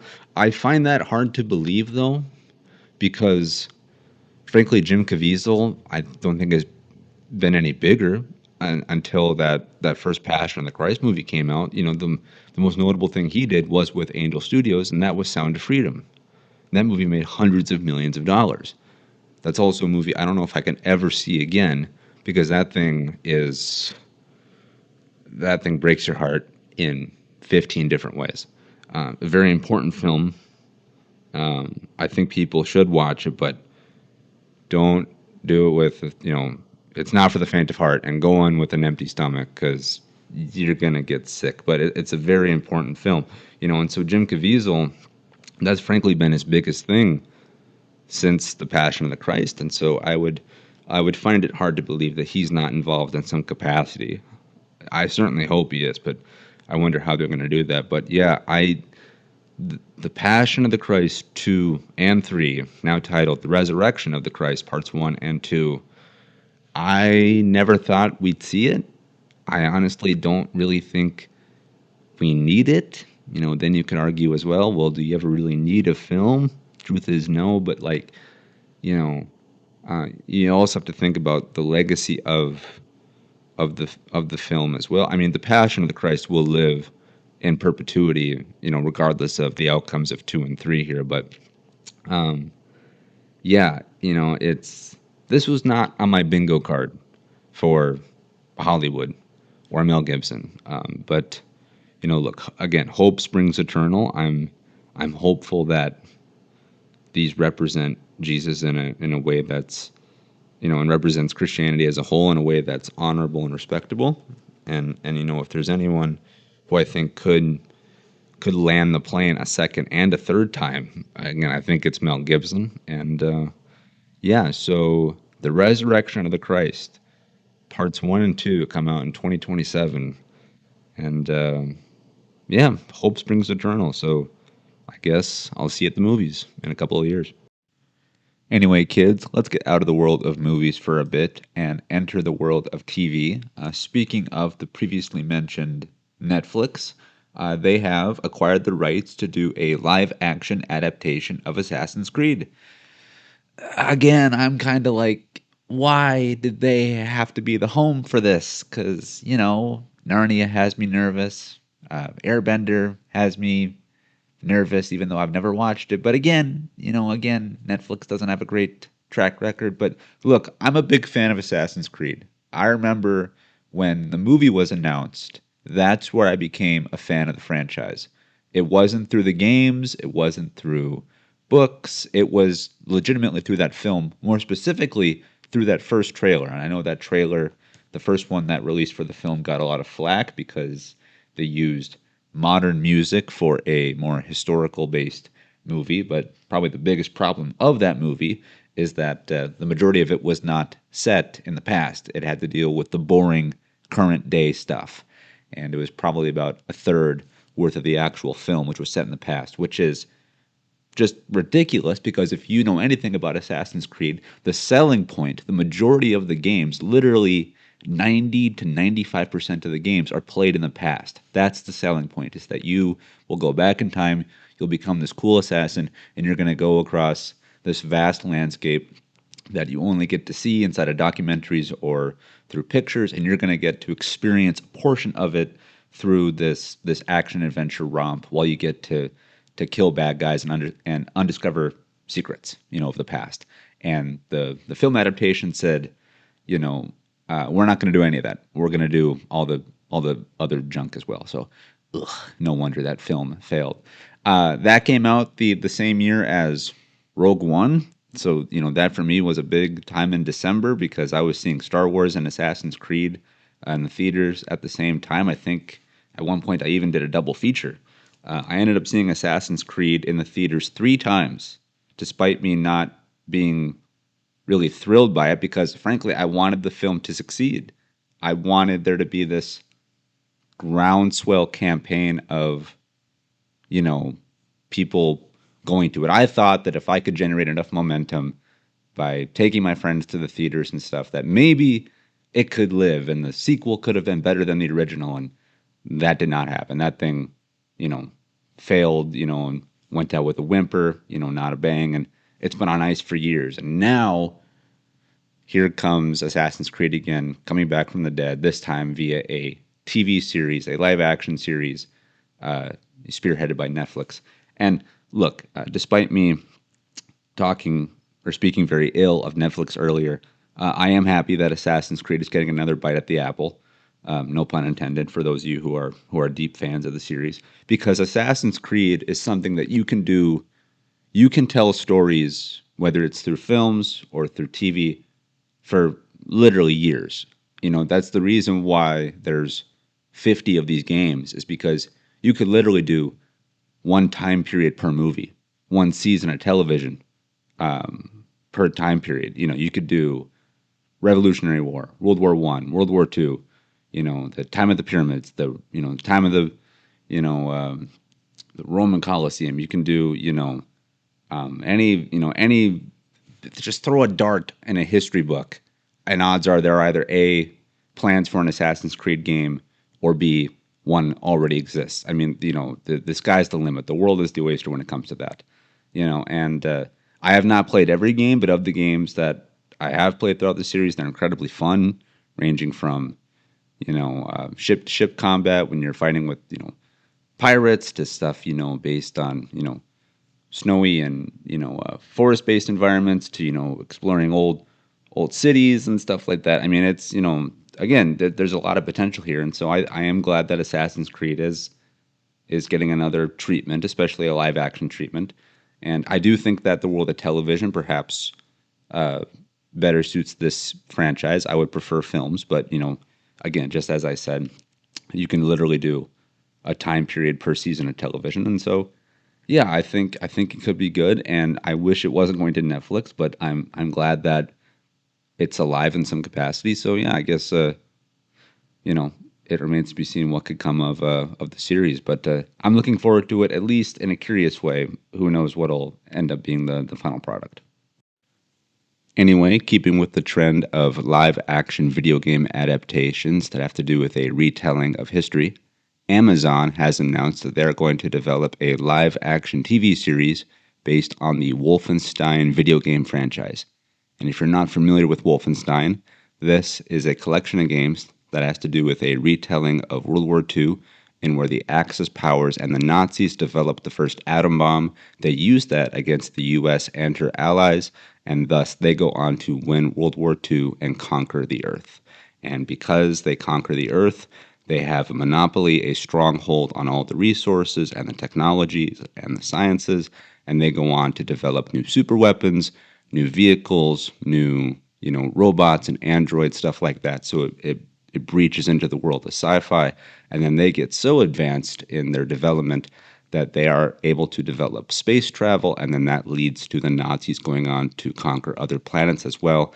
And then you, the player, are part of the group of survivors. You're fighting in the remnants of the Allies and in the aftermath of World War II, and you fight back against the new evil empire based on guerrilla-style warfare. And this game series is a lot of fun because, as I just described, that's a heck of an elevator pitch where you, as the player, partake in alternate history where the Nazis win and you're fighting back with a ragtag group of heroes.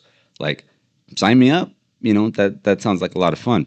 And with that being the elevator pitch that it is, that interests me to get into the games. And so I tried one of the games. I tried Wolfenstein 2, the new Colossus, and I had a great time with it. I had a lot of fun. I really, really enjoyed it. I enjoyed it for its storytelling. I think it had a really deft hand in how it chose to tell things. I think it was also a lot of fun. It provided a lot of cool combat, and it also was very tongue-in-cheek and touching at times too. This game is not afraid to both make you laugh and cry, and it's pretty profound in the stories it chooses to tell. it's certainly not for the faint of heart. You need kind of a strong moral center and honestly a pretty deep stomach to handle this game series, because Wolfenstein is easily the most bloody game I've ever played. That beats Call of Duty, beats Battlefield, beats Halo, beats even traditional zombie games.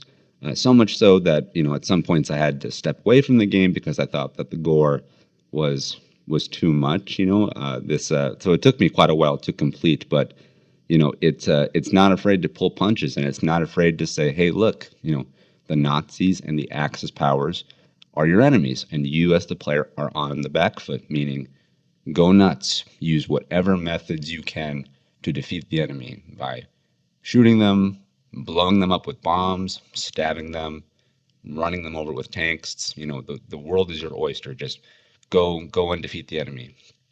Power to the player type stuff.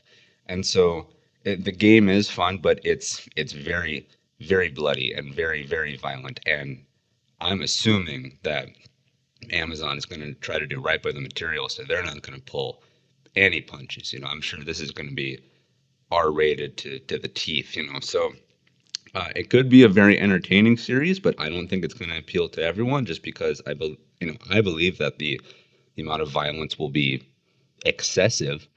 But look, again, the primary enemy is Nazis, and so it's a very easy game to enjoy, in the sense that you have a very easy villain to conquer, and as I said, they give you very interesting ways to do that, and it's a big sandbox shooter. And look, I love history, and as I said, I like alternate takes on history. You look back at the Assassin's Creed franchise, and so I feel that this could make for a fun TV series, and I think Amazon is a better place for adaptations than, say, a Netflix.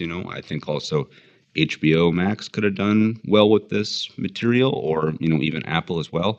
But I'm happy that it's landed where it did. And the primary character that you play as in the series, his name is William B.J.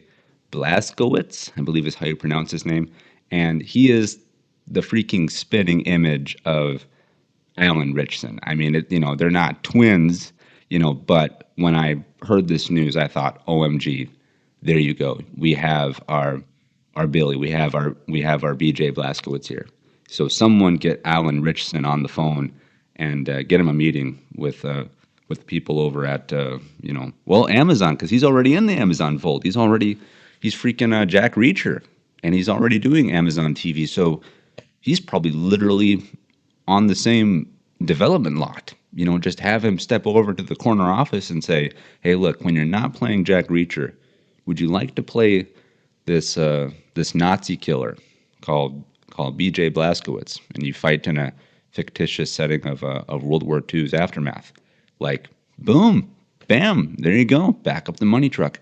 So a live action adaptation of Wolfenstein is coming, and could be good, could be great, could be bad, who knows? But I'm looking forward to it, and could be for a fun, bloody time. So I guess we'll have to wait and see what comes of it. Anyway, sticking with Amazon and their adaptations, I've been watching a lot of Amazon Prime lately, because I feel that they do a pretty good job when it comes to their military espionage thriller-based TV series. And for me, one of their real crowning jewels of that kind of genre that they do is in The Terminal List, which is a series, TV series, which is based on the book series written by Jack Carr, and the titular character of James Reese is played by Chris Pratt. Chris Pratt is a Navy SEAL in The Terminal List who survives this ambush while he's overseas, and his platoon is killed, and he comes home having been the lone survivor and is dealing with the aftermath. And throughout the aftermath of him coming home, his family is assassinated, and he is pinned for their murder.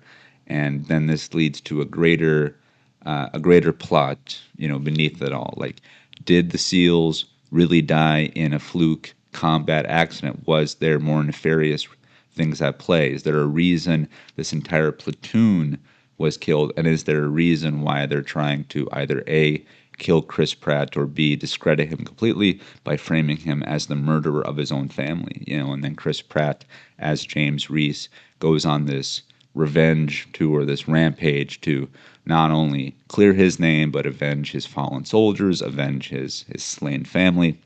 And it makes for a pretty fun adventure. And this is based off the book series written by Jack Carr. And I have not read The Terminal List. I started reading the book, and then I frankly put it down for too long. And so now I feel that there's going to be, I'm going to have to start over with that book again, essentially, when I decide to pick it back up. I really enjoyed it while I was consuming it, and for just some reason, I let it go for one too many days, and now I feel that I don't have the proper context to pick up where I left off with the book. The book is great. I really enjoyed it, hence why I'm going to go back to it. So that by no means is me saying it's not good enough to finish. No. I'm saying that it's my own fault. I should have kept on with it at a steady pace like I was and continue with it. But the series is also really great too. The series is so great that it made me want to read the book and to dive into the original source material. And then beyond The Terminal List, there is a spin-off series called The Terminal List Dark Wolf, which is a prequel to the series and tells the story of one of James Reese's SEAL team members. His name is Ben Edwards, and he is played by Taylor Kitsch. And I'm a big fan of Taylor Kitsch. This is a guy in Hollywood who has worked on various projects that I've enjoyed personally, but they've never launched into mainstream success. Before we had Channing Tatum as Gambit, he was our first Gambit in the X-Men series. He was in Battleship. He was in John Carter, more properly known as John Carter of Mars, based on the book A Princess of Mars. I mean, I like that movie. I like John Carter, dang it, and I'm not gonna be ashamed of it. And I like Taylor Kitsch. I think he's a pretty legit dude. I think he's a good actor, and I just wish that he had the projects that he's chosen to be in. I wish that they could have gone somewhere. I wish he could have attached himself to a series, and it seems like he finally has done that. He's put his time in the Hollywood circuit, and now he's attached to the Terminal List franchise, and he plays one of the co-leads alongside Chris Pratt. But in the lead up to the prequel series coming out, the Terminal List Dark Wolf, I decided to do a rewatch of the Terminal List proper, the original series, leading into the prequel, and I really enjoyed the Terminal List with Chris Pratt. I really, really liked it. I really like Chris Pratt as an actor too. I think he's top shelf talent. I also think he's a great off-screen presence as well. He's not afraid to hide his Christian faith, and so I really appreciate that representation. But just from an enjoyment factor on the television series, the Terminal List is freaking great. This thing is slick, this thing is fast, this thing is edgy, and the tactics in it are really, really good. You can tell when people do their homework when it comes to executing military-style maneuvers versus when they don't, when it's all pomp and circumstance. And yes, John Wick kind of revolutionized the modern action thriller by showing things such as proper muzzle flashes and reloads and good hand-to-hand combat. But despite my appreciation of the John Wick series, John Wick is very exaggerated in terms of its combat style, whereas something like the Terminal List, I feel, is much more ground-to-earth, much more gritty and real in how they execute their combat and tactics and communication. So if you're a fan of military TV adaptations and things that are more reality based as opposed to exaggerated like a John Wick, I think the Terminal List is a great series to check out, and I'm really looking forward to its continuation. But they decided over at Amazon that they were going to go back and they were going to tell a prequel story dealing with one of Chris Pratt's squad mates, being the Navy SEAL of Ben Edwards, again played by Taylor Kitsch. And I remember when this series was announced and coming out, I thought, why? Like, why go back? Because spoilers for the Terminal List. Spoilers, you have been warned. In the Terminal List, it is discovered that Ben Edwards, one of Chris Pratt's squad mates, he's in on the deception that gets his platoon killed. Ben Edwards lives. He's not part of the attack. He is not overseas with his men, and they explain in Dark Wolf why that is. But when the attack goes down on Chris Pratt's character James Reese and his platoon is killed, you find out that Ben Edwards had a hand to play in that, and that he's been deceiving Chris Pratt's character the whole way through. And then the series, the Terminalist series, it ends. In the last episode, it ends with Chris Pratt finding this out, and then he kills Taylor Kitsch. He kills Ben Edwards, and that kind of closes the loop on that character. So I was really bummed. As I said, I wish that Taylor Kitsch could get himself attached to a franchise, and it seemed like he did, and then they kill his character. But then they announced that they're going to go back and they're going to tell his side of the story. And despite me saying how big of a fan I am of Mr. Kitsch, I thought, why do this? We know the conclusion, and and why see a hero fall from grace? Who would want to watch that? Well, clearly, I judged the book, based off its cover alone, because I ended up being someone who wanted to see that. Because when I watched Terminalist Dark Wolf, I was freaking floored by it. I'll go so far as to say this. I think that Terminalist Dark Wolf is better than the original series. I think the prequel is better than the Terminalist proper. Dark Wolf is amazing. I think it does everything that the Terminalist did as a series and just amplified it. Better combat, better tactics. You can really get the sense of training. I think Taylor Kitsch is frankly a better lead. I'm not saying he's as good as an actor, as good as a presence as Chris Pratt. I think Chris Pratt's an A. Taylor Kitsch is a B. But for whatever reason, in this kind of environment, in this kind of a series, Taylor Kitsch just oozes coolness and oozes charisma. And he's so easily involved in the character and in the role. You believe him as a military combat, veteran. You believe him as this SEAL, this one-man army type deal. Whereas Chris Pratt, he has certainly reinvented himself, because he's more known for comedic roles, stuff like that. Most notably, I think people will know him for either Parks and Rec or his role as Star-Lord in the Guardians of the Galaxy movies. But he said, no, I'm going to put in the work, and I'm going to show you I can be, the action hero. And good for him, and God bless him, he did just that. But again, Taylor Kitsch, though, there's something about him that he just nails it. He just lands the plane a little better than Chris Pratt, in my opinion. And so, I loved this series. I'm the kind of guy where I do not like to binge TV, especially in today's turnaround with TV. Seasons are shorter. In my day, we used to have 15, 20, 25 episodes per season of television, and they came out every 2 years. Every 2 years we'd get 25 episodes. Now we're lucky if we get 10 episodes every 4 years.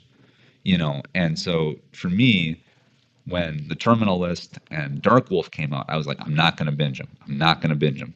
Because The Terminalist was 8 episodes and Dark Wolf was 7. So I was like, I got to make these things last. I could not do that. I could not put down the remote. I fell in love with The Terminalist, and I fell in even deeper with Dark Wolf. I mean, these series are so easily rewatchable. I think Dark Wolf especially is going to be a much more satisfying rewatch, just because I have The Terminalist so fresh in my mind, and now now that I've seen it all, I can, break it down, go through bit by bit. And yeah, I think that The Terminalist is really scratching an itch when it comes to, like I said, these strong military thriller TV shows. And to see the world expand with Dark Wolf, I was very nervous at first. Again, the idea of going back when you already know the conclusion to the main lead, again, being Taylor Kitsch's character, Ben Edwards. I thought, why? And then they showed me why and how, and it ended up being great. And I'll just say this, without giving away the whole bag on Dark Wolf. The first season does not bookend perfectly into The Terminalist. It's not like he's presented a briefcase of money and someone says, "How would you like to betray your men for $1 million?" There's, it's not like that. They leave the door open to tell more stories with the Ben Edwards character. Again, we know how his story ends, how it concludes. His deception is revealed, but they're really stretching the taffy on what did he do before the deception. We're going to show you all that stuff. They run the risk of maybe over egging the pudding, because I feel that if you tell too much story, in between the proper series, then that could be a bit of an issue. But again, I had very low expectations for Dark Wolf, and they ended up exceeding them for me. And so I'm so ready for a season 2. I pray to God we don't have to wait 3 years. But speaking of season 2, the Terminalist proper with Chris Pratt is getting a season 2. I believe that thing is already shot, if it's not still shooting, but that thing is very much in production. And so, this book series written by Jack Carr has been turned into multiple TV shows, and they are going to have multiple seasons under their belts when all is said and done. And I think they're great. I genuinely think that they're great. I think that they're a good piece of entertainment. And so I'm very happy to say that the Terminalist franchise is 2 for 2 in my opinion. And bring on season 2 of both the series, and just give me more of that good military SEAL goodness. So check it out on Amazon Prime. All right, kids, let's keep things moving here. Let's sidestep onto a side street, as it were, because I want to talk about some concerts that I saw recently. Starting with Big Time Rush. Yes, kids, back in August, I got to see Big Time Rush in concert again. Yes, kids, again. This is not the first time, and hopefully will not be the last. I saw Big Time Rush back when they were in their prime, as the kids say, as you say. Back when their TV show was still producing, still thumping, and the music was roaring, and that was many, many years ago. And I grew up on Big Time Rush. I really did. I remember watching their TV show on Nickelodeon with my whole family, and we got into it, and we laughed, and we danced, and we sang their songs, and they went on tour back when I was just a kid, and I had a great time then, and I had a great time now, because, since the years have gone by, all of them have grown up, all 4 of them respectively, and then they kind of disbanded the group, went on hiatus for a bit here, and then they brought it back. They brought it back for another, reunion, and they went out on tour, and I got to see them again with my mother and sister, and it was great. It was freaking great to take that trip down memory lane to soak up all that nostalgia. And I had not listened to any songs by Big Time Rush in freaking years. I mean, it must have been at least a decade. They're on my phone somewhere. They're on my Spotify playlist somewhere, but it's not like I'm actively listening to them. If I were to come across them, it would be if they happen to pop up on Shuffle, but they have a chance out of one of, 4,000 songs, on my Spotify playlist, But when I was in that concert hall, at that venue, and they started to play their songs, it came back to me like I was a sleeper agent. Like I knew every word, every beat, every melody. Like I was in it. It was like I was transported back in time. And I was like, I know that, I know that, I know that. And I was dancing, I was singing. It was great. It was great. And look on my blurry concert photo with great envy, because I had an absolute blast. I thought it was great. And if kind of the behind the scenes of the show, in the TV series, the 4 boys are characters, and their characters are based out of Minnesota, is what I mean to say.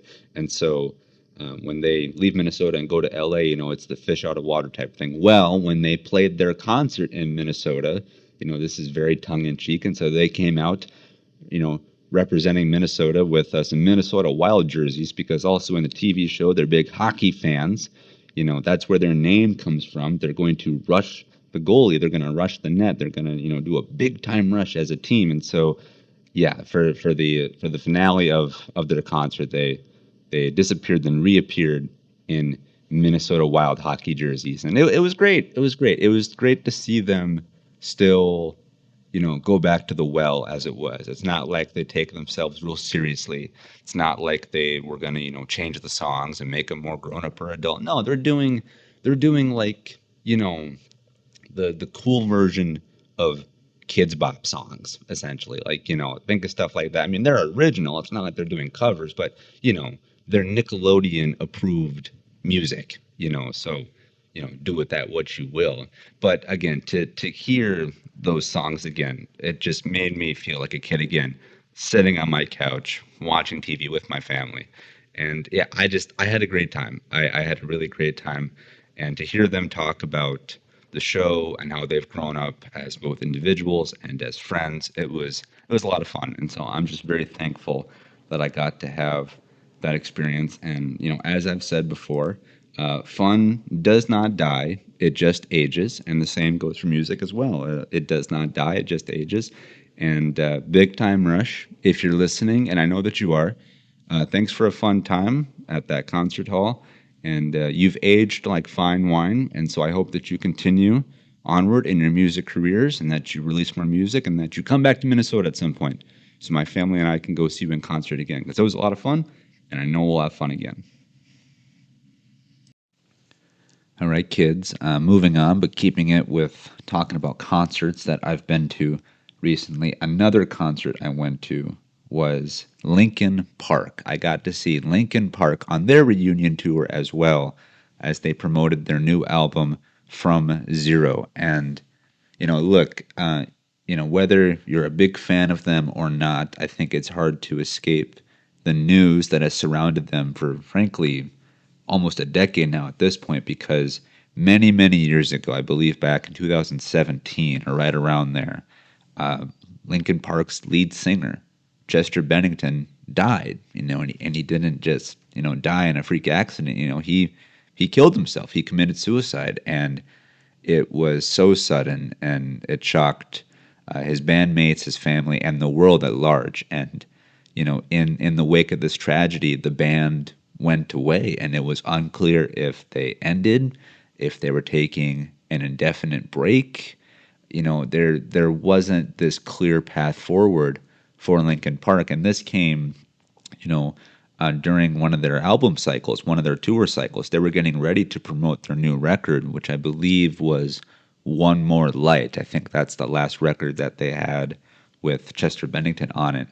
And everything just stopped. It all came to a halt, and everything got packed up and put away, and that was it. There was no more Linkin Park on the horizon. And they as a group got together for promotional stuff, and they did things for charity and for celebrations of Chester Bennington and of music as a whole. But the idea that the band could just continue forward was lost on everyone. And I had the privilege of seeing Linkin Park in its original lineup with Chester Bennington back in 2014. I saw them at the Minnesota State Fair when they were billed with AFI, which I never heard of, and 30 Seconds to Mars. And so I got to see everyone's favorite actor, Jared Leto, live on stage with his band. And, Jared Leto aside, his band put on a great show, but, Linkin Park brought the house down. I mean, I still have vivid memories of seeing both of those groups back to back, and going from sun up to sundown with music playing. And it was just an incredible experience for me and my dad to see those two bands, but especially Linkin Park. We definitely, I think, liked Linkin Park more at that time. At least my dad did. And we had a great time. And then, as I said, 2014 passes, they go on, they make more records, and then Chester Bennington dies, and it all stops. It all goes away. And now, as a group, they've reformed and they've changed their lineup. They got a new drummer, but most notably, they have a new singer as well, a new front man or front woman, as it were, because now instead of it being a group comprised entirely of men, they now have a new lead singer who is a woman, and her name is Emily Armstrong. And they, of course, play their old hits. They go through the entire catalog now with her singing the Chester Bennington parts. But in addition to that, they've also made new music as well, new original stuff with her. and this is from their latest album called From Zero, and they went on a tour, and I truly found out about this tour very late in the game. This was very much a surprise for me. I did not know they were touring. I did not know they were coming to Minnesota until like 5 days before their tour date. And when I saw that it popped up on my news feed, on my Twitter feed, I was like, I don't care how much it costs. I don't care what seat I get. You can put me in the nosebleeds. I need to be at this concert. I need to see this. I saw them again in their original lineup, and now to be able to say I was there for the reunion tour, I needed to be in that room, and I went and I had a beautiful time, and I mean that sincerely. The concert was awesome and electric, and I was banging my head along to the beat, and I was singing the songs, but they fully acknowledged what it means to come back as a band. And they full on said, they took time, and they said, we didn't know what to do immediately. They didn't know what going forward would look like. They didn't know what that meant for the band, for the fans, for the industry. They said they stopped the concert and they talked about it for a bit, and they were very honest and very pure to the fans, and then they went back into the music, and it was just this swell of energy and emotion, and I mean it was really, really moving, and it was all wrapped in this great, just fun, electric time. And yeah, they brought the house down. I mean, they played the hits. They went through their whole catalog. I mean, Burn It Down, What I've Done, New Divide, In the End. I mean, they did them all, and I had a great time, and I really enjoy their new album From Zero. I think it's a real piece of art, and I'm someone who, and I mean this sincerely, when they announced that Emily Armstrong was going to be the new front woman of the band, the new lead singer, I was like, oh, that's odd. Like, I wouldn't have thought that. Okay, let's see what you got. And then I remember I heard their debut single off of From Zero called The Emptiness Machine. And I immediately was like, oh, I get it. I see the vision. Like, I get what they're going for. They're not just trying to reinvent themselves. They're making a statement that we're going to honor the past, but also embrace something that's totally new. And I was there for it from day one. And so to be able to see it literally live with my own two eyes was just really, really awesome. And they put on a great show. Again, so much fun. The lights and the sounds were great. They had a great sense of scale, and I thought that their stage was cool. And I think that concert made me a bigger fan of Linkin Park than I was before. And I'm just really happy that the band continued on. I was afraid that it would have ended completely, that they would have shut it down for good. And I don't think anyone would have blamed them. I truly don't. I think that there would have been sadness and perhaps some frustration in the immediate aftermath if they said, that's it, we're done. But I think the majority of people would have respected it. I think that they felt that they lost their voice, their titular voice, and that they felt that they couldn't go on. I think if that was their conclusion, we would have got it. I think I would have got it. But again, the fact that they said, we're going to get through this together as a band and as a fandom is really just remarkable. And so, yeah, getting to see Linkin Park on their reunion tour was something I was not expecting, but I was very, very thankful to have caught them when I did. And just rock on, man. And they at the concert, of course, they had merch, and I got the shirt and I got the hat, but they also released. They had snacks you could buy, Linkin Park branded snacks. They had Linkin Park gummy bears from Haribo, I believe is how you pronounce it. And, who would have thunk it, that they released Linkin Park gummy bears alongside their concert tour. But I bought a bag and I ate them while I watched the concert, and they were great. You know what they tasted like? Rock and roll, energy, fire, drumsticks, Transformers. I mean, they're not your typical snacks, So just Linkin Park ended up being a really fun time, and I'm really glad I got to see them on their comeback tour, and sky's the limit. I'm looking forward to the future beyond this new album, beyond their rebranding and their regroup. So I hope they continue to make music for another 10, 20 years. So yeah, Linkin Park, much like Big Time Rush, come back to Minnesota, and that way we can rock on again. So yeah, hope to see you soon. The next musical act I got to see live was Hans Zimmer, the famed composer behind many such movies as Dune, Man of Steel, Interstellar, so on and so forth. Or did I? Did I get to see Hans Zimmer live? Well, that's where our story will take us. But I did go to the World of Hans Zimmer. This was a orchestra-based concert where an orchestra performed his music. But the catch is that he himself, the man Hans Zimmer, was not there. This was disappointing to me. This did not ruin the night. The night was still great and fun. My mother and I had a wonderful time, and the music and the presentation of the music via a live orchestra was beautiful.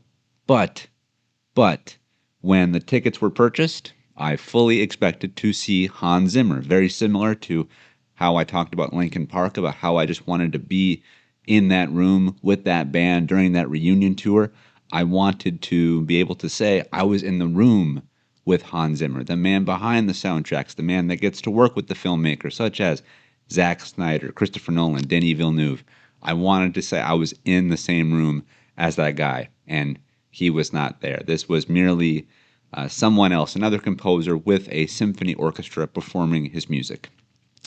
It did not ruin the evening. It did not, and this is entirely my fault. I should have read the fine print when I bought the tickets, apparently, but I assumed that when I bought tickets to Hans Zimmer, I thought I was going to see the man, Hans Zimmer.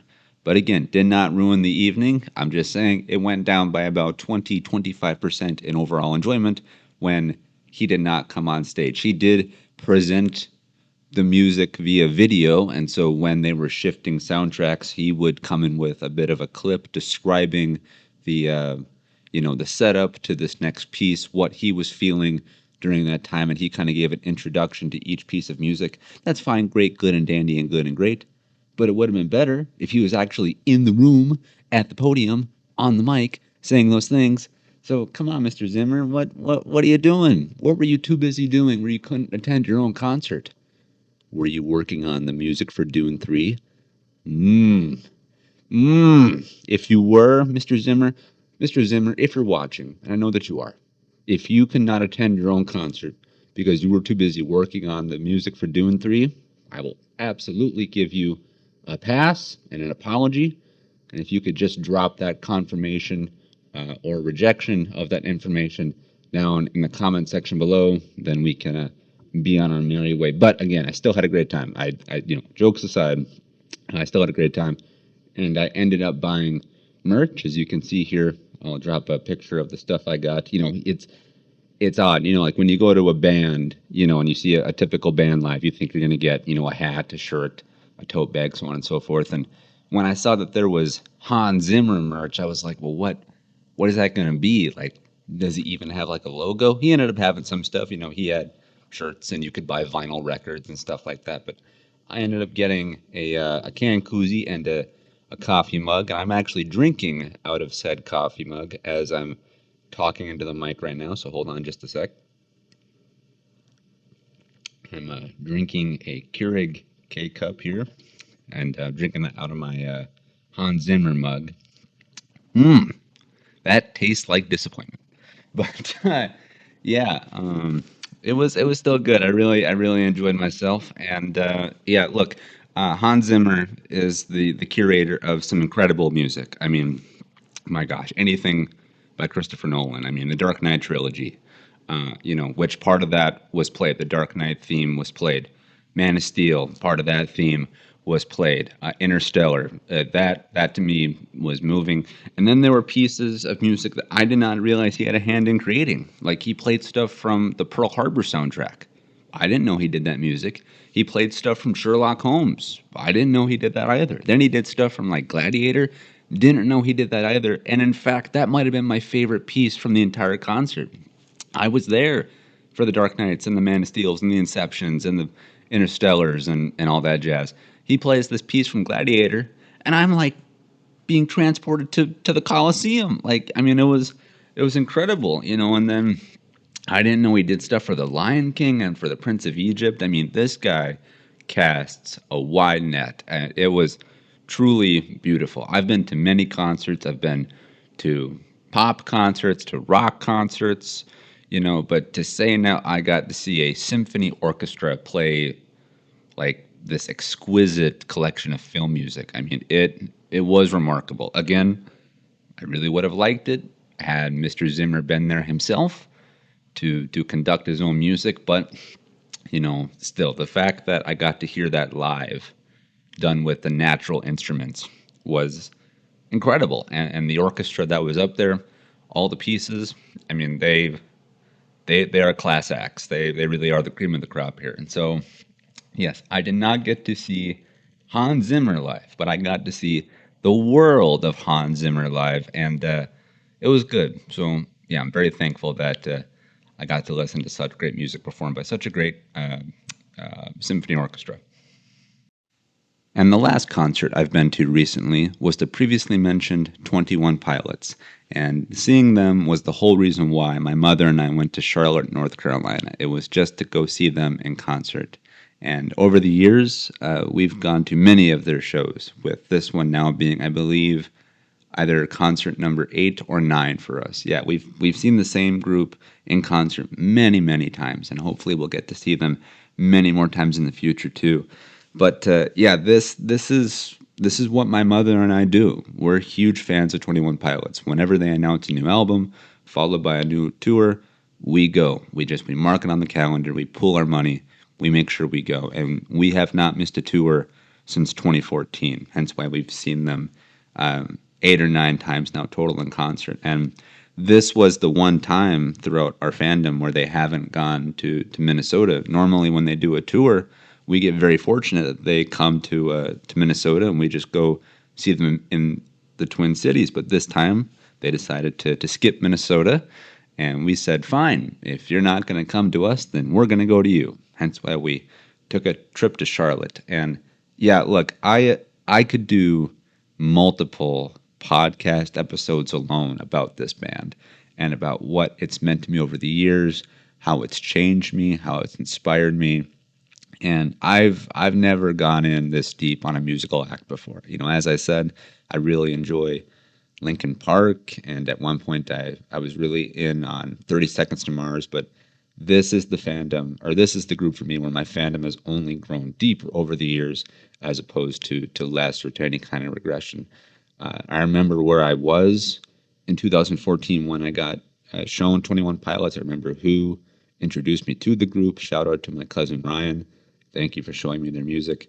And yeah, my mother and I, we have not missed a show. And there's something about these guys that just is so fun and creative and unique and inviting, and it's colorful, and the lyrics have so much meaning, and you know the beats that they make. I mean, there's so many pieces to their overall creative process that make them a great group to not only listen to, but then to also examine like on a deeper level, and then to also have them, you know, put on this amazing show time and time again. I mean, we've never had a bad experience with them. Every time we've seen them in concert, they put on a great show, and they bring the house down, and they bring so much fun and so much energy. And I really think they put themselves out there on full display. I think nowadays with music production, you can kind of tell when someone's faking it, you know, or someone's relying too heavily on, you know, a computer or auto-tune,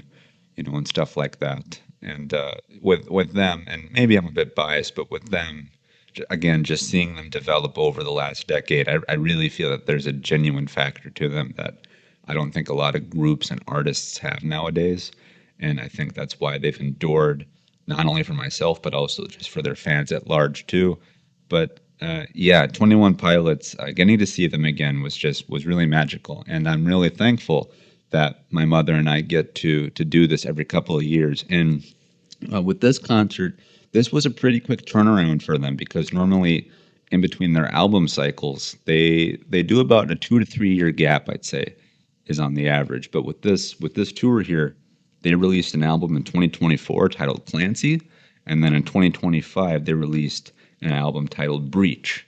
And so this tour, this album, was a much shorter turnaround than previously, in their cycle, and that was unexpected and a surprise for us. But we were also kind of thinking like, oh, like, what does this mean? Like, are they gonna take a break? And they've kind of alluded to that after this tour is done properly, that they will not hang it up. They're not going to call it quits, but they're going to do some kind of some spotty touring around the rest of the globe. They're going to do a few festivals, but this might be the last time for quite a number of years that they do an actual proper tour.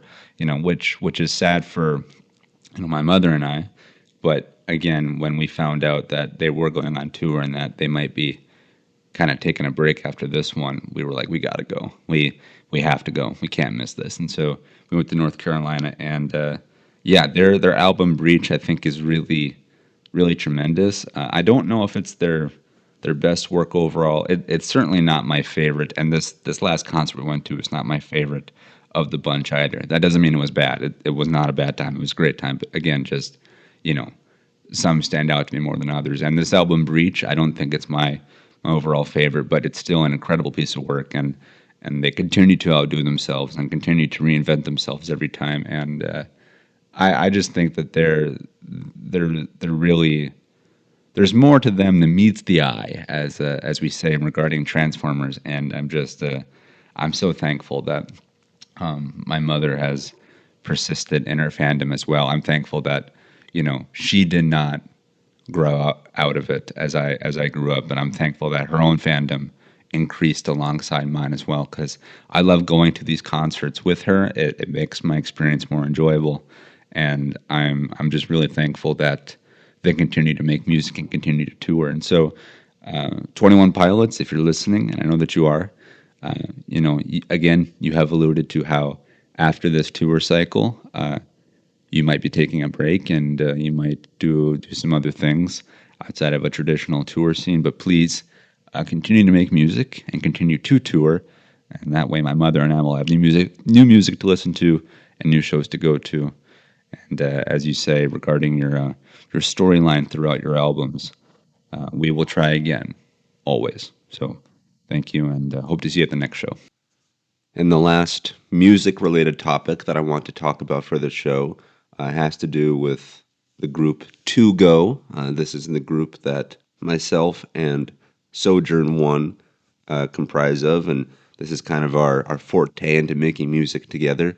And we released our first EP a couple of months ago, titled Two of Hearts, and we've really appreciated the response and the reception to that project. And then now, if you're someone who has liked our music and has liked our style and our sound, and if you want to learn more about how that came to be, we recorded some stuff throughout the creative process of that EP, and we put it in a kind of a behind-the-scenes making of documentary, which can be found on this very channel. And so this is a compilation of clips where Sojourn 1 and I talk about the project and our own mindsets, and we give insights to each other about what we were thinking and going through during the creative process. And then intercut with that, we weave in stuff of us actually making the project, us working on various laptops, on drum kits,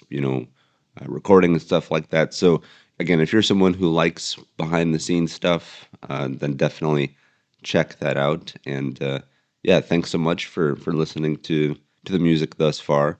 We have more plans to make more, and sky's the limit with that stuff. But again, if you're a fan of what we've made so far, and if you want a little bit of a deeper dive into our creative mindset, then check out the Two of Hearts making of video on this very channel.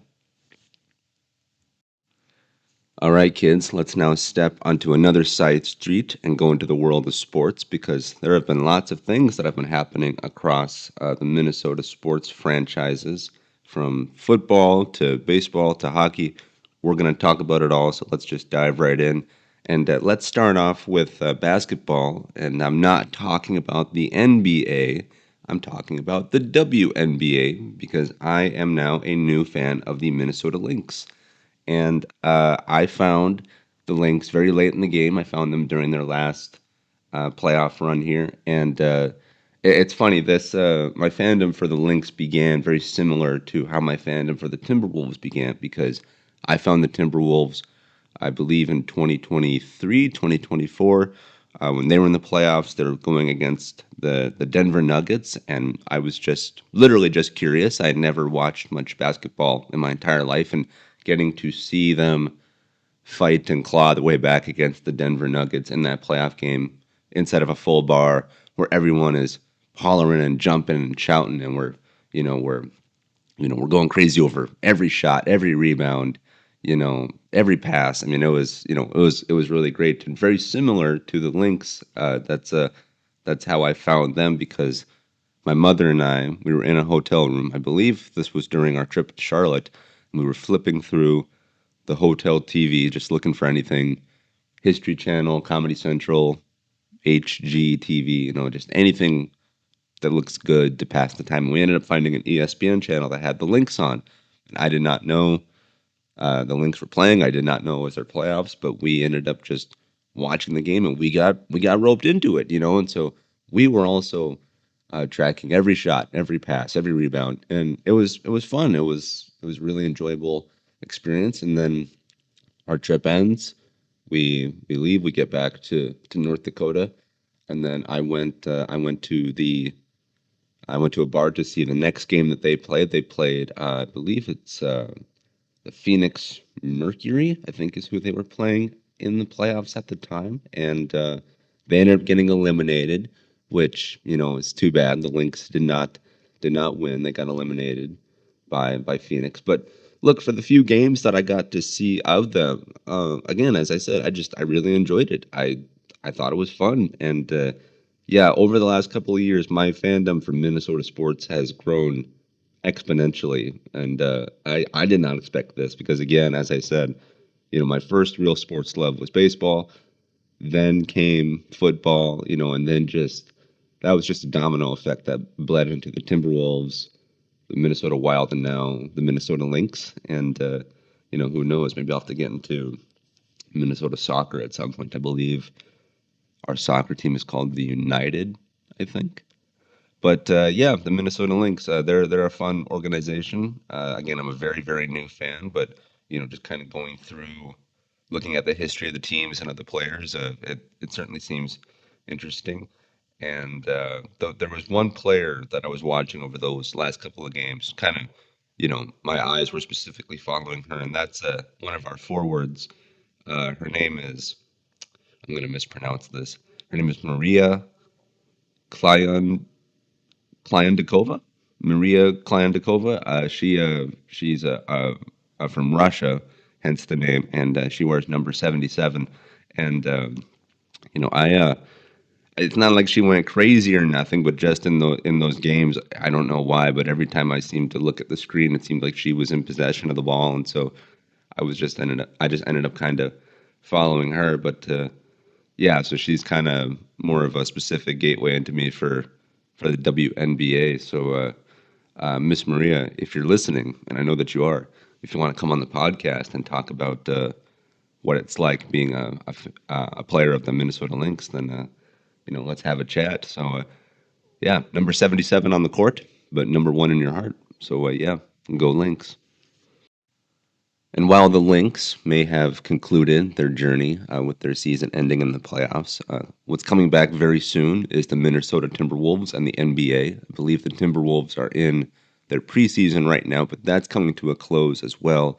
I think that their first actual game of the regular season is on October 22nd, so I'll be watching that game. And yeah, I'm a big fan of the Timberwolves. I think that they're a fun franchise with fun players, and it was last year, I think I went to my first Timberwolves game. I believe they played the Jazz, I think. But regardless of the opponent, I had a great time. It was fun. It was cool to see those players that I've watched on the screen, to actually see them in the flesh.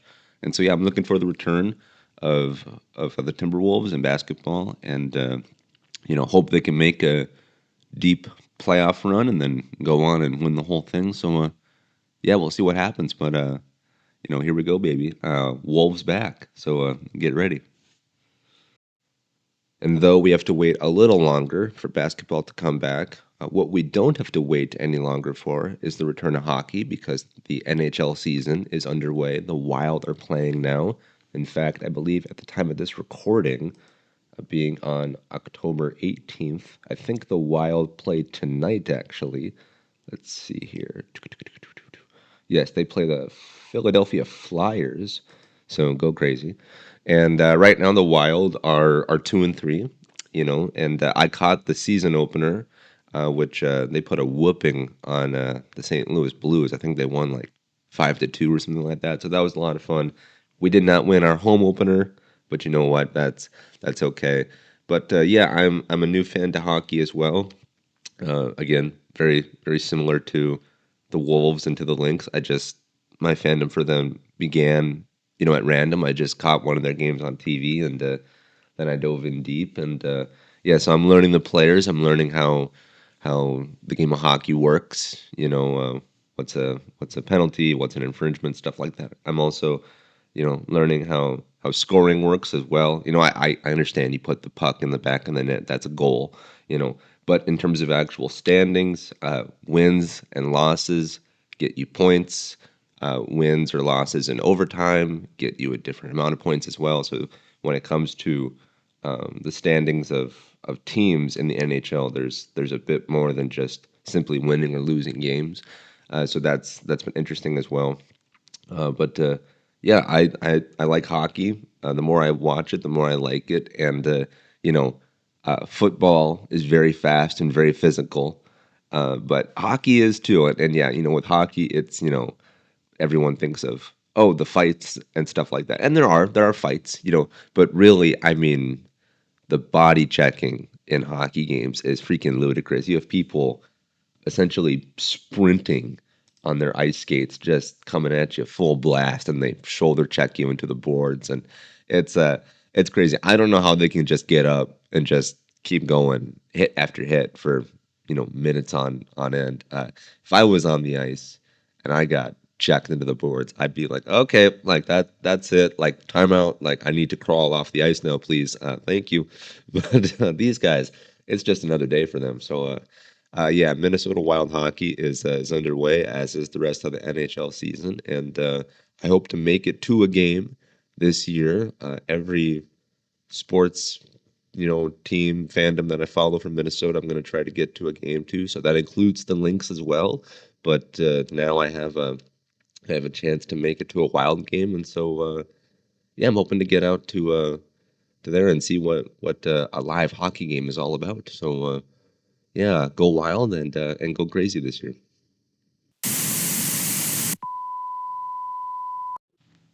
Well, kids, I did not get this episode of the podcast out on the day I intended it to, and that means that the hockey game I was talking about, where Minnesota was going to play Philadelphia, that has already happened, that has already concluded, and the Wild did lose. They lost in overtime too, which is a bummer because you want to win those close games. I did not get a chance to see this game. I was preoccupied with other stuff, but as I said, the season just started. The season is long, and I'm hopeful for the team. I think we have really good talent on the ice, and I'm looking forward to actually seeing that talent on the real physical ice at some point, as I am going to make sure I get to at least one Wild hockey game before the season is out. So, yeah, look, it's not the strongest start we want to the season, besides really our first game to to mark the beginning of the season. That game was incredible. Then we lost our home opener, but what are you going to do? But I believe in this team. I think we have a real good shot to run deep into the playoffs this year. So yeah, we'll see what happens. But yeah, go Wild. And the next Minnesota sports team that I want to talk about is the Vikings. And Ugh, what a roller coaster it's been. What a saga it's been thus far. But it wouldn't be the Vikings if it were nice and easy. But after week one, coming back and beating the Chicago Bears, Dub Bears, we've had a really rocky go of it since then. In week two against the Falcons, we not only got whipped completely. We lost that game 22-6. We couldn't do anything in that game. JJ McCarthy, our new starting young hot QB, got hurt. So the Duke of Minnesota has been benched since then, and in his place we have local homegrown Carson Wentz, who has been bouncing around the league for many years, playing with many different teams, and it's been to pretty good success. Not gonna lie, week three, here comes Carson Wentz off the couch, and we beat the absolute brakes off the Cincinnati Bengals, beat them 48-10, which was freaking amazing. And then, by the way, all of these graphics that I'm showing on the screen, these colorful cartoon representations of the games, these are made by a Twitter account called Corn Doggy LOL. So not just corn dog, it's Corn Doggy, like good doggy, and then LOL at the end. I'll drop a link down to his Twitter below in the description. But he is responsible for these cool graphics that summarize each NFL game. So I'm very thankful that I found his art. He has a very cool page. But yes, the Vikings decimated the Bengals, who are also facing a bevy of injuries themselves. They lost their starting QB in Joey Burrow, and so they had I believe they had Jake Browning start for them against the Vikings, and Jake Browning was formerly with the Vikings, and there's a reason why we cut him too. So we beat the Bengals very handedly, very very nice. Because I don't think we were projected to win that game going into it. At least not if Joey Burrow was still there. I wanted them to win. I thought that we had a shot, but if you look at the actual statistics and stuff and the betting odds, it would have been tough. And then going on to week four, this was one of the overseas games. We lost in very sad fashion to the Steelers. This is a game that we should have won, and this to me was a classic Vikings game in that we were getting just ran over completely. Aaron Rodgers was slinging it like, he was 20 years younger. And then we end up nearly having an epic fourth quarter comeback with many things going our way, lots of turnovers, lots of, quick catches and stuff like that. It was a lot of fun. We end up not winning, even though we should have. I feel like if we could have had better control of the count there at the end, we could have, given the ball to Will Reichert and attempt a kick. It would have been deep. It would have been a really, really deep field goal. It would have been like 60 plus yards, maybe even, broaching on 70. But yeah, we end up not winning that game. And I'm so sick of these overseas games because they're overseas, you have the time differences. And so this game, if you wanted to watch it, to partake in it, it started at like 8 a.m. Like, what the hey, man? What the hey, NFL? So yeah, it wasn't great. But what made the experience more fun is that while I was in Minnesota, I went to a Purple Daily listening and watch party for that game. We gathered at a bar and watched the game on TVs. And Purple Daily is literally a daily Vikings podcast. They cover the team. They release an episode 365 days out of the year, going in as deep as you could possibly imagine. And so getting to be in the same room as those podcasting hosts and to put a face to the voice, because I've been listening to them for years, that was really nice. Then I got to chat with them a little bit after the game, and so that was a fun experience, despite us losing in kind of a sloppy fashion. But what are you going to do? And then going on to week 5 against the Cleveland Brownies, we ended up winning that game. I did not get to watch this game. I was at work at the time, and so I was listening to it sparsely while I was working. But we won, which is great. Again, we have Carson Wentz still driving the car, and JJ McCarthy has been, so out of his rehabilitation. Who kind of knows what's going on with him. But coming up now, going into week 7, we have the Eagles. So we are going to play the Philadelphia Cream Cheese. And this is Carson Wentz's first team. This is his real kind of home native team. Again, he's bounced around the NFL over the years, but Carson Wentz was drafted by the Eagles, started with the Eagles.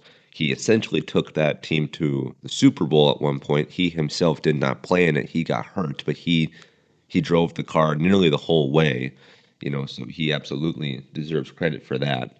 And looks like now Carson Wentz is going to start against the Philadelphia Eagles.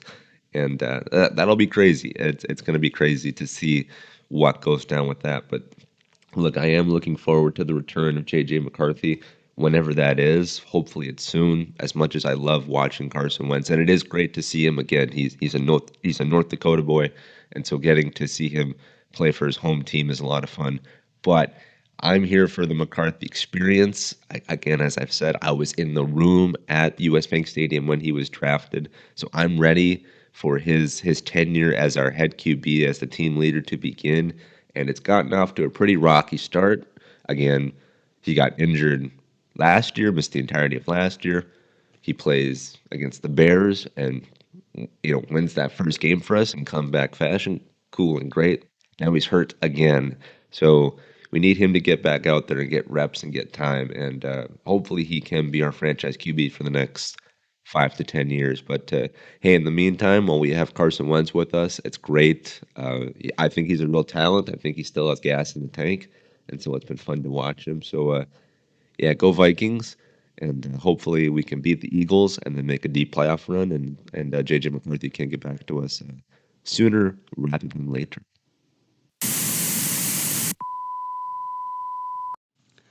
And very similar to the after-action report that I had to give regarding the Wild hockey game, the Minnesota Vikings played their game against the Philadelphia Eagles.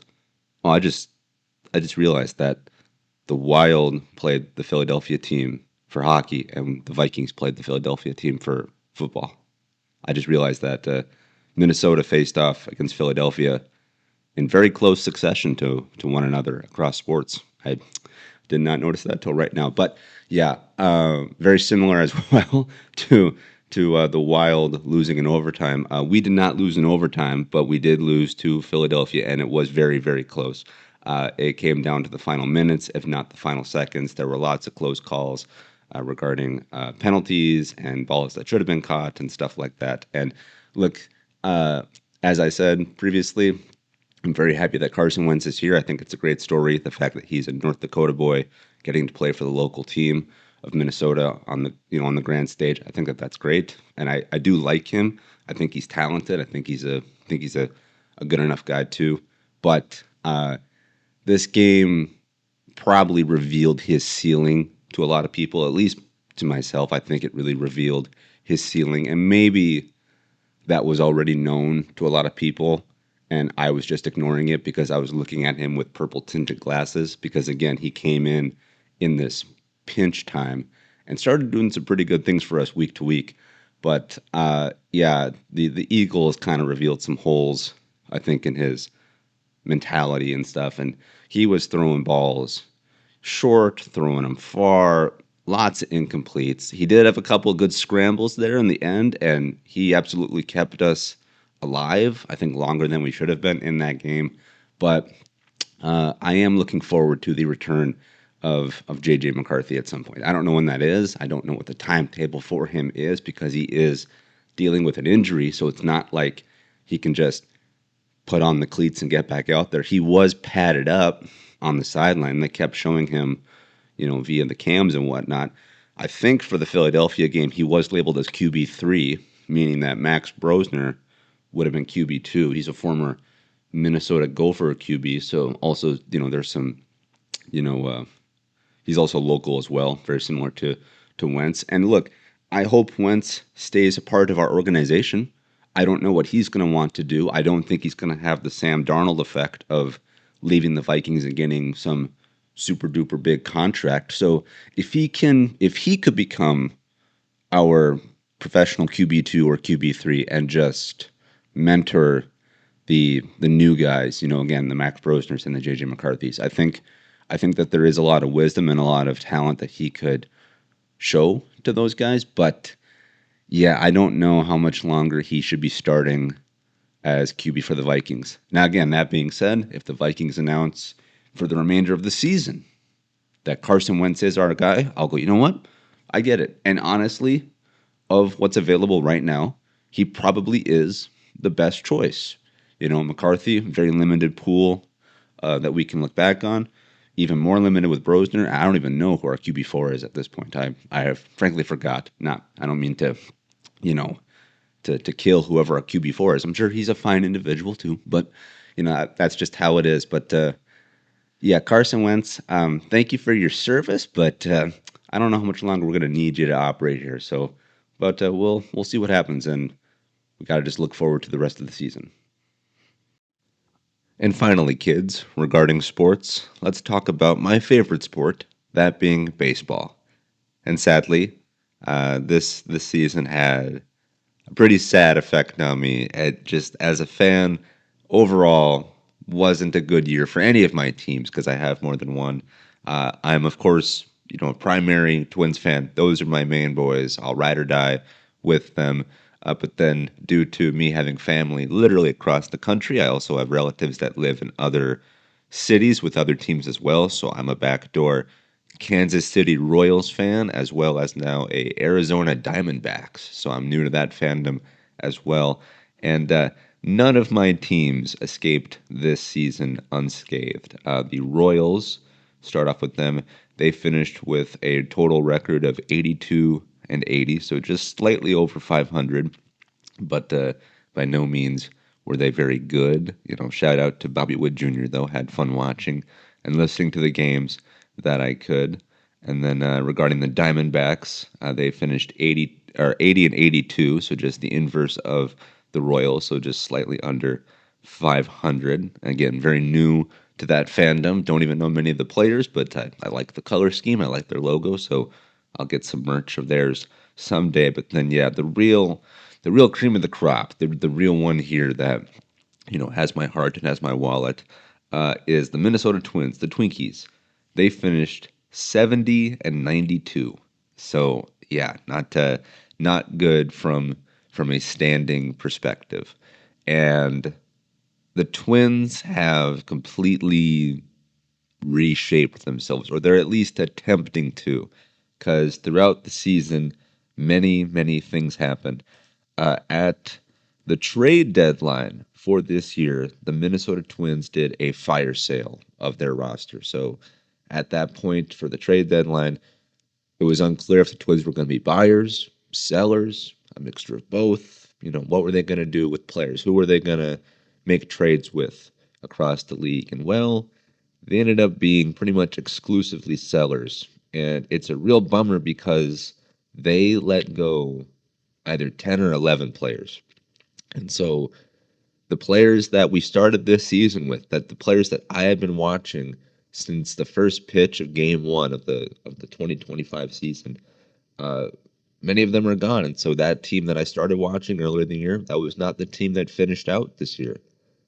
And it came like a thief in the night. Like, I have my phone set to alerts regarding the Twins. Whenever they do something, like on Twitter, if they tweet something, my phone will beep, and so every time they announced a trade, my phone was beeping. My thing wouldn't shut up. It was going off the hook, and I was watching my team get torn apart, one piece at a time, and it made me sad. And yeah, so here's who we lost. We lost Harrison Bader. He went to the Phillies. I loved Bader. I thought he was a lot of fun. Was he a really great player overall? No, but for me, he was fun. I thought he was a good addition to the team, and I'm sad that he left. He went to the Phillies now, where Max Kepler resides. A shout out to Max Kepler. He's my real number one, Twins player. Everyone loves, Joe Mauer, Killebrew and stuff like that. But for me, it's Max Kepler. He was my real gateway into the Twins. Well, I mean, Mauer was kind of, historically speaking, but Kepler was the guy who I latched onto. And really, in my opinion, the team really, the downfall for me started when Max Kepler left. Again, I'm still a fan. I'm not like, it's not like I'm jumping ship. I'm not going to, abandon the team. I'm just saying that this kind of downward trend for me started when Kepler left the team. So I'll just say that. But yeah, Harrison Bader to the Phillies, Brock Stewart to the Dodgers. I was never a big Brock Stewart fan, but I liked seeing him when I did. He was with the Dodgers, the Doyers, as it were.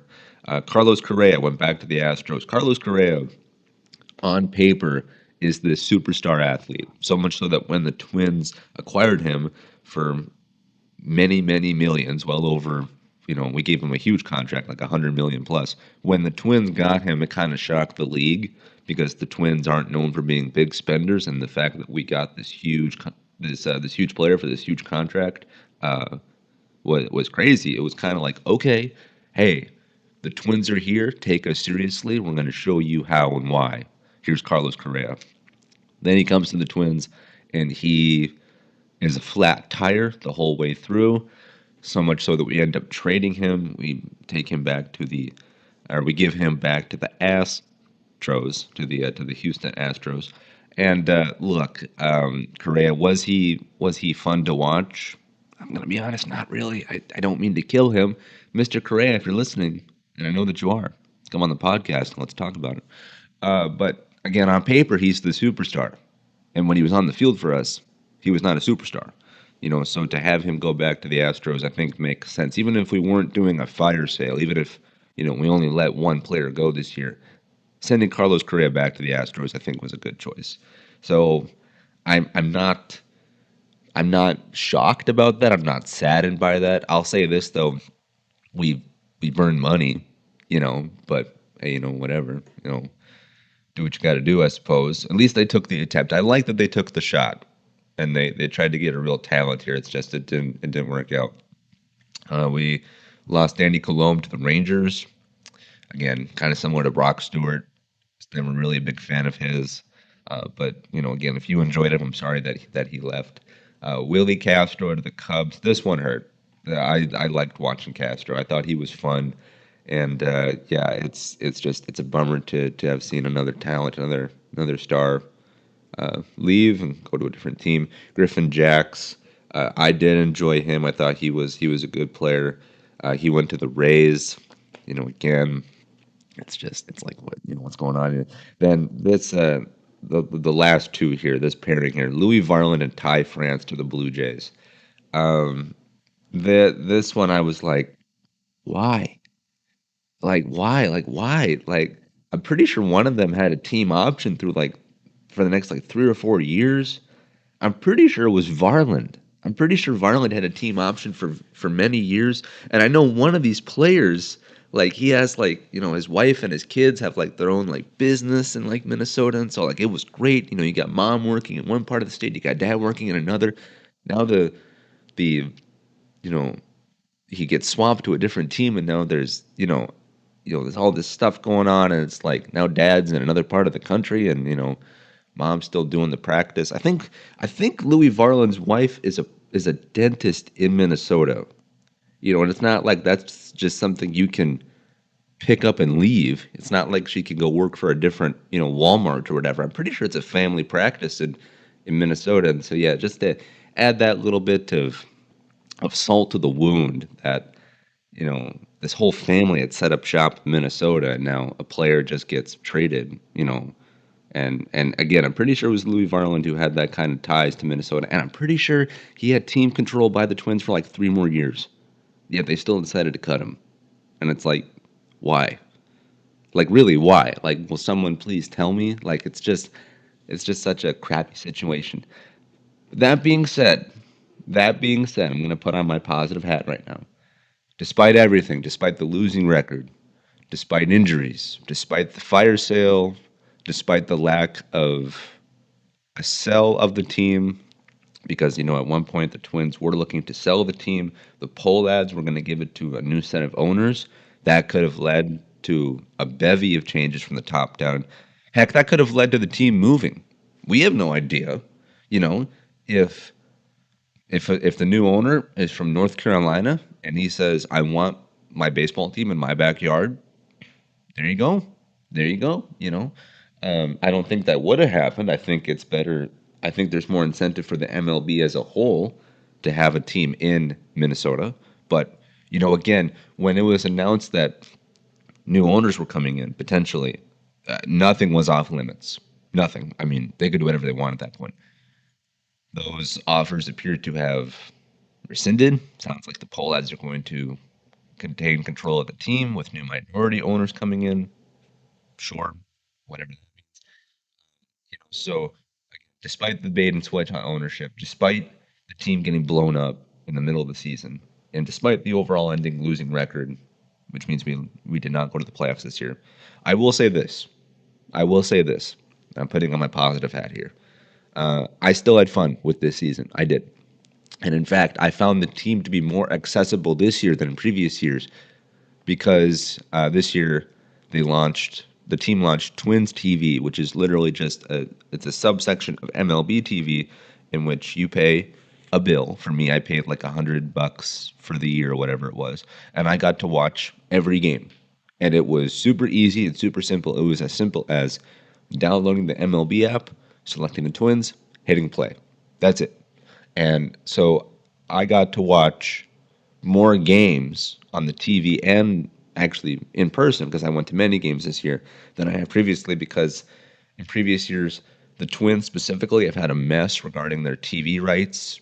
For a while they were on Fox Sports North. Then it was just through cable providers and stuff like that. Then it was we might go to streaming, we might not. It's not like they were aligned with like Netflix or Hulu. They thought, well, we might do our own thing. We might go here. It was, long story short, it was very hard to watch the Twins on TV. In the age of streaming where everything is at your fingertips, all for a low price. The Twins, they're being very, very not user friendly with that. It was very hard to watch them. So finally, they create this offshoot from MLB TV called Twins TV. And they did make it incredibly easy and frankly affordable, in my opinion, to watch the team game in, game out. And so that to me was a highlight. I felt more connected to the team this year than I did in previous years. Hence why the fire sale, cutting the team in half, I think hurt as much as it did for me. Look, I love baseball. It's my favorite sport. And I love the Twins. They're my favorite team. And I'm still a fan. I'm still with them. Despite me having fandoms now for other teams. Shout out to my Royals and to the Diamondbacks. But look, I'm all in on the Twinkies, man. I've even looked at getting season tickets. Like, I'm that kind of guy. Have I ever actually, put pen to paper on that? No, but I've done a little bit of research. Again, just being the fan that I am. What kind of packages are there out there? And I love the ballpark. I love going to Target Field. I love the atmosphere. I love watching this team live. I think baseball is such an enjoyable sport. And yeah, I wish my team was doing better overall. But despite everything, I still had fun. And I still believe in this team. In whatever new iteration that takes with new players, a new coach as well. We let go of our head coach, Rocco Baldelli, after many years. And maybe we will get new owners. Maybe that will lead to mass-wide changes, beyond what has already happened. Who knows? I just hope that the team remains in Minnesota, and I hope that when we get good pieces that they're here, that they continue to stay here, and that way we can get attached to players and we can buy more jerseys and, and decaled shirts and all that stuff. I want to see this team succeed both on the field and off the field. We're leaving 2025 on a sour note, but hope springs eternal. I look forward to the future, and I think you should too. And yeah, so look, Twins, this was kind of a rocky year in our relationship. I am by no means breaking up with you. I still love you very much. In relationships, sometimes, you fight, you have spats, but at the end, you always come back, shake hands, give a hug, and do all that stuff. And so I think now is the time for us to return and to meet up and talk things through. So let's look forward to the next year. and just have fun, man. Just enjoy baseball. It's America's pastime, apple pie and baseball, and yeah, I guess we'll see you for the next season. All right, kids, let's get into movies once again. Let's get into some reviews here because I've seen a bunch of stuff since we last got together. So I'm going to share my thoughts, as it were. Speaking of the previously mentioned Mel Gibson, I watched one of his films recently, that being 2000's The Patriot. This is directed not by Mel Gibson, but is instead directed by Roland Emmerich. Mel Gibson simply stars in the main role. And this is a war film, set during the Revolutionary War period. And I had never seen this film before. I had only heard about it and just seen clips. And I got to watch it in its totality. I believe it's clocking in at like 3 hours. And no time is wasted. This thing rolls by like a freight train. Roland Emmerich is more or less known for disaster films, great destruction films. That's kind of his forte, and he brings that sense of scale and grandeur and destruction, frankly, to The Patriot. Getting to see real buildings on real locations, practical effects and practical sets get destroyed and get decimated by the war is pretty crazy to see. It's very visually stunning. Then if you're a fan of history, this again gives you a front row seat to a piece of history, that being the Revolutionary War, which is very majestic in its own right. It's something that should be studied, and I'm not entirely sure how accurate this film is. I'm sure that there are some creative liberties taken for the sake of the drama, for the sake of the movie, but again, just to give you at least a sample as to what life was like back then, I think this movie does a pretty great job, and it is really entertaining. Mel Gibson is very charismatic in this. This movie also stars Heath Ledger, who is most notably known for his role as the Joker in the Dark Knight film. And then he sadly passed away after that, but this is a role that he did prior to that. And so if you want to see Heath Ledger outside of the Joker makeup, you can catch him in this film, and he's quite good. Seeing him act made me realize that he really was an incredible talent, and it's sad to have lost him all those years ago. But the film really is amazing. It truly does make you feel patriotic. And yeah, my dad and we had a great time. We watched this together after we went fishing one day, and it was really, really good. And again, the controversies and the mistakes that Mel Gibson has made aside, and he by no means is, a squeaky clean individual. He does make incredible films, both as a writer, director, and as an actor. And this is certainly one of them. And so if you can look past the blemishes on Gibson's life, I think you should check this film out. I think it's really good, and I think you'll enjoy it. It made for a really fun time. Also, I previously mentioned Fantastic Four First Steps, and I saw that film as well, and this film blew away my expectations. I loved this movie. I thought it was fantastic, and the thing about the Fantastic Four is that, look, I'm a big superhero fan, big sci-fi fan. I love Batman, Spider-Man, Superman, all that jazz. But with the Fantastic Four, I got to be honest, I have frankly found them to be a boring collection of characters. I'm just being honest. I think in the pantheon of superheroes, again, from everything from people that can fly and are strong and can, shoot fire out of their hands, and stuff like that, I find the Fantastic Four to be, again, rather kind of dull, which is ironic because one of them can literally shoot fire out of his hands. But to me, that's kind of the big highlight of the team here, because you have the Thing, Ben Grimm, you have the Orange Rock Monster, you already have the Hulk, and he's green, so there you go. You have the Invisible Woman, and she's, kind of just like an X-Men. She can do telekinesis and stuff like that. And like we already have the Scarlet Witch, and all that stuff. Then you have Mr. Fantastic, who his superpower is that he can stretch. Okay, just stretch, not stretch into two pieces or to two people. Nope, he's just Mr. Elongated Man, stuff like that. And then you have kind of the real kind of cool factor of the group being the Human Torch, which again, we have that in Sunspot from the X-Men. We have that in various other X-Men with fire manipulation. So again, the Fantastic Four not a real appealing lineup. However, their movie was absolutely appealing. They frankly made me a fan of the Fantastic Four, and I love how this movie was literally made. This thing is a sci-fi film, but its art design is crafted around stuff from like the 40s, the 50s, the 60s, the 70s. It's this hodgepodge of classic Americana things like, classic cars and baseball and, things that look retro but are incredibly futuristic. I mean, it's really cool. It feels like a more sci-fi technological based of like Captain America, the first Avenger.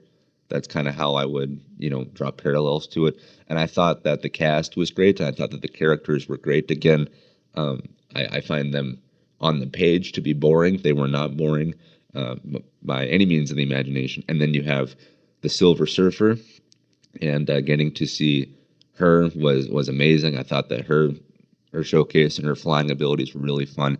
And the space sequences in this movie are phenomenal. When they leave Earth and they're flying in space and going through wormholes and stuff like that, it's freaking awesome. And there are very clear nods to Christopher Nolan's Interstellar in the way the wormhole looks and how the travel looks and the way that a black hole looks.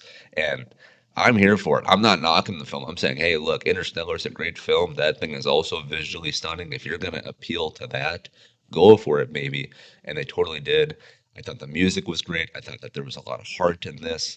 Yeah, I really, really enjoyed this film. And, there have been previous Marvel projects in the past that I have not loved, glowingly. Like, before, Avengers, Captain America, Iron Man, I was like, oh my gosh, these are A+ stuff. Now, lately, it's been more like C+, B-. For me, Fantastic Four: First Steps is an A+. It is one of the better films I've seen this year. I'm pretty sure it'll make my top 10. Don't quote me on that, but I think once I break down my filmography from 2025, I think Fantastic Four is going to be pretty high up there. So yeah, I really enjoyed the film. If you have not seen it, I do recommend it. It is on now, the Disney Plus, and yeah, I think it's a really fun time. And if you're a fan of sci-fi, dive in. You don't need to have a background knowledge of Marvel for this. This truly is a very isolated story, and so yeah, I think it'll make for a good viewing experience. So yeah, I recommend Fantastic Four: The First Steps.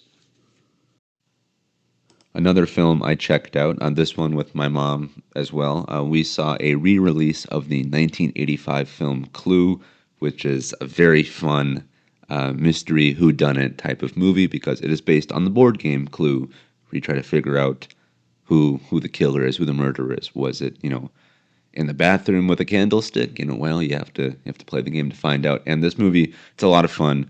The characters are very fun. The costuming is very fun. The sets are great. The acting is superb as well. But I really think that this movie kind of lives and dies by its dialogue, by the writing, by what's on the page there.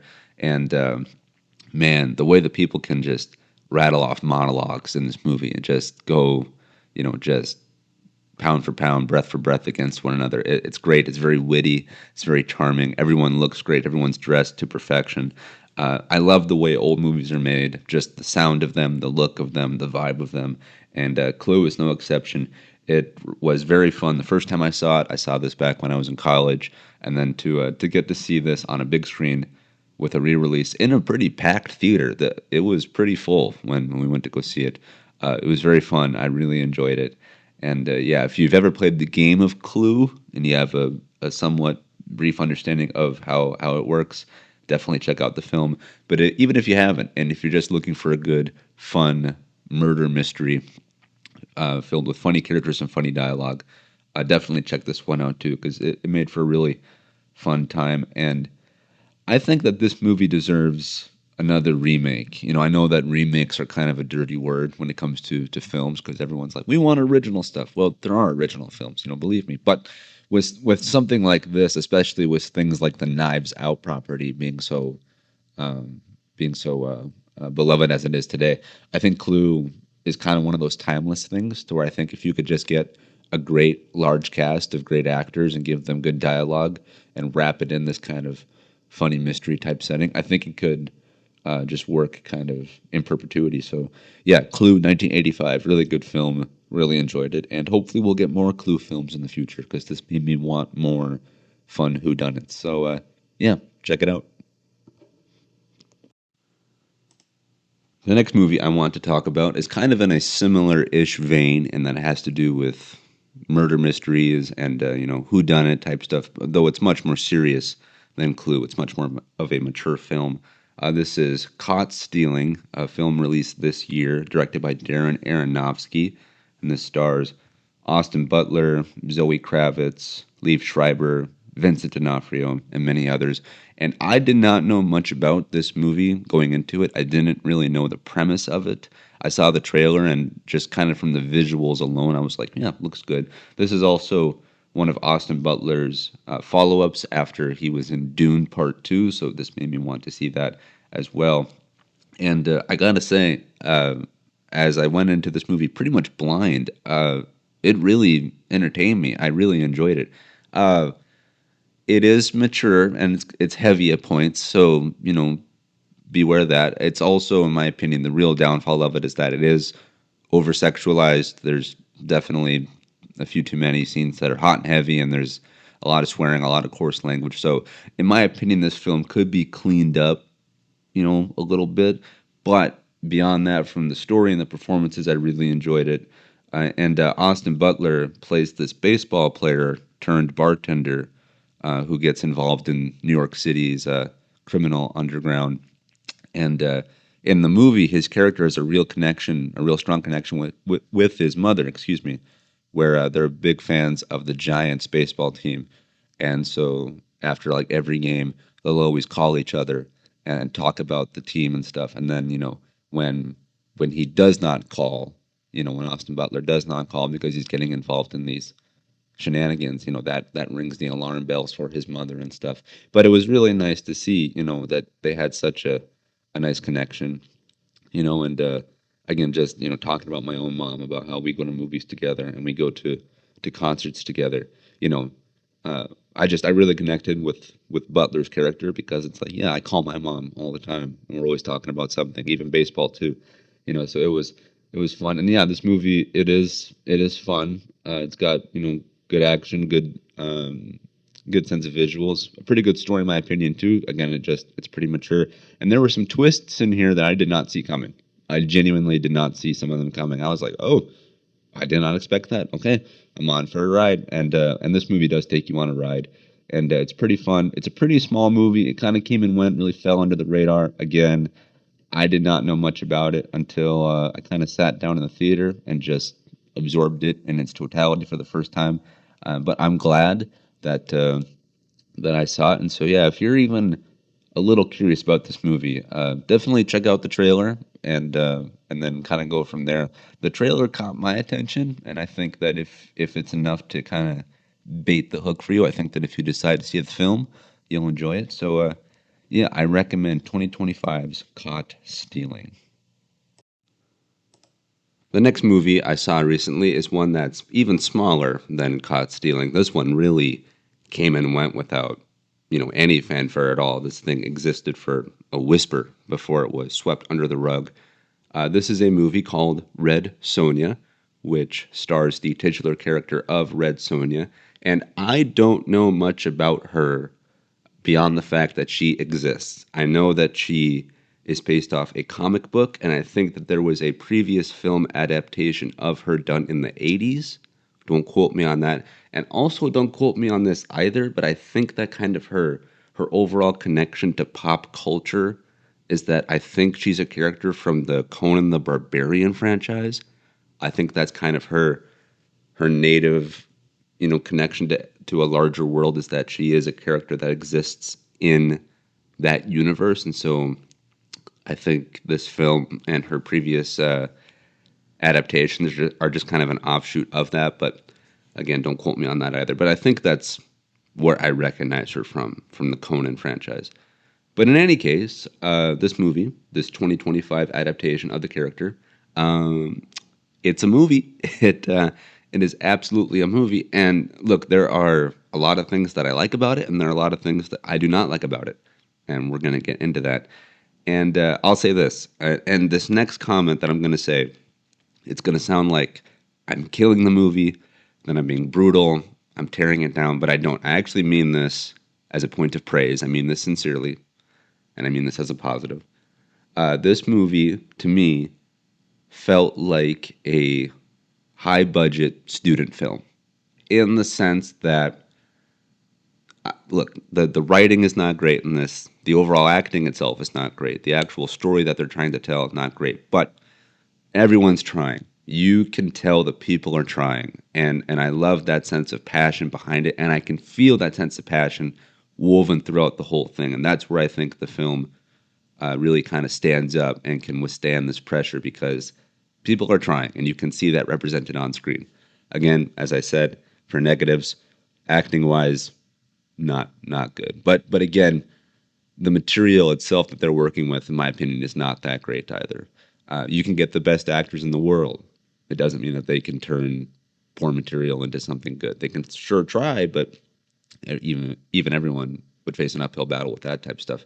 Again, I'm not trying to kill anyone. I'm just saying that this movie has positives and negatives. For me, the negatives are pretty glaring, in that the overall plot and the way this narrative exists is not great. It's a bit convoluted. Did not work for me.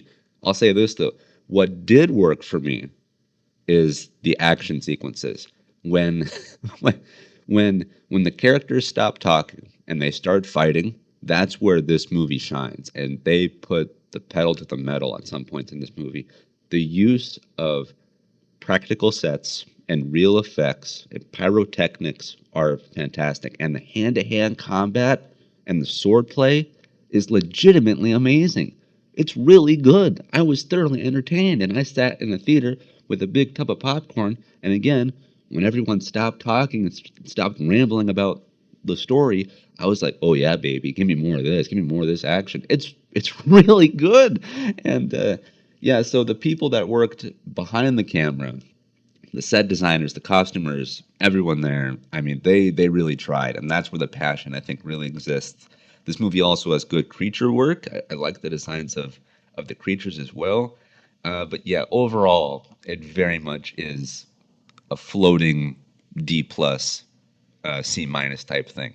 Again, I don't mean to kill it, but I fear that this movie is sadly an example of a movie better suited for, like, if you put it on mute and if you just watched it, I think it'd be more entertaining just from the visuals alone. What's interesting, though, is that this movie had such a small release that, per the box office tracking of it made less than $1 million total throughout its entire run. In fact, if this number is correct, the movie made exactly $271,461, excuse me. So under $300,000 total. So you could very easily quantify my contribution to this film's box office revenue, which is crazy. But hey, look, I want to be a storyteller in my life, in whatever form that exists in. And so, hey, look, I appreciate the effort from everyone involved. Everyone gave it their all. I like that this exists, because, again, to me, this is not a good end product. But again, if you watch the film and if you see it, you can see where they're trying. You can see the passion, and dang it, I think that's worth a view alone. So yeah, Red Sonja, I'm glad that I saw it, but yeah, just you tried, but hey, it's still good, still fun enough. So thanks for a fun time at the movies. I wish I could say that every movie-going experience I've had has been a good one, has been a fun one, but I can't. There have been times, even recently, where I've gone out to the movies and I've just had a poor time. Not because anyone is causing a ruckus. It's just because I have not preferred the films, and there are a few that I want to talk about later in this very episode. One of them has to do with a sequel that I saw recently, but before I can get to the sequel, I should talk about the original, and that is 2021's Nobody. This is a action movie starring Bob Odenkirk, and this is very much a clone of John Wick, and I mean that in a good way, because the movie's good. If you like John Wick, if you like that first one especially, of the retired, kind of, you know, uh, older, aging veteran of combat and the assassin underworld. This movie, Nobody, is essentially that. Bob Odenkirk plays just that. He plays this kind of retired hitman who's left the game. He's trying to live the best life that he can, and then he gets roped back into the line of duty, and fun ensues, and you get to see him go off and kill bad guys in fun ways, and it lays the groundwork for a cool underworld, very similar to what John Wick did. And the film is not as good as John Wick, in my opinion, but if you're a fan of that series, then you'll like Nobody, especially the first one. It's quite good, and the action's good, and so is the acting, and the intrigue of the world it creates is also pretty interesting. I wish I could say the same about its sequel, because a sequel came out earlier this year, simply titled Nobody 2. And whereas the first film is sleek, serious, mature, this second one is almost kind of schlocky, slapstick. It's much more, just kind of wacky and zany, and it doesn't take itself as seriously. I'm not really sure why, but for me, it fell flat. For me, as I was watching it, I was like, oh, if you're not going to take yourself seriously, then why should I? And for some movies, that totally works. You watch Fast and Furious, they don't take themselves seriously. You watch the live action Hot Wheels movie that's going to come out at some point, that's not going to be Shakespeare. You're not going for, the plot. You're going to go for, the cars doing cool things. With Nobody, though, you think that a simple action movie would be just that, just really simple, easy to watch. But again, that first one takes itself seriously. And then the second one, the companion piece, kind of says, on second thought, don't worry about it. We know we're a B movie, and we're gonna lean into that. And I wish I could say that it has things I liked about it. It really doesn't. I thought the action wasn't as good. I didn't think the plot was as good. I didn't think the writing was as good. Everything about this movie just kind of fell flat for me. I will remember the first Nobody very fondly. I remember when that came out, and I saw that one on a whim too, and I was delightfully surprised. And then this sequel, I was looking forward to it, and so my expectations were higher, and they were not met, as I left the theater. That being said, though, if Nobody 3 came out tomorrow, I'd go see it. I would. They're one of two right now.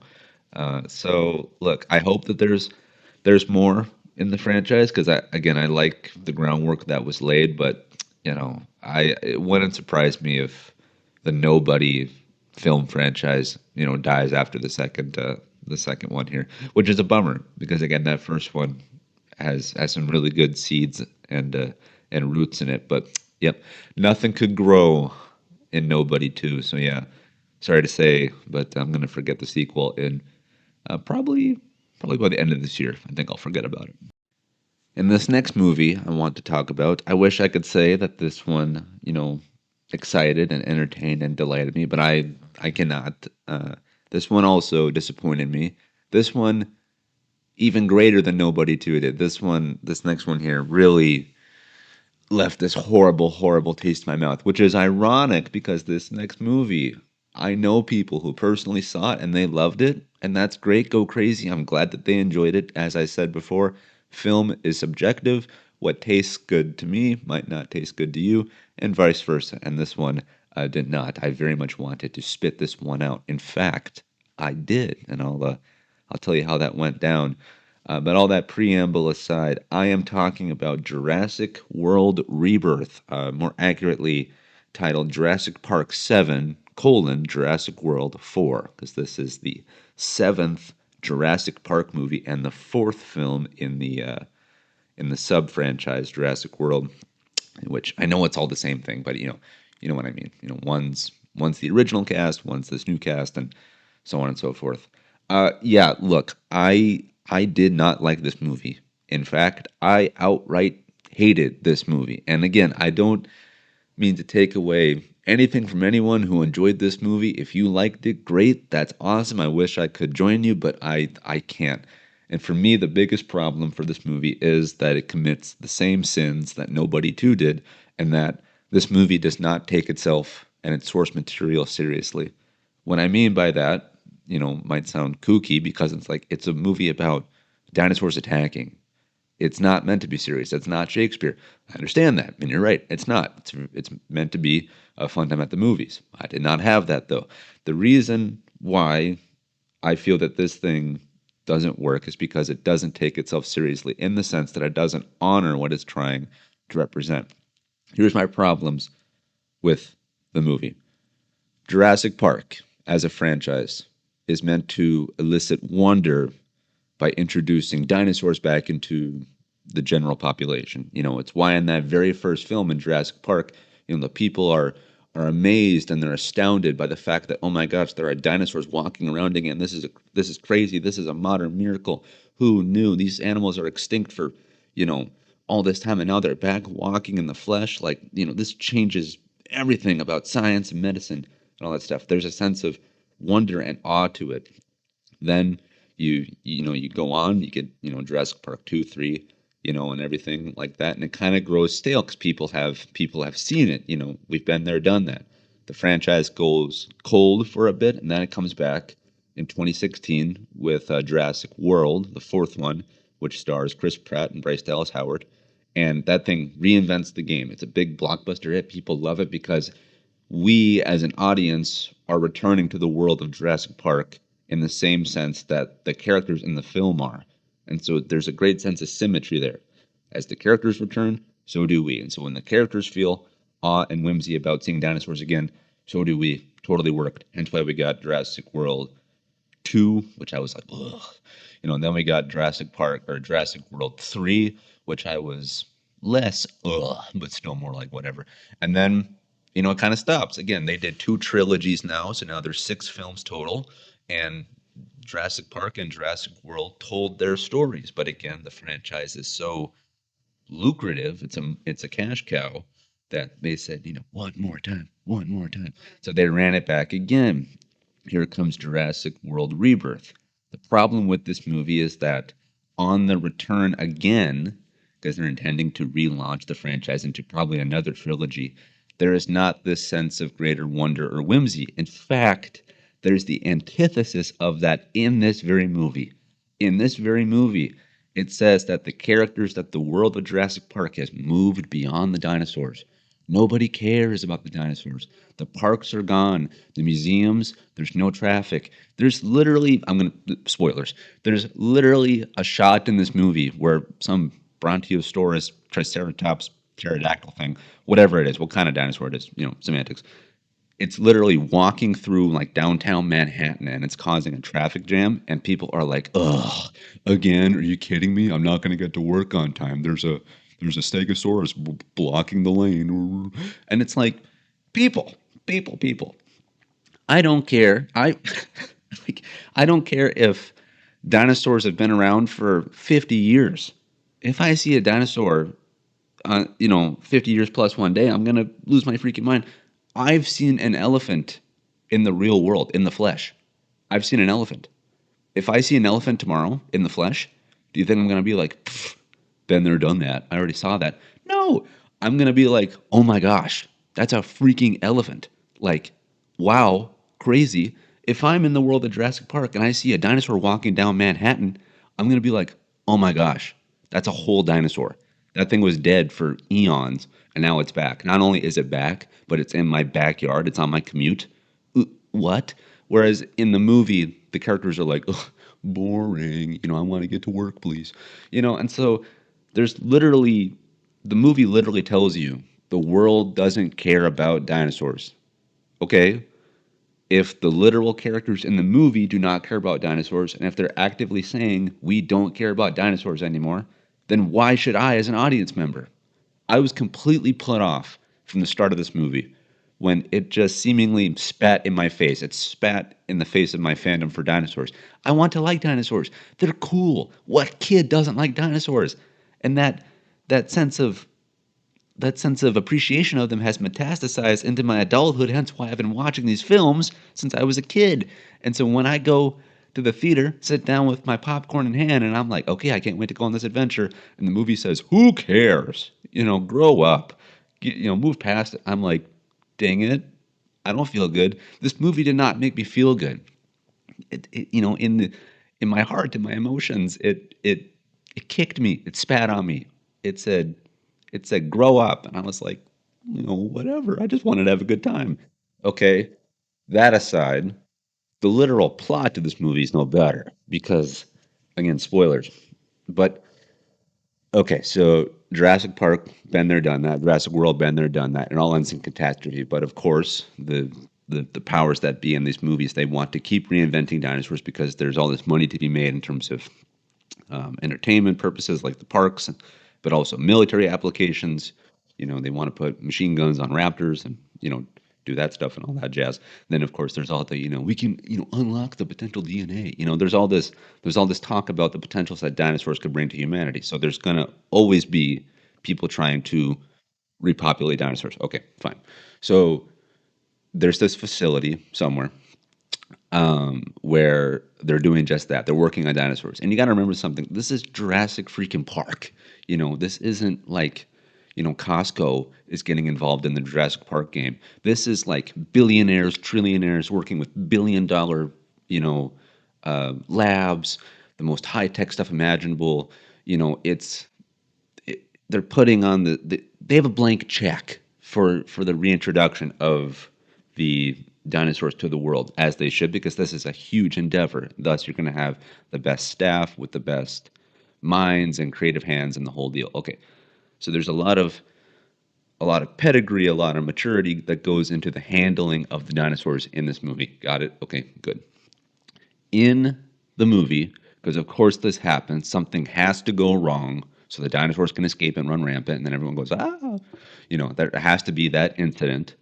In the movie, in the billion-dollar lab with the best scientists and the best doctors and the best technology, there's a dude called Joe Schmo Citizen. I forgot his name.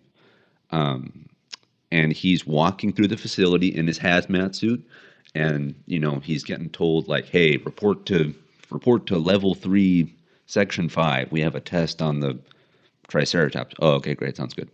And as he's walking to his post, he is eating a Snickers, like a candy bar, like as he's just walking through these halls where you would assume everything is meant to be pristine and sterilized. He's just eating this Snickers bar, nom, nom, nom, nom, nom. And then he's like, "Oh, sorry, I'll be right there." He finishes the Snickers bar, drops his helmet down on his hazmat suit or whatever it is, whatever protective gear he has, and then he just drops the candy bar wrapper. He drops the Snickers bar on the ground, just outright litters in this Uber lab, and then the candy bar wrapper gets sucked into a ventilation system, which causes a door to malfunction, which causes the dinosaurs to escape. That is the inciting incident for the dinosaurs to run rampant. A seemingly world-renowned scientist, some guy clearly smart enough with enough tenure to work on the dinosaur projects, and he's working inside of $1 billion laboratory, is just walking along, Joe Schmo, eating his Snickers like he's working the security shift at, the 7-Eleven. Like, what are we doing? What are we doing? Like, really? That's it? That's it? Littering led to the breakout of the dinosaurs? Ridiculous. Freaking ridiculous. Again, movie, take yourself seriously. Like, please. I was not a fan of that creative choice. And like, look, like, this is written by David Kapp, who I believe wrote one of the original Jurassic Park movies, if not the original, many decades ago. So like, he clearly has an understanding of this world. On top of that, Gareth Edwards is the director. He made a Godzilla movie, pretty gosh darn good one too. He understands creatures and the reverence that they should be cared with, and it's nowhere to be found. And then on top of that as well, like, the dinosaurs in this movie don't make a lot of sense. Like, the literal T-Rex is like able to be stealthy. Like, it's literally here one minute, then not here the next. Like, it's able to move around, and it's either really fast or really slow, and there's all these, super dinosaurs that have, crossbred the DNAs of whatever into one big, melting pot, this uber predator. We've been there, done that too, but whatever.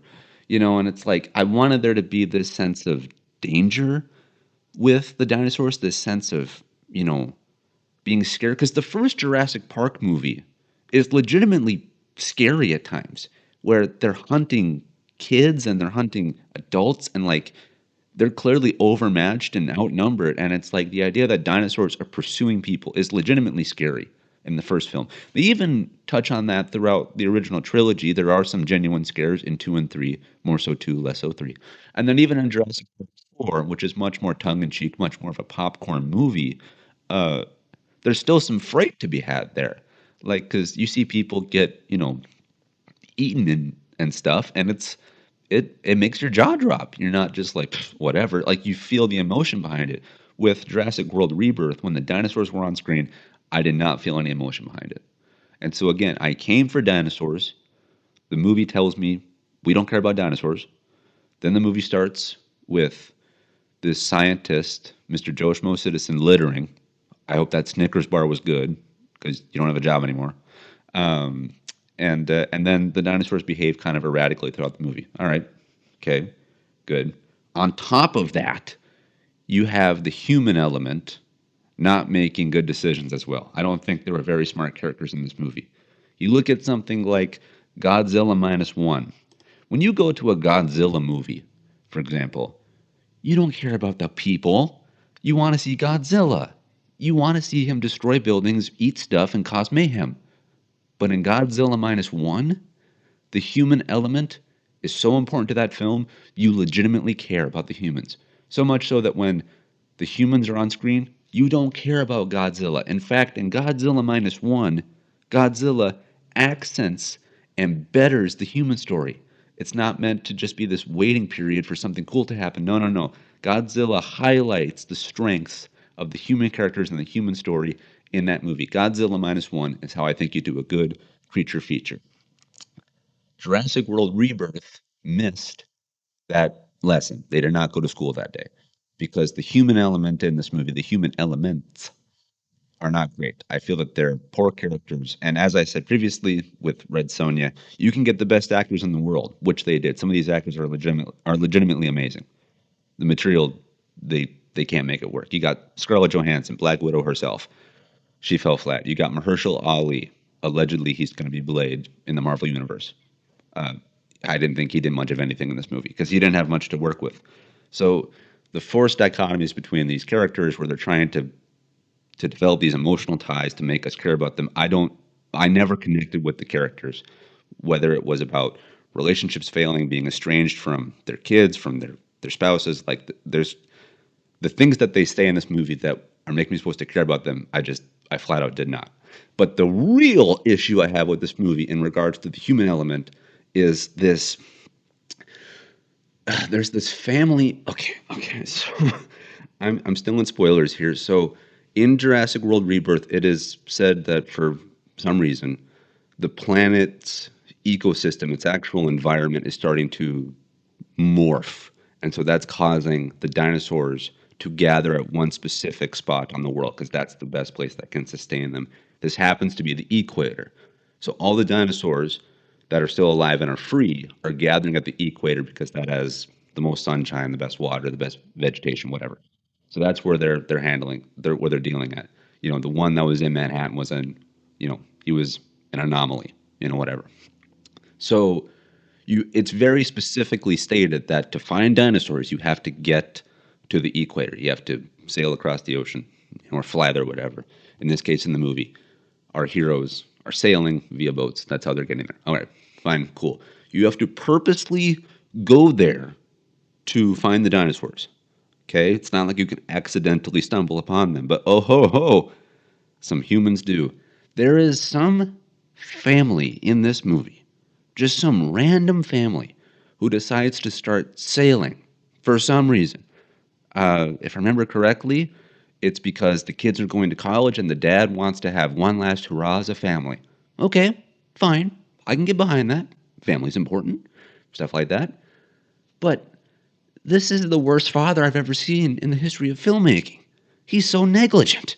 He's taking his family on this sailing expedition, and he doesn't know the waters he's going into. Like, he's sailing towards what remains of the dinosaurs. He's sailing to the part of the ocean that has all of Jurassic Park in it. And he's like, bruh, I didn't realize this. We must have took a wrong turn there. Well, dinosaurs, it beats me. My guy, have you not read the news? Have you not kept up on the happenings of your own planet? If this was, if I lived in Jurassic Park world, and the news was, hey, all the dinosaurs have now they're all gathered in Cleveland, Ohio. That's where they're going to be. I go, okay, let me write that down. So that way I can either A, purposely go there to do whatever, or B, so I can avoid it for the rest of my life. Like, if I found out that all the dinosaurs are in Cleveland, I'm going to be like, no, unless I'm some uber scientist, which this family's not. They're just tourists who happen to sail in the wrong direction, apparently, because no one does the research. Okay, all right. Well, you have aboard this family vessel, you have the father who's legitimately trying. I'll give him the benefit there. He's legitimately trying to connect with his kids, have one last hurrah. You got the daughter who, is a teenager, doesn't care. Then you have the younger daughter who cares, because she's younger and whatever. And then you have this idiot of a dude who's not the father's son. It's not a brother. Oh, no. There's the teenage daughter brought her boyfriend with on the family trip. Okay. All right. Fine. Sure. Maybe a different father would have objected, saying, hey, you kids go have fun some other time. This is the family time. But okay, fine. The boyfriend's coming. The boyfriend is a supreme jerk. If you look up jerk in a dictionary, you will find a picture of him. This guy doesn't care about anything. He's so just put off by it all. For the purpose of sailing, you have to do everything in shifts because it's tiring. It's long hours and it's exhausting physically, mentally. And the dad is sailing. He's doing his thing. And he's like, hey, it's the end of my shift. I need to take a rest. I need to sleep. I need to hydrate. Hey, my daughter's boyfriend, Chad McDudeface. Chad, will you please take your shift? We agreed to this. And Chad McDudeface is like, I'm sorry, Mr. Johnson, but I slept kind of wrong, and I'm just not feeling it. The sun, it's too hot, and your daughter, she's also hot. I want to spend time with her. So if you could just do this for me, I know this is your boat and this is your vacation. I'm going to eat your food and drink your water, but yeah, if you could do my work for me, that'd be great. And the dad's like, fine, sure, whatever. And like, there's just no connection there at all. So that guy, Chad McDudeface, I did not like him at all. Then everything goes awry. They get sucked into the part of the ocean that has the dinosaurs on it because, surprise, surprise, that's what happens. That's what happens when you decide to sail right by Jurassic Park, but whatever. And everyone gets shipwrecked, and they're all on the makeshift island, and everyone's running and trying to complete their tasks, and they're trying to survive and all that jazz. And along the way, they try to make light of it. They're trying to keep the spirits up, and there's funny, air quotes, funny dialogue for us as the audience. And so, it's like they're walking through the forest, the family is, and I forget the actual line, but the dad's like, oh, if only we had some water or something, And Chad McDudeface, he's like, well, I've got some weed. Y'all want to smoke some weed? I got some. And the dad turns and he's like, you serious? And Chad McDudeface is like, no, just kidding, never mind.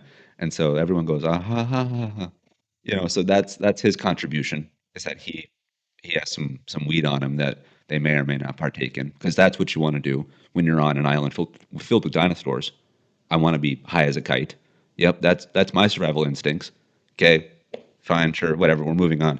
At one point, Chad McDudeface says, I got to take a leak. He goes off into the forest by himself, because why not? And takes a leak. And while he's doing that, it's a shot of him. You're seeing his face, and everything, and you're hearing his stream as he's relieving himself, and then dinosaurs start fighting in the background. And obviously, we as the audience want to focus on that, but nope, we're instead listening to Chad McDudeface pee while dinosaurs are fighting. And while the dinosaurs are fighting, he is actively starting and stopping his stream because he's scared, as he should be. By the way, if I'm taking a leak and I see a dinosaur behind me, you know what I'm going to do? Run. I'm going to zip up and run. But nope, this guy has the wherewithal to finish his business first, then run. So they make a urine joke. They make a pee joke during a dinosaur fight. It's not like I want to see the dinosaur fight. Yes, put Chad McDudeface in front of the camera, front and center, and let me listen to him use the bathroom while there's a dinosaur fighting behind him. This movie, man. And again, if you like this movie, this is not a knock on you. I'm glad you enjoyed it. I'm glad you liked it. I just didn't. I sincerely didn't. So much so, I did not like this movie so much so that for the second time ever in my film-going cinema history, across decades of living and hundreds of movies, this is the second time only that I've walked out on a film. I walked out on Jurassic World Rebirth. I couldn't take it anymore. I couldn't take it. And the part that did it for me, there were many things that probably pushed me over the edge, but there was one part in particular that put some salt into the wound, and I said, that's it, I'm out. Our heroes, led by ScarJo and Mahershala Ali, they're climbing some cliff face that's, just stories high, thousands of feet. And they even say, don't look down, whatever. Well, as they're climbing this cliff face, there's nests of pterodactyls that are coming out, and they're swiping at them and biting at them, and they got to fend off while they're climbing. It's a okay scene. It's an okay scene. Well, there's this guy, some scientific guy, some scientist who's climbing, and he falls. Because it's the rule of filmmaking. If you introduce a gun into a film, you have to show the movie firing the gun. You don't want to, introduce that thing and not utilize it to its full potential. If you introduce a high rise and a huge ledge on a cliff face, you should send someone falling off that to accent the point. Some scientist guy falls off the cliff face and goes, "Bruh!" And he falls, and you think that's it, that's a wrap, he's dead. Because, as they just said, this thing is thousands of feet up, and you can physically see it as well. It is steep, and there's no forgiveness down at the bottom. But au contraire, my listeners, Mr. Scientist Guy falls, and he pulls an avatar, the Blue People avatar, or I guess even technically the Last Airbender too, where he falls off the cliff face and gets his fall broken by giant leaves, sure, and then he lands in a teaspoon of water, and that breaks his fall. And he's like, "Good golly, Miss Molly, that sure was a tough one. I guess I'll have to survive now on my own while my team continues to climb. Good luck, everyone." And I was like, "That's it. I'm out. You can't, if you're not going to literally obey the laws of literal physics, there's no purpose as to how he should have lived." Now, for Avatar, for the Blue People one, where they do that, they travel via falling into leaves to break their fall. I get it because it's a science fiction world, and those things are freaking aliens. So their bones are as are as hard as heck. In fact, in Avatar, they even say that too. They're gonna take some punishment. You got to make sure when you shoot one of the blue Navi, you gotta, press the trigger and hold it down, because these things can take a wallop. So when they jump out of trees and fall onto leaves and all that stuff, it's fine. But for Jurassic World Rebirth, we're not following aliens. We're following humans. We're following Harvard graduates. And they happen to fall off the cliff face and land on the leaves and into a teaspoon of water. And they go, goodness, that sure was a fall. Too bad my socks are wet. And that's when I left. And I was like, I can't do this. I can't take the science fiction of it seriously. I can't take the humans of it seriously. You're not presenting this to me in an entertaining way. I'm out. And I might be out on the whole franchise. I'm not going to lie. If another Jurassic World movie comes out, I don't know if I'm going to see it. I truly don't. I probably will. They'll probably get me. The trailers will probably be interesting just enough to where I'll go, sure, fine. But seriously, this one did such damage on me that I think I'm out on Jurassic Park and dinosaurs. This thing insulted me as a fan. And again, I want to keep saying this. If you liked the movie, if you had a good time, that's great. Somewhere, this is someone's favorite movie, and I will not take that away from them. I'll celebrate that. I'm glad that you had a great experience with this movie. Myself, I did not. I did not. The one good thing I'll say about it is that it does look visually stunning. This is ILM working at the top of their craft. They've done dinosaurs before. They know how to make it look like a million bucks, and it does look great. Beyond that, there's nothing about this movie that I enjoyed. So yeah, Jurassic Park 7, Jurassic World 4, Rebirth. Not a good time. Not a good time. If you liked it, great. But for me, I can't follow you. So yeah. Oh, by the way, I might have forgot to mention this. The first movie I ever walked out on was a movie called Cocaine Bear, which is a real movie about a bear that ingests cocaine. So it's meant to be wacky and stupid and a comedy. I did not laugh once. Did not laugh once. So yeah, just to make sure I put a bow on that. The movies I've only ever walked out on have been Cocaine Bear and Jurassic World Rebirth. There are a few others I should have walked out on, but I'm not gonna kill any other movies here in this review. Might be for a later date, but yeah, Jurassic World Rebirth. You join an exclusive club, a club of 2 of movies that I've walked out on. So, how do you feel about that? Go crazy. All right, thanks for listening.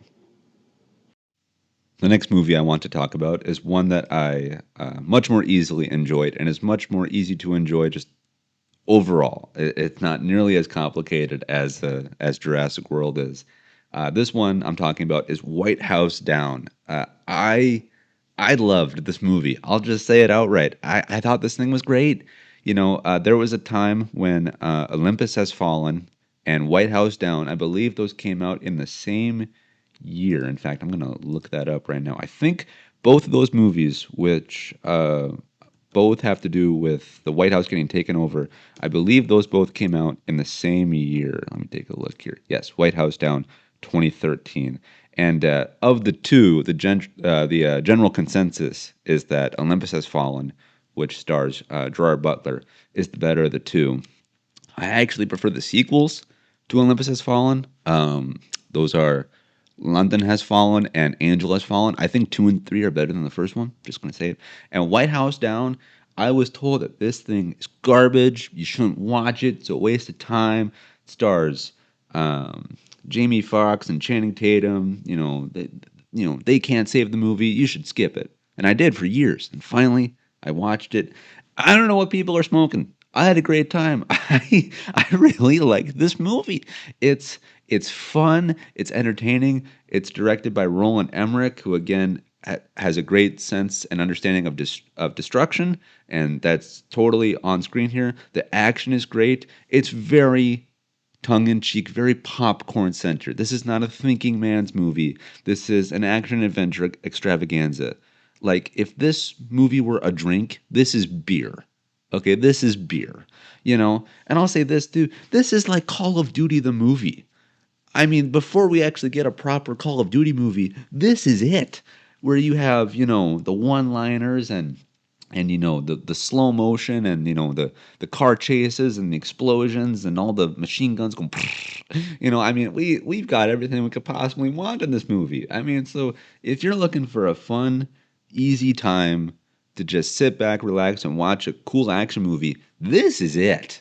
This is it. And I tell you what, there are some twists in here that I did not see coming either. I'm not saying this thing is well written. I'm not saying it should win any awards. It's not Shakespeare. I'm just saying I went in with dirt expectations on every level, and they all exceeded them.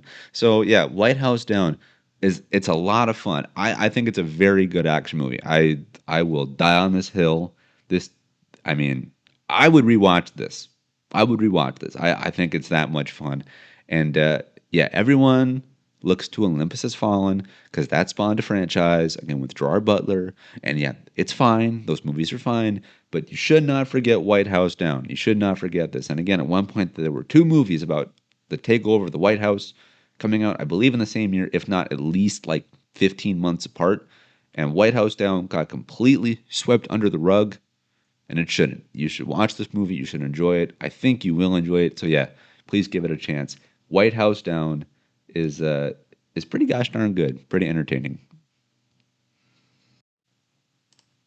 All right, kids. This next segment is long overdue. Months in the making, in fact. Because I am now going to finally share my thoughts about 2025's Superman. This is a movie directed by James Gunn and is not only meant to bring back the character of Superman back to the big screen, but is also meant to introduce us to a much larger, longer, more detailed universe of storytelling potential that encompasses the entirety of DC's character roster. This thing is surely meant to span multiple years, if not multiple decades, and the sky's the limit now that the door has been cracked, and Superman, 2025 Superman, is meant to be step one, part one of this great big world that's being laid out before us. And I have a lot of thoughts, so let's dive into it. And to really provide context for my overall commentary on this film, I want to take us back to the beginning of my real connection to this movie and what impact it's had on the Far Out podcast, broadly speaking. And also, just to clarify, we can consider this a spoiler conversation, and more so an open discussion about the movie. I'm not going to do a beat by beat breakdown of it, but I'm going to speak about it pretty openly, and we'll surely hit on a lot of plot points. So again, consider this spoiler filled as well. And yeah, let's just dive in. So to go back to the beginning, when the Far Out podcast started, or at least when I started to take it seriously and knew that I wanted this to be a regular part of my life going forward, it was right around that time when Superman, the movie, started to exit the concept and the production phase of its life cycle, and it entered into the marketing and kind of the more the showcase portion of its life, whereas it was starting to reveal trailers, posters, behind the scenes info, different pictures, so on and so forth. And on the podcast, I was trying to do this pretty regularly, at least once a week, if not once every couple of weeks, who knows, even maybe a few times a week, and so I needed content, basically. I needed things to talk about, and Superman the movie was just constantly churning stuff out. And so if you go back into the Far Out podcast catalog, and if you click on almost any episode, I guarantee you I've at least talked about, dedicated a portion of the show, or at least mentioned the upcoming Superman movie. And sometimes I would dedicate a whole episode to my thoughts and my anticipation of that movie. And so, just as the podcast was getting started and getting its feet under itself, so was this movie, and it was coming in a big bad way. And so just having this movie to constantly refer back to throughout the podcast, and as I was trying to, kind of make this thing for myself, was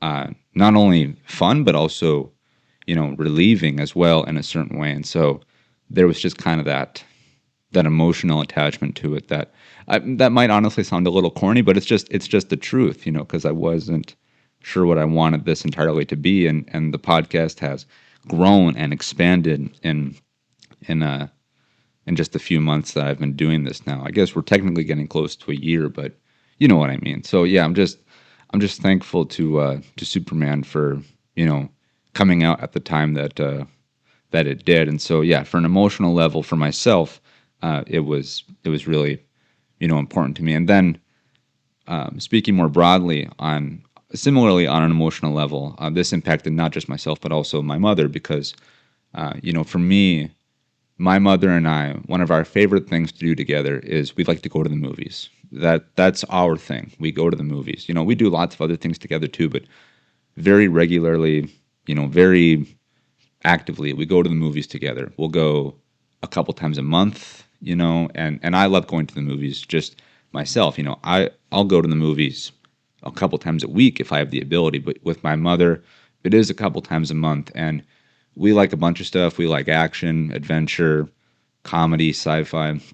And for us, the superhero genre of movies has been a really consistent outlet for us to go to the theaters. It's provided us a lot of opportunities to go out and to have those experiences together, and then to come home and talk about the movies that we just saw. And, the best example of that is the Marvel Cinematic Universe. With Marvel, they're the cream of the crop when it comes to having an interconnected system of films and now TV shows. And for Marvel, they've been doing this thing for over a decade now, where we will get multiple films a year, and then that culminates into an Avengers type movie. So you'll have Captain America, you'll have Spider-Man, you'll have Iron Man. They'll each get their own movie, but then every couple of years they come together into this big bonanza when they do an Avengers picture, and it's great, and it's a crowd pleaser. Everyone goes wild.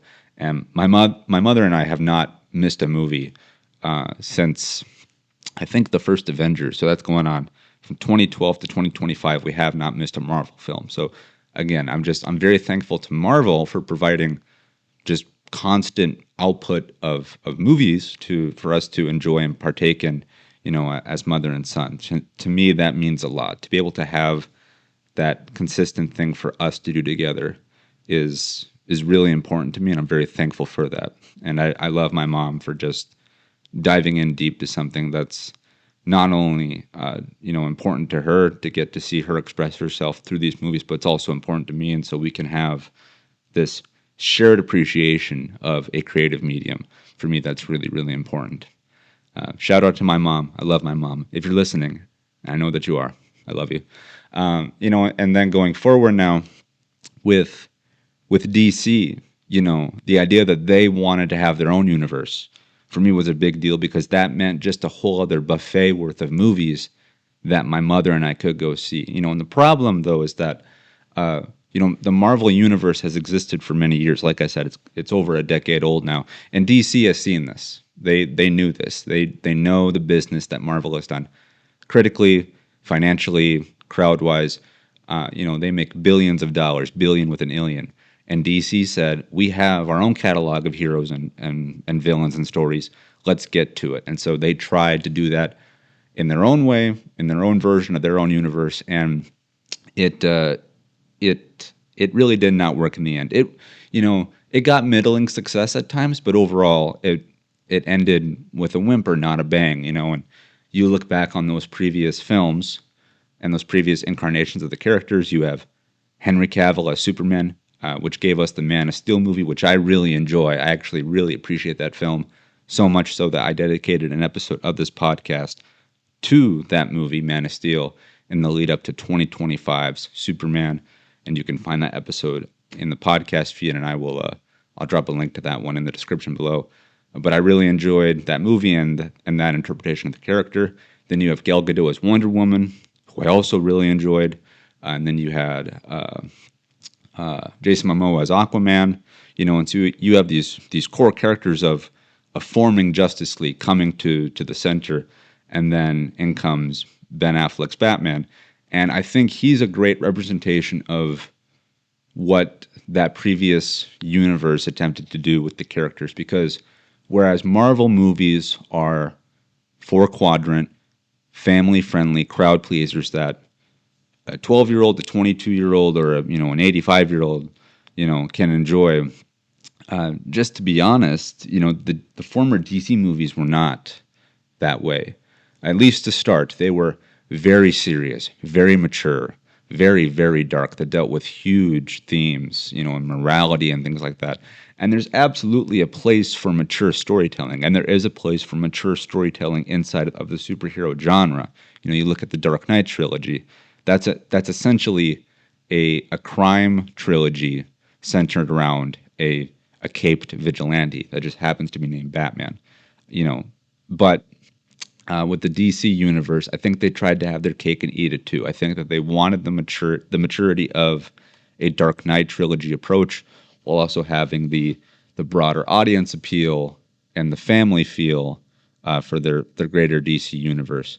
And those two ideals did not mesh together. It was a palette of conflicting tones where sometimes characters were represented too mature in a way that was frankly probably scary to children, and then in some ways they were represented in ways that were too schlocky and screwball that made it all seem like a great big joke. And you look at Ben Affleck's Batman, for example. Batman is one of the most celebrated characters in all of fiction, all of pop culture, not just specifically comic books. He's one of the biggest of the bunch, And that interpretation by Ben Affleck rubbed a lot of people the wrong way. And there are defenders of that incarnation of the character, and I respect that. And there are points that I can defend about the character as well. But I feel that he was done too heavy-handed and too mature to really appeal to a broader audience. And also, just speaking frankly, I think that Ben Affleck's incarnation got the character wrong. I frankly think that there are tenets of the character that his portrayal ignored that should not have been ignored. And that's not a knock against him. He's just an actor. He's just the guy wearing the boots and the cape. It's not like he wrote the material. He was just, given the lines to say and told how to act. But regarding the material, when we think of Batman, we think of a guy wearing a cape and a cowl who drives the Batmobile and throws batarangs and, says, "I'm Batman," stuff like that. But what's also intrinsic to the character is that he does not kill and he does not use firearms. And this is because in the origins of Batman, when his parents are killed, they are killed with a firearm, a pistol. And so because of that event in Bruce Wayne's life that makes him become the Batman, he vows to have a moral code where he will not kill his enemies and he will not use firearms as a form of force against them. Now, he will use a grappling gun, to climb buildings, and he'll use, like a grenade launcher to fire smoke canisters, sure, but he won't just whip out a machine gun, or a pistol to take out Joker goons. Well, in Ben Affleck's version of Batman, that's exactly what he did. Is that he had no rules against killing, so he openly killed his enemies, and he also used firearms, which in that representation of the character, it was stated that this version of the Batman went so over the edge, he was pushed too far, that he fell over the edge, and that he resulted back to these more animal instincts of, yes, I am Batman, but I'm going to use any force necessary to take out my enemies. For me, that's not Batman. For me, that's more akin to the Punisher. And for the Punisher, that works because he's the Punisher. I expect him to kill his enemies with guns. With Batman, I do not expect that. I expect him to have that moral center. And to have Ben Affleck's Batman lose that part of him for the character, to me, that immediately rubbed me the wrong way and really alienated me from the character. And this was the representation of him going forward again for what was thought to have been a decade, and it nearly did, but that character did not connect, broadly speaking, and thus we never got a solo Batman movie, which I think was a real shame. I think that there was potential with that character, that version of that character, even with the pitfalls that I just mentioned. But still, DC pressed forward ahead. They tried to have the solo films, and they were hits and misses to varying, levels of success. And then they wanted to culminate in their own Avengers-style team-up movie, that being the Justice League, which they did. But even that movie, despite it being a, quote, fun team-up, it did not stick the landing. By then, the damage had been done. Again, as I said, the comedy that was there, the lighthearted nature to the film felt forced. It felt, overly done.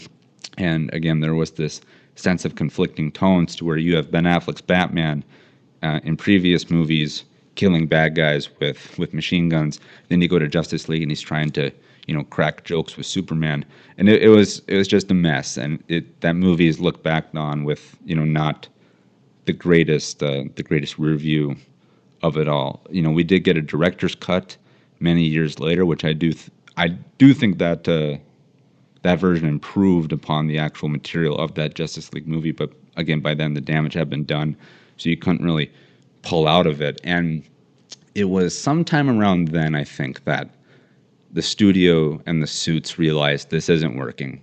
This is a sinking ship we can't pull out of, and they wanted to do a reset. And well, you already had movies in the can. You had Aquaman 2 in the can. You had Shazam 2 in the can. You had a Flash movie in the can. You just had to get these films out at this point, despite them wanting to hit the reset button, because the money had been spent, the films have been shot, the effects have been done. These are hundreds of millions of dollars worth of movies just sitting on a shelf somewhere. The idea that you're going to throw it away for the sake of, the overall story, again, switching universes was silly, So they put them out there and they got middling success as well, financially, critically, so on and so forth. But essentially, the grand idea to have a universe akin to Marvel's, but also tonally different, just did not work, and it collapsed on itself, which is a bummer because there are spots of it that I really enjoyed. Henry Cavill as Superman, really enjoyed that.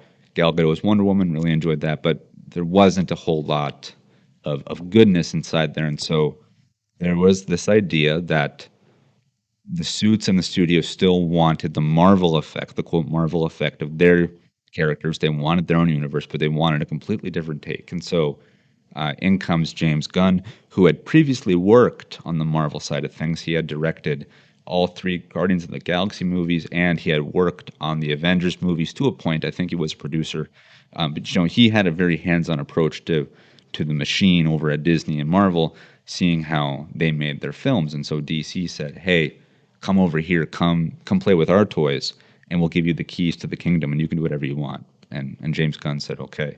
And when he came over, he also realized that among the mess and the ashes of the previous DC universe, there were pockets of stuff that could work. There was stuff that you could carry over, hence why we have the carryovers of Peacemaker, which I do not like as a character. Well, I don't like his storytelling in this universe. I think it's too adult for me.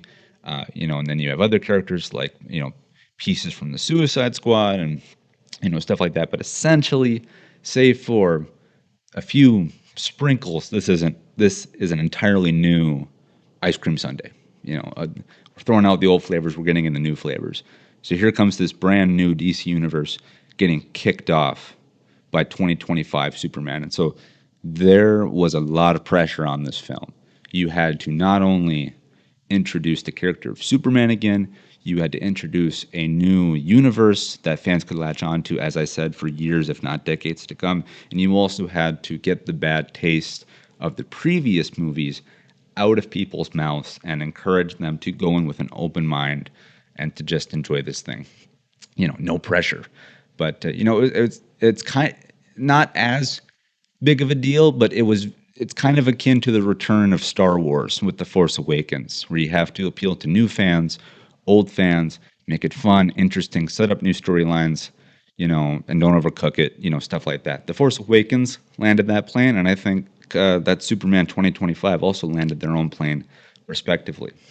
That being said, I did not love this movie. I thought I would. I did not love it. I liked it at the end of the day. I did not think it was bad. I did not think it was great. I really more so fell in the middle because this movie, it did a lot of things right, in my opinion, but it also, with all that meat on the bones, there's also some fat as well. There were some things I was spitting out, But again, this is the first step of the much larger storytelling device, so I got to give it a bit of credence here. But yeah, I'm going to dive in now into the film more specifically, just going forward. And look, this movie is a lot of movie. There's a lot going on, which is both a good thing and a bad thing. The good. I'll start off with the good here. From the very first opening frame of the film, we start on a snow-covered landscape, which we assume is the Arctic, where the Fortress of Solitude is. And very akin to, once again, Star Wars, excuse me, I just burped, very akin to Star Wars and how they open their movies with that opening crawl, that opening text, which is essentially narration. It's that, that yellow font, that yellow printed text you see scrolling upwards against the starry background of the sky, or of space, excuse me. And that sets the scene. It says, Star Wars Episode 4. The rebels have captured the Death Star plans, and they're on the run from the Empire. Okay, boom, there you go. You got everything you need. You have the context provided to set you into this universe and go on this adventure. Superman 2025 does its own version of that. The film opens up with text, which I thought was very smart and frankly unexpected. I did not see this coming. And I'm going to read this text for verbatim because I feel that there's a lot of important information here that sets the stage, not only for the film, but also, again, for the larger universe. And so, yes, here is the text as presented in the film. And I quote, "3 centuries ago, the first superpowered beings, known as metahumans, appeared on Earth, ushering in a new era of gods and monsters." Okay, let's stop after that first line there and talk about this. So, 3 centuries ago, this film is set in 2025, meaning that in the context of this universe of storytelling, the DC universe going forward, superheroes known as metahumans, that's their terminology for them. Where X-Men are referred to as mutants. Metahumans are what are known as superheroes for the DC universe. It says that 3 centuries ago, they appeared on Earth. Okay? So that means that for 300 years, they've been around for this world's history. You look at Captain America. He is represented as being a World War II veteran. He's a superhero fighting in World War II, and that's very cool. But for DC, they're saying that they've existed for 300 years. So does that mean that a superhero was fighting throughout the Revolutionary War? Does that mean that a superhero helped found America? Who knows? But they're setting the stage back that far, so they could tell stories in the past up to 300 years. That's crazy. What a crazy idea. Then going on with the rest of the text here, this is the next line. So it's going forward in time. So first we had 3 centuries ago. Now we have 3 decades ago. An extraterrestrial baby was sent in a spacecraft to Earth and adopted by Kansas farmers. Okay, let's pause there. Typically, in versions of Superman on film, we usually see the origin story, where the pod escapes Krypton, crash lands to the planet Earth, the Kent family takes in this infant, and then we see the child raised through adolescence into becoming Superman, and then we have the big reveal of, who are you? Well, I'm Superman. This movie does not do that. It does not show us the origin of the character. It merely tells us, which I think is a smart device because we as the audience, if you know anything about Superman, you should have a great understanding of, or at least a tertiary understanding of his origin, so they don't need to literally waste time. I mean, it wouldn't be a waste, but you know what I mean. They don't need to retread that material by showing us what we already know. They can just continue on with the story. Okay, moving on with the next line here. 3 years ago, the baby, now grown, announced himself as Superman, the most powerful metahuman of all. Okay, let's pause there. Again, this is representing that this is not an origin story for Superman. We are catching up to this character while he's in the middle of his tenure as the hero. This is not an origin story where he announces himself to the world as a hero. This is inside of year 3. So the world is aware of Superman. Just as we are aware of him, so is the world around him. Okay, and then it also says that Superman is the most powerful metahuman of all. All right, that's nothing new. But what's interesting is that you look at Superman as a character, and in my opinion, he's a very hard character to do right and to adapt into any medium. Because he's so freaking strong. Because he's freaking Superman. What can stop him? His Achilles heel is kryptonite, a glowing green rock. That's not interesting. And to have someone be interesting enough to combat him on a physical level, you have to make him essentially have stupid levels of power where it's almost hard to quantify what their kind of encounter would look like. You go back to Batman for a minute.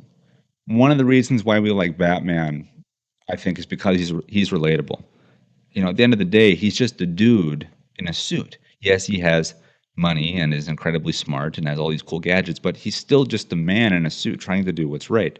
And Batman, despite him being this uber ninja who can do everything and knows everything and yada yada, and has gone toe to toe with Superman and won at times, still, a well placed bullet could take him out. He's not invincible.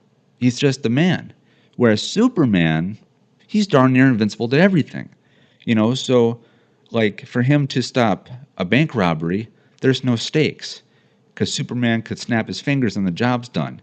And he can do that with any number of superheroes or super villains, unless you have someone who's so ridiculously powerful that it's hard to latch on to the characters. Okay, so this opening crawl represents that. It shows us that Superman is the most powerful metahuman of all, which again, is a difficult hurdle to leap over. Going on, it says 3 weeks ago, Superman stopped the country of Baravia from invading Jarhanpur, sparking controversy around the world. Okay? So now the stage has been set for the conflict that we're catching up with Superman in. He has stopped one country from invading another, inserting himself into world politics, into world conflict. Then it goes on. 3 hours ago, a metahuman called the Hammer of Baravia attacked Superman in the city of Metropolis. Okay? So in response to what Superman did between Baravia and Jarhanpur, a metahuman on behalf of Baravia attacked Superman. And then it says, 3 minutes ago, Superman lost a battle for the first time. Okay, pause here again too. This last line here is also crucial because as I just said, Superman is hard to adapt because the villains he has to face have to either be as strong or more powerful than him. And who's more powerful than Superman? Not many. Yet this movie is stating that someone in existence of this story right now is either A, on par with him, or B, is stronger than him. So strong, in fact, that he can beat Superman. And in 3 years of Superman being Superman, he just lost his first battle to this Hammer of Baravia guy. And that's where our story is set. This opening crawl gives us everything from detailed, lengthy history in the past, 3 centuries ago, to stuff that happened literally minutes ago.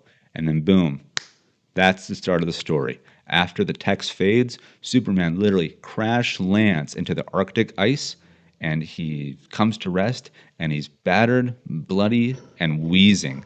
And he's gasping for air because he's been injured by this Hammer of Baravia fellow. And it's so crazy to think that Superman, this crazy powerful hero, arguably the most powerful ever, the first time we're seeing him properly, he's injured and he's lost a battle. He's had his tail handed to him. That's crazy. That means that the stage is set for any number of things to come, battling against him. So as a viewer, it's a very interesting take on the character, and it also is dropping us into the middle of something we don't have a great understanding of. There's context, but beyond that, all we have to go on is text. This movie very much is like a comic book movie in the sense that you could pull a comic book off the rack, you open it up, and whatever you're reading, you're normally just frankly starting right in the middle of whatever that character is doing on page 1, with very little context backing it up. This movie is a comic book come to life. It really is. That's both a strength and a weakness, in my opinion. I'll get to that in a little bit.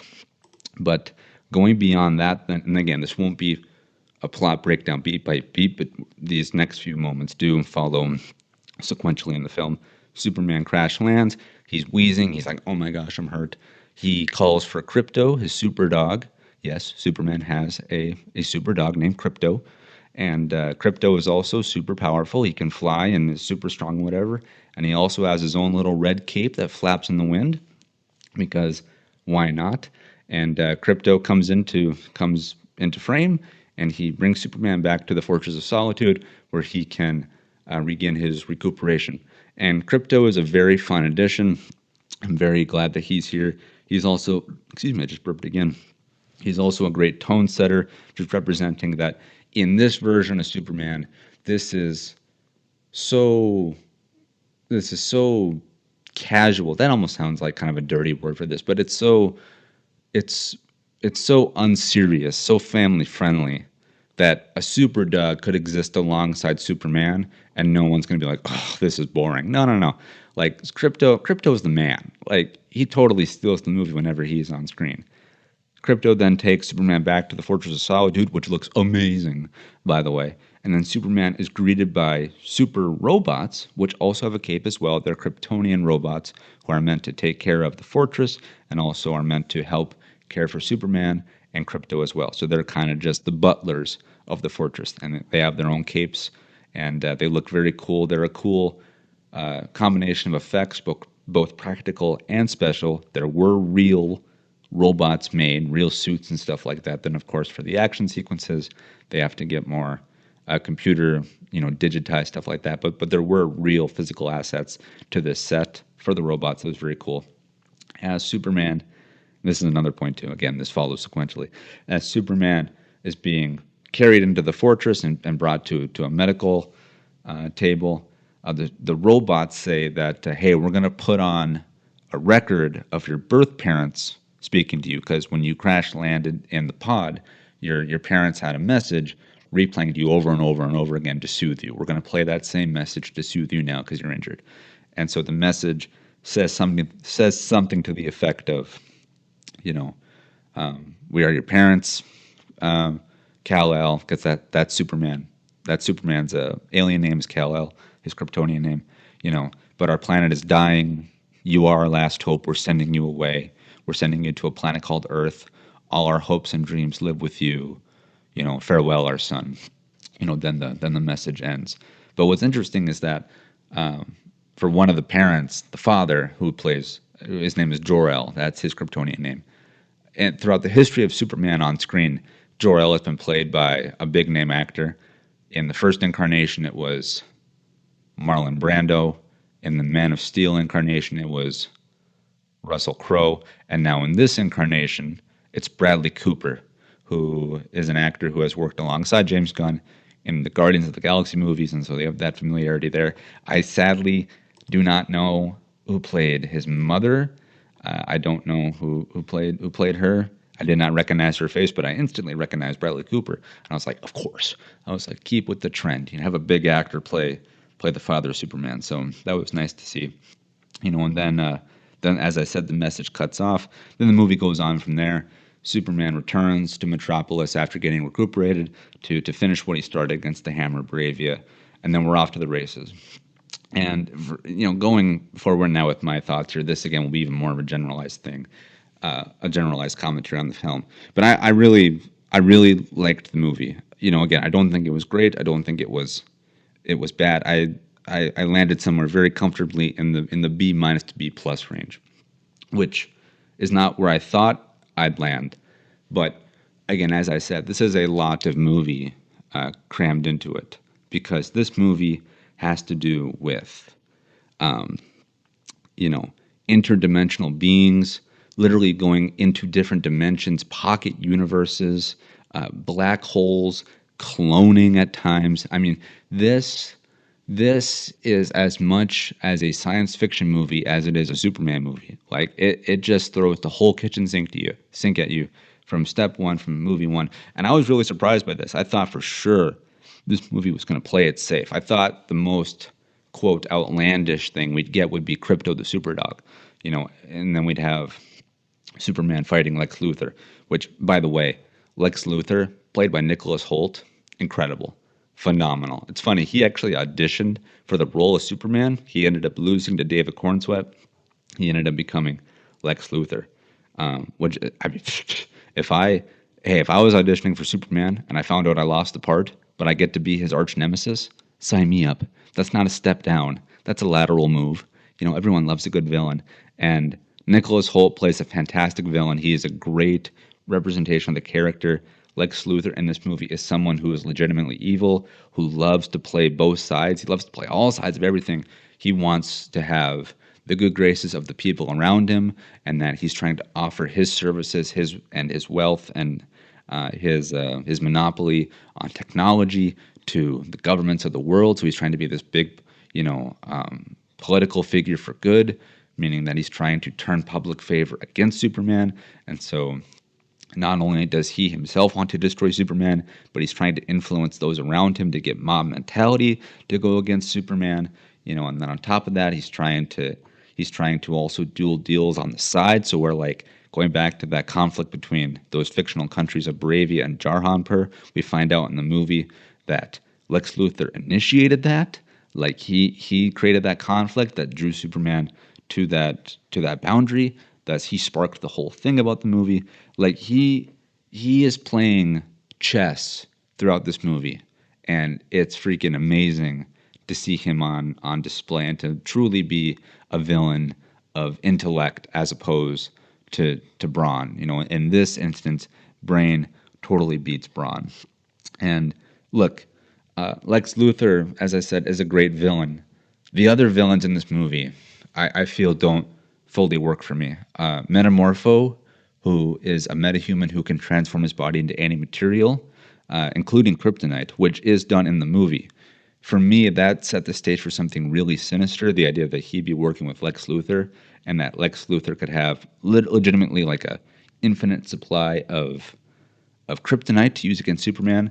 To me, that could work in a very evil way, and Metamorpho was played more for sympathy than for evil, so much so that he ends up turning to the good side at the end of the movie, which I was like, you really, in my opinion, they wasted that character. You could have had another heavy hitter against Superman, and he didn't even make it one full movie as being a villain. He ends up becoming a good guy at the end because, again, he's also being manipulated by Lex Luthor, which, all right, fine. And then you have someone like Ultraman, who is Lex Luthor's heavy. He's the guy that can dish out the punishment. He's just this big battering ram, trying to fight Superman, mano a mano, punch for punch type deal. Well, it's revealed in the movie that Ultraman is a clone of Superman, created by Lex Luthor, because at one point, Superman damages Ultraman. Ultraman rips off his helmet, and it's shown to be David Cornsweet. It is the face and the hair of Superman, just represented differently. And it's like, wow, we're already getting into cloning, because that's such a big, that cloning to me is like as big as like time travel in storytelling. It's like time travel is such a big idea because it just makes things messy and opens the doors to things you don't really need to. Same with cloning and same with the multiverse, because with cloning and the multiverse and time travel, you do, in my opinion, you mitigate the consequences of death and destruction, because who cares if this character died? There's a clone. Or who cares if this character did whatever? There's a different version of him in a different universe, which again, other universes, other dimensions are shown in this movie. And so it's like, okay, like what? Again, you're throwing up a lot of balls in the air. You're spinning a lot of plates, and we're only one movie in, And also, not for nothing, but like Lex Luthor in this movie hates Superman. He wants to kill him. He's actively trying to destroy him. Okay, if that's the case, why would Lex Luthor make a clone of Superman? Now, I get it. He did it to vanquish Superman. What better way to fight fire than with fire? So from that standpoint, I understand. But let's follow this through. Say Lex Luthor clones Superman. Okay, he makes Ultraman, the evil version of Superman. He throws him at Superman, and Ultraman wins. Okay, Lex Luthor's plan worked. He killed Superman. Now what? You have legitimately another Superman to take care of. What are you going to do about him? Are you just going to turn to him and say, "Hey, thanks, Ultraman. I know you just killed your clone. You killed the original version of you. Thank you for your service. Now I need you to go die as well. So if you could just kill yourself, that'd be great." No. Like, if you're so afraid of Superman, why would you clone Superman to fight Superman? Again, that to me was a little out there. And just the idea of cloning, in the first movie is also pretty wonky. And then speaking of wonky, this isn't as bad, but I think it's worth noting. The characterization of Ma and Pa Kent is a little overdone for me. They're a little overcooked.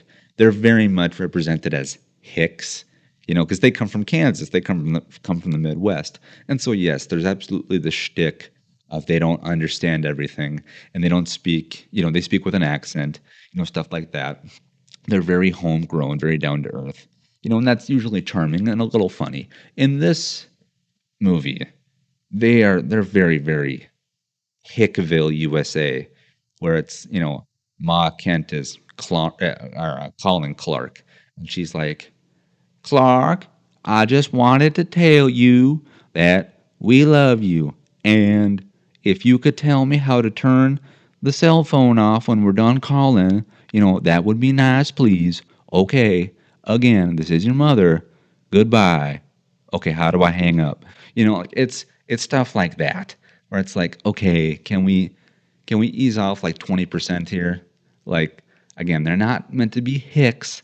They're just meant to be very down to earth. But, that's small stuff because they're not in the movie very much. But they do provide a great moral center for Superman, as they should. They provide the motherly and fatherly affection that Superman did not get from his natural birth parents because they died, and Superman is a product of his environment. The reason why he himself did not become evil, the reason why he is the big blue Boy Scout is because his parents raised him right. They raised him right. They said, say please and thank you, always clean up after yourself, always hold the door open for a lady, and if you're going to save the world, make sure you limit the destruction. Okay, Mom, will do. Like they're very much the tender, loving parents that he did not have. And that's represented in this movie, which I really like. And in addition to Superman, there are many other great side characters around him as well. One in particular is Lois Lane, played by Rachel Brosnahan. I thought she really grew on me over the course of the film. I really like her as a character, and I like their dynamic as well, where she is a no-nonsense reporter. Like, at one point, she is interviewing Clark Kent as Superman, so she's getting material for the Daily Planet, but again, it's all done under the guise of Superman, so she's like, Superman, how does it feel to, save the world, stuff like that, but she's asking about the conflict between Baravia and Jarhanpur, and she's taking a very analytical, very serious approach to it, saying, did you consult with any representatives of the U.S.? Did you think about international law? Did you think about the greater ramifications of what you're doing? And Superman, Clark Kent, he's like, well, screw all that. I'm not acting on behalf of the U.S. I'm acting on behalf of me. Okay, I didn't do it to serve some greater political agenda. I did it to stop a conflict. And they get into a heated debate, an argument, in fact, to where Lois Lane essentially says, okay, you can want to do good, but that only goes to a certain point because you have to think about how your actions impact the rest of us. She's taking a very worldly approach to it, whereas Superman, Clark Kent, he just breaks it down to its studs. He said, I did this. I intervened because people were going to die. That's it. I didn't think about anything else. He was just helping people to help people. He did not think about their affiliations, their motives. He just saw people in need and just went after it. And in this scene, you see both sides of the coin. You do. You really do. And so she, as a companion piece to him, as the other side to his coin, is very nice. And she's definitely more reserved in their relationship, whereas Superman is outright just affectionate towards her. He actively says, I love you. Lois Lane does not say it back initially. At the end of the film, they do. But, like, they're on different planes of their own relationship, whereas Superman is like, oh, I love her, I'll tell her. Because that's just how simple he is. Whereas for Lois Lane, she's like, I don't know if this is going to work. I'm not good at relationships, so on and so forth. So I thought that they had a great dichotomy as well. Also, I thought that the other sub-characters in the film, such as other heroes, were really good as well. Yeah, to a point. Excuse me, I just burped again. Oh, excuse me.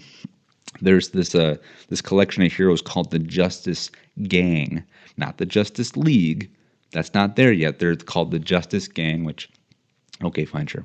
But their members are Mr. Terrific, Hawk Girl, and a Green Lantern. And I really enjoyed I really enjoyed them. I did not love them, but I really enjoyed them. Mr. Terrific is like a version of Iron Man. He's very tech driven, and he has cool technology and stuff like that. Hawk Girl is Hawk Girl. If you know her from the Justice League animated series, she's a very cool classic character. My mother and I like seeing her. However, I wish that there was more for her to do. I wish that she had more meat on her bones. I wish she actually had more things to say. Like literally, I wish she had more dialogue, because her character is more or less just regulated to screeching like a hawk whenever she flies into battle. So I wish that she had more to do there. But the real standout for me was Nathan Fillion as Green Lantern, because not only is Green Lantern overdue for another adaptation, he's one of the greatest characters around in DC. He deserves to be on the big screen. Like, I have a great appreciation of him. I love that character so much. But Nathan Fillion, the actor, also does. He's provided his voice to many incarnations of the character on the small screen in terms of animated DC stuff, TV shows, video games, you name it. Nathan Fillion is kind of the go-to guy when you think of the voice for Green Lantern, whereas how you think of the voice of Batman is Kevin Conroy. May God rest his soul. May he rest in peace and live in salvation. Nathan Fillion is very much aligned with the voice of Green Lantern, and so to see him make the jump from behind the camera to on screen as a Green Lantern, very, very cool. And again, it was just very cool to see Green Lantern on screen as well. Excuse me while I take a drink.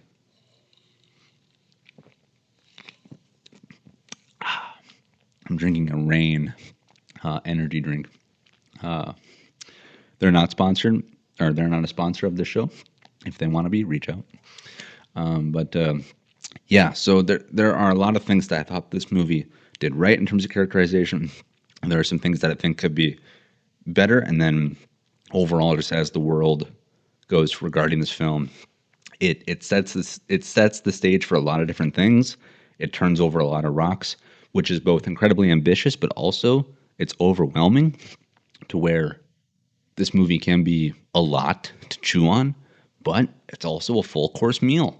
So if you want to feel satisfied, you're going to get it. So yeah, this movie, again, it worked for me. I did not love it. I did not hate it by any means, but I thoroughly liked it. I give it a B+ to B-. But now looking ahead to the broader scope of it, how did it do regarding everything else? Not just my own response to it. What was the overall sense of response to this movie? Well, it was pretty good, all things considered. The film was released in July of this year, and as of the time of this recording, being October 20th, I know for a fact that the movie is still playing in some theaters. All these months later, despite the movie being available on Blu-ray, VOD, streaming, HBO Max, whatever, it's still in theaters, meaning that this movie absolutely has staying power. So it found its audience, and audiences stuck with it. That's great. If you look at it financially, at the time of this recording again, for the current tally, the film has done over 600 million, 616 to be exact. That's its worldwide total.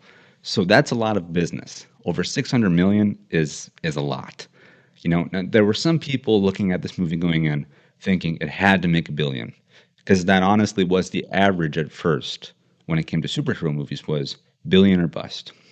And for me, that was a very lofty expectation. I think it was in the realm of possibility, but I think that if you set your bar at $1 billion worth of box office, I think you're setting yourself up for failure.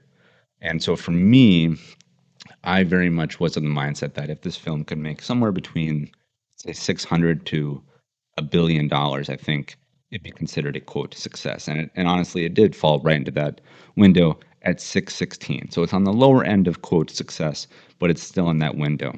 But again, the idea of what is considered to be success, I'm using air quotes on that word every time, is relative. It's up for debate because, it all depends on how much money this thing needed to make to, quote, turn a profit. For me, and what I know of the studio system and how filmmaking works, a good rule of thumb for me to gauge success of a movie is to look at its budget and then times that number by 3.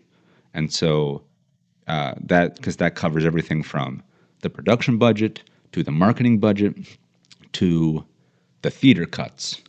Because at the end of the day, after the movie has left theaters, all the theaters get about 1/3 of the box office money, so they get their cut as well. And timesing it by 3 is just a good rule of thumb. It's just made for easy, simple math. It's not the end-all, be-all. It's not an ironclad rule, because some films will spend as much money as their budget on marketing. Some will spend more, some will spend less.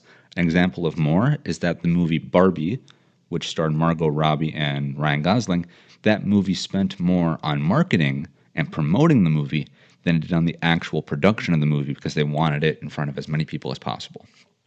So for Superman, it wouldn't surprise me if they spent more money than its budget. It also wouldn't have surprised me if they spent as much as well. And the budget for the film came in at $225 million. So if that number is reported to be accurate, if you do quick, simple math, timesing it by 3, you get to $675. And I believe that in a previous episode of the podcast, when I was debating what number it had to make at the box office for it to become a, quote, success financially, I think I capped the movie at $675. But I'm not fully sure. But let's just say, for example, that budget is correct, and that the 3 times rule for this is also correct as well, meaning that the film had to make $675 or more to be considered, quote, in the green and profitable. Well, then by that logic, the movie did not make money. It ended up losing a little bit of money. Excuse me, I just burped again. Excuse me, I'm so sorry. I don't mean to be rude with that. So yeah, you take $675 minus $616, and you ended up losing, tens of millions of dollars. You ended up losing about 60 million, give or take.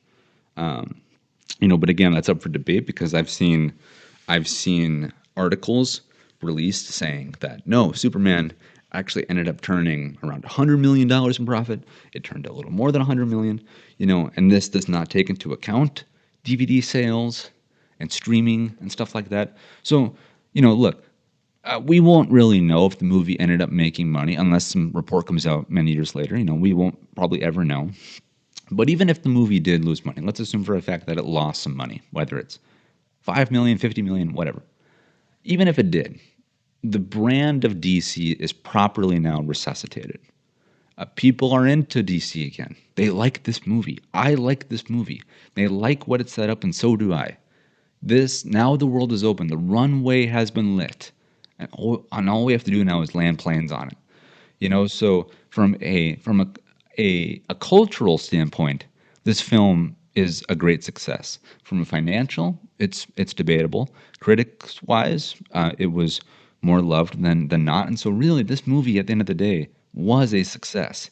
Even though I did not love it like I intended to, I still really enjoyed the film. I really did like revisiting it and all that jazz. And I like the stage that it's set for the future going forward.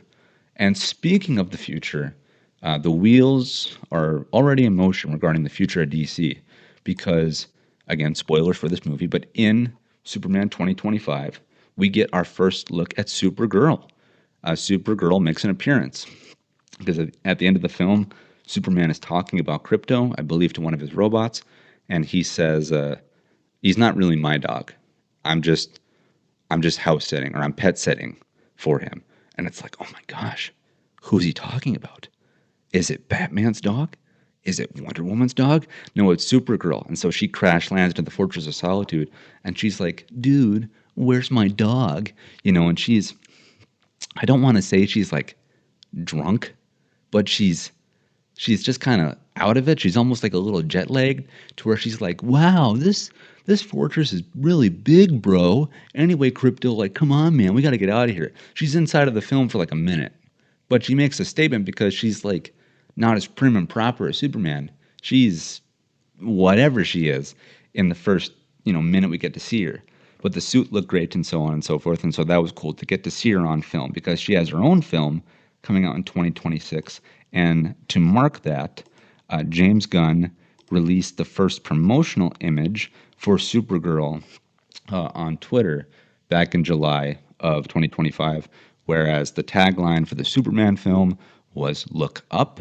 The tagline for Supergirl is look out. And I'll put the picture up and you'll be able to see this, where it's a picture of her where over the Superman crest she has spray painted look out or look up, and she puts over it look out, and she's drinking a Slurpee or whatever. So it's very much establishing her as not so much the counter to Superman and what he represents, but it's saying that she's more hardcore, she's more edgy, and so I'm looking forward to that.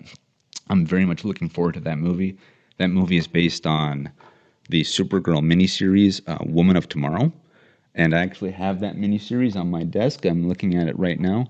And I intend to read that and finish that before the film comes out, because I want to have the context of the story going forward. And from what I read of it, that source material is really good. So I'm looking forward to Supergirl. And then beyond Supergirl even, we have a follow-up to Superman proper, which is not titled Superman 2, but is titled via James Gunn as Man of Tomorrow. Not even Superman, Man of Tomorrow, just simply Man of Tomorrow. And James Gunn has revealed that this film is coming out July 2027, and he announced this project with an illustration drawn by Jim Lee. Jim Lee is a famous comic book illustrator and artist, and in this drawing here that I will also show on screen, this is a picture of Lex Luthor in his classic power armor, which he uses to fight Superman, and then you see Superman holding a screwdriver, which shows some potential relationship between Superman and Lex Luthor in the sense that they could be working together. It looks like they're very tongue-in-cheek. And this is not ripped from a comic book. This is an original drawing by Jim Lee. And so this is meant, you could even show this as concept art for Man of Tomorrow, which is the Superman sequel. And then a little later, James Gunn showed off an image of the second draft of Man of Tomorrow, which shows it was written by James Gunn. Not sure who's directing the film, though it could be Gunn himself. And then there's some interesting bits here. On the image, it shows an inside shot of a human brain, which that could lead to an interpretation of the supervillain Brainiac.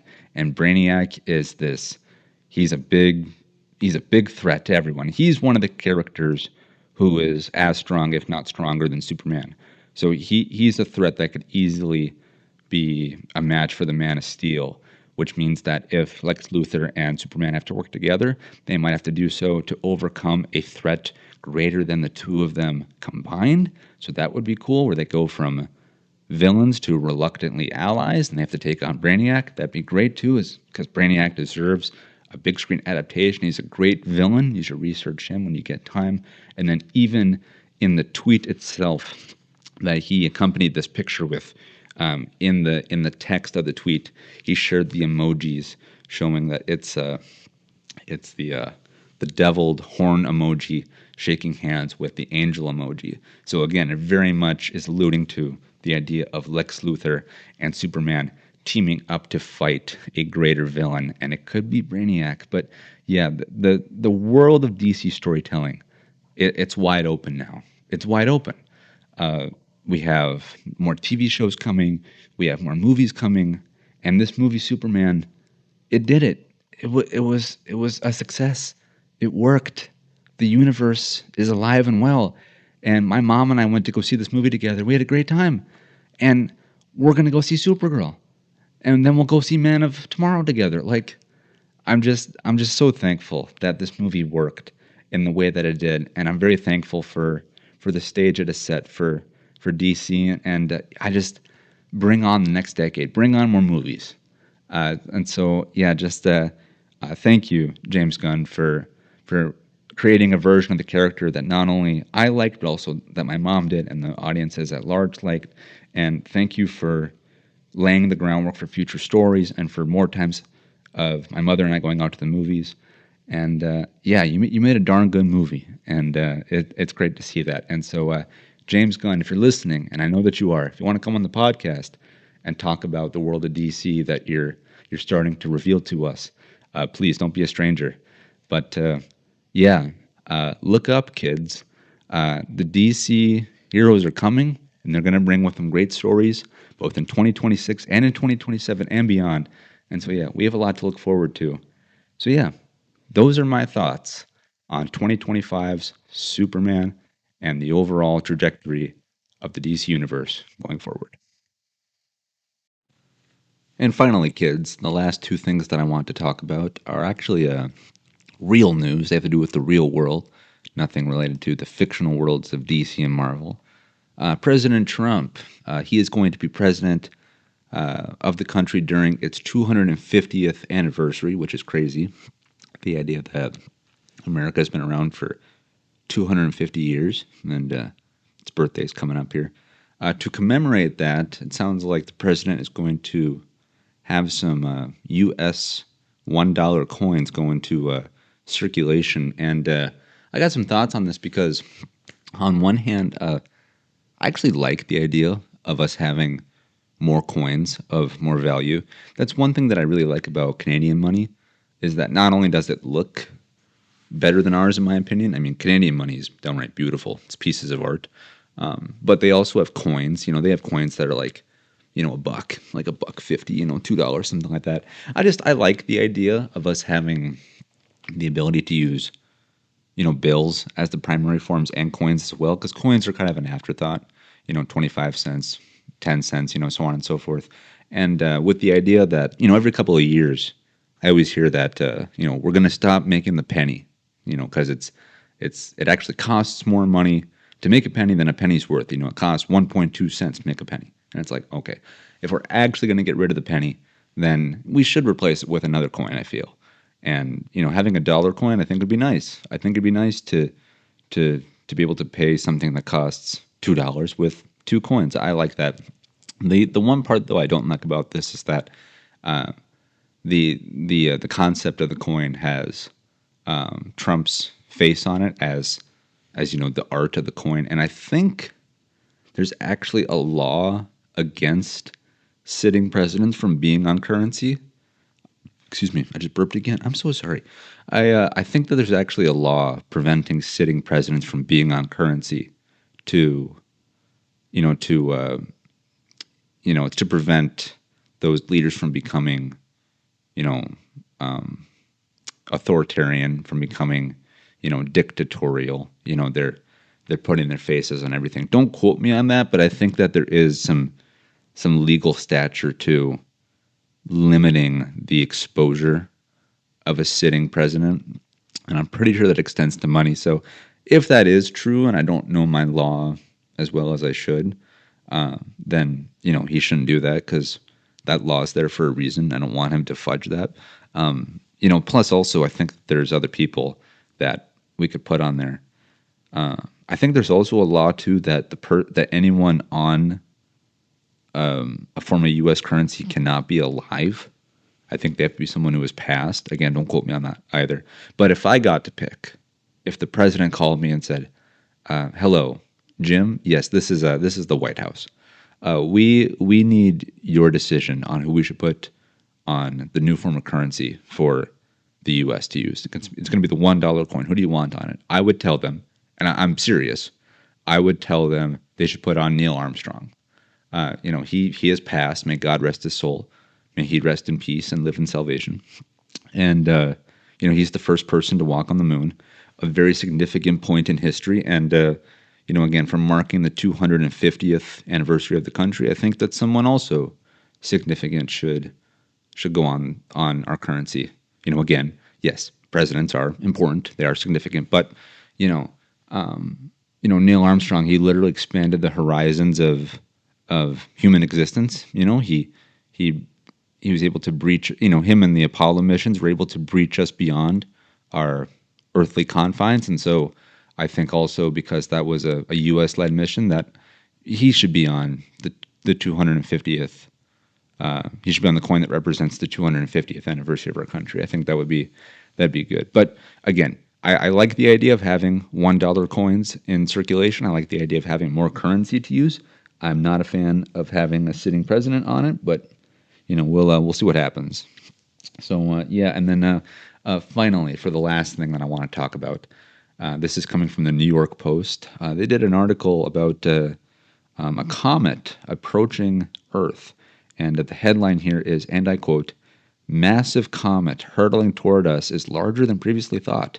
Could be alien tech, scientist says." And the scientist is also quoted as saying, "It could change everything for us." And there's a picture here of the comet, and I think it's simply an alien armada approaching us. And so I think that we should prepare to bend over and kiss our butts goodbye. And on that note, that'll do it for this episode of the Far Out Podcast. Thank you so much for watching and for listening, and have a good one. All right. Bye-bye.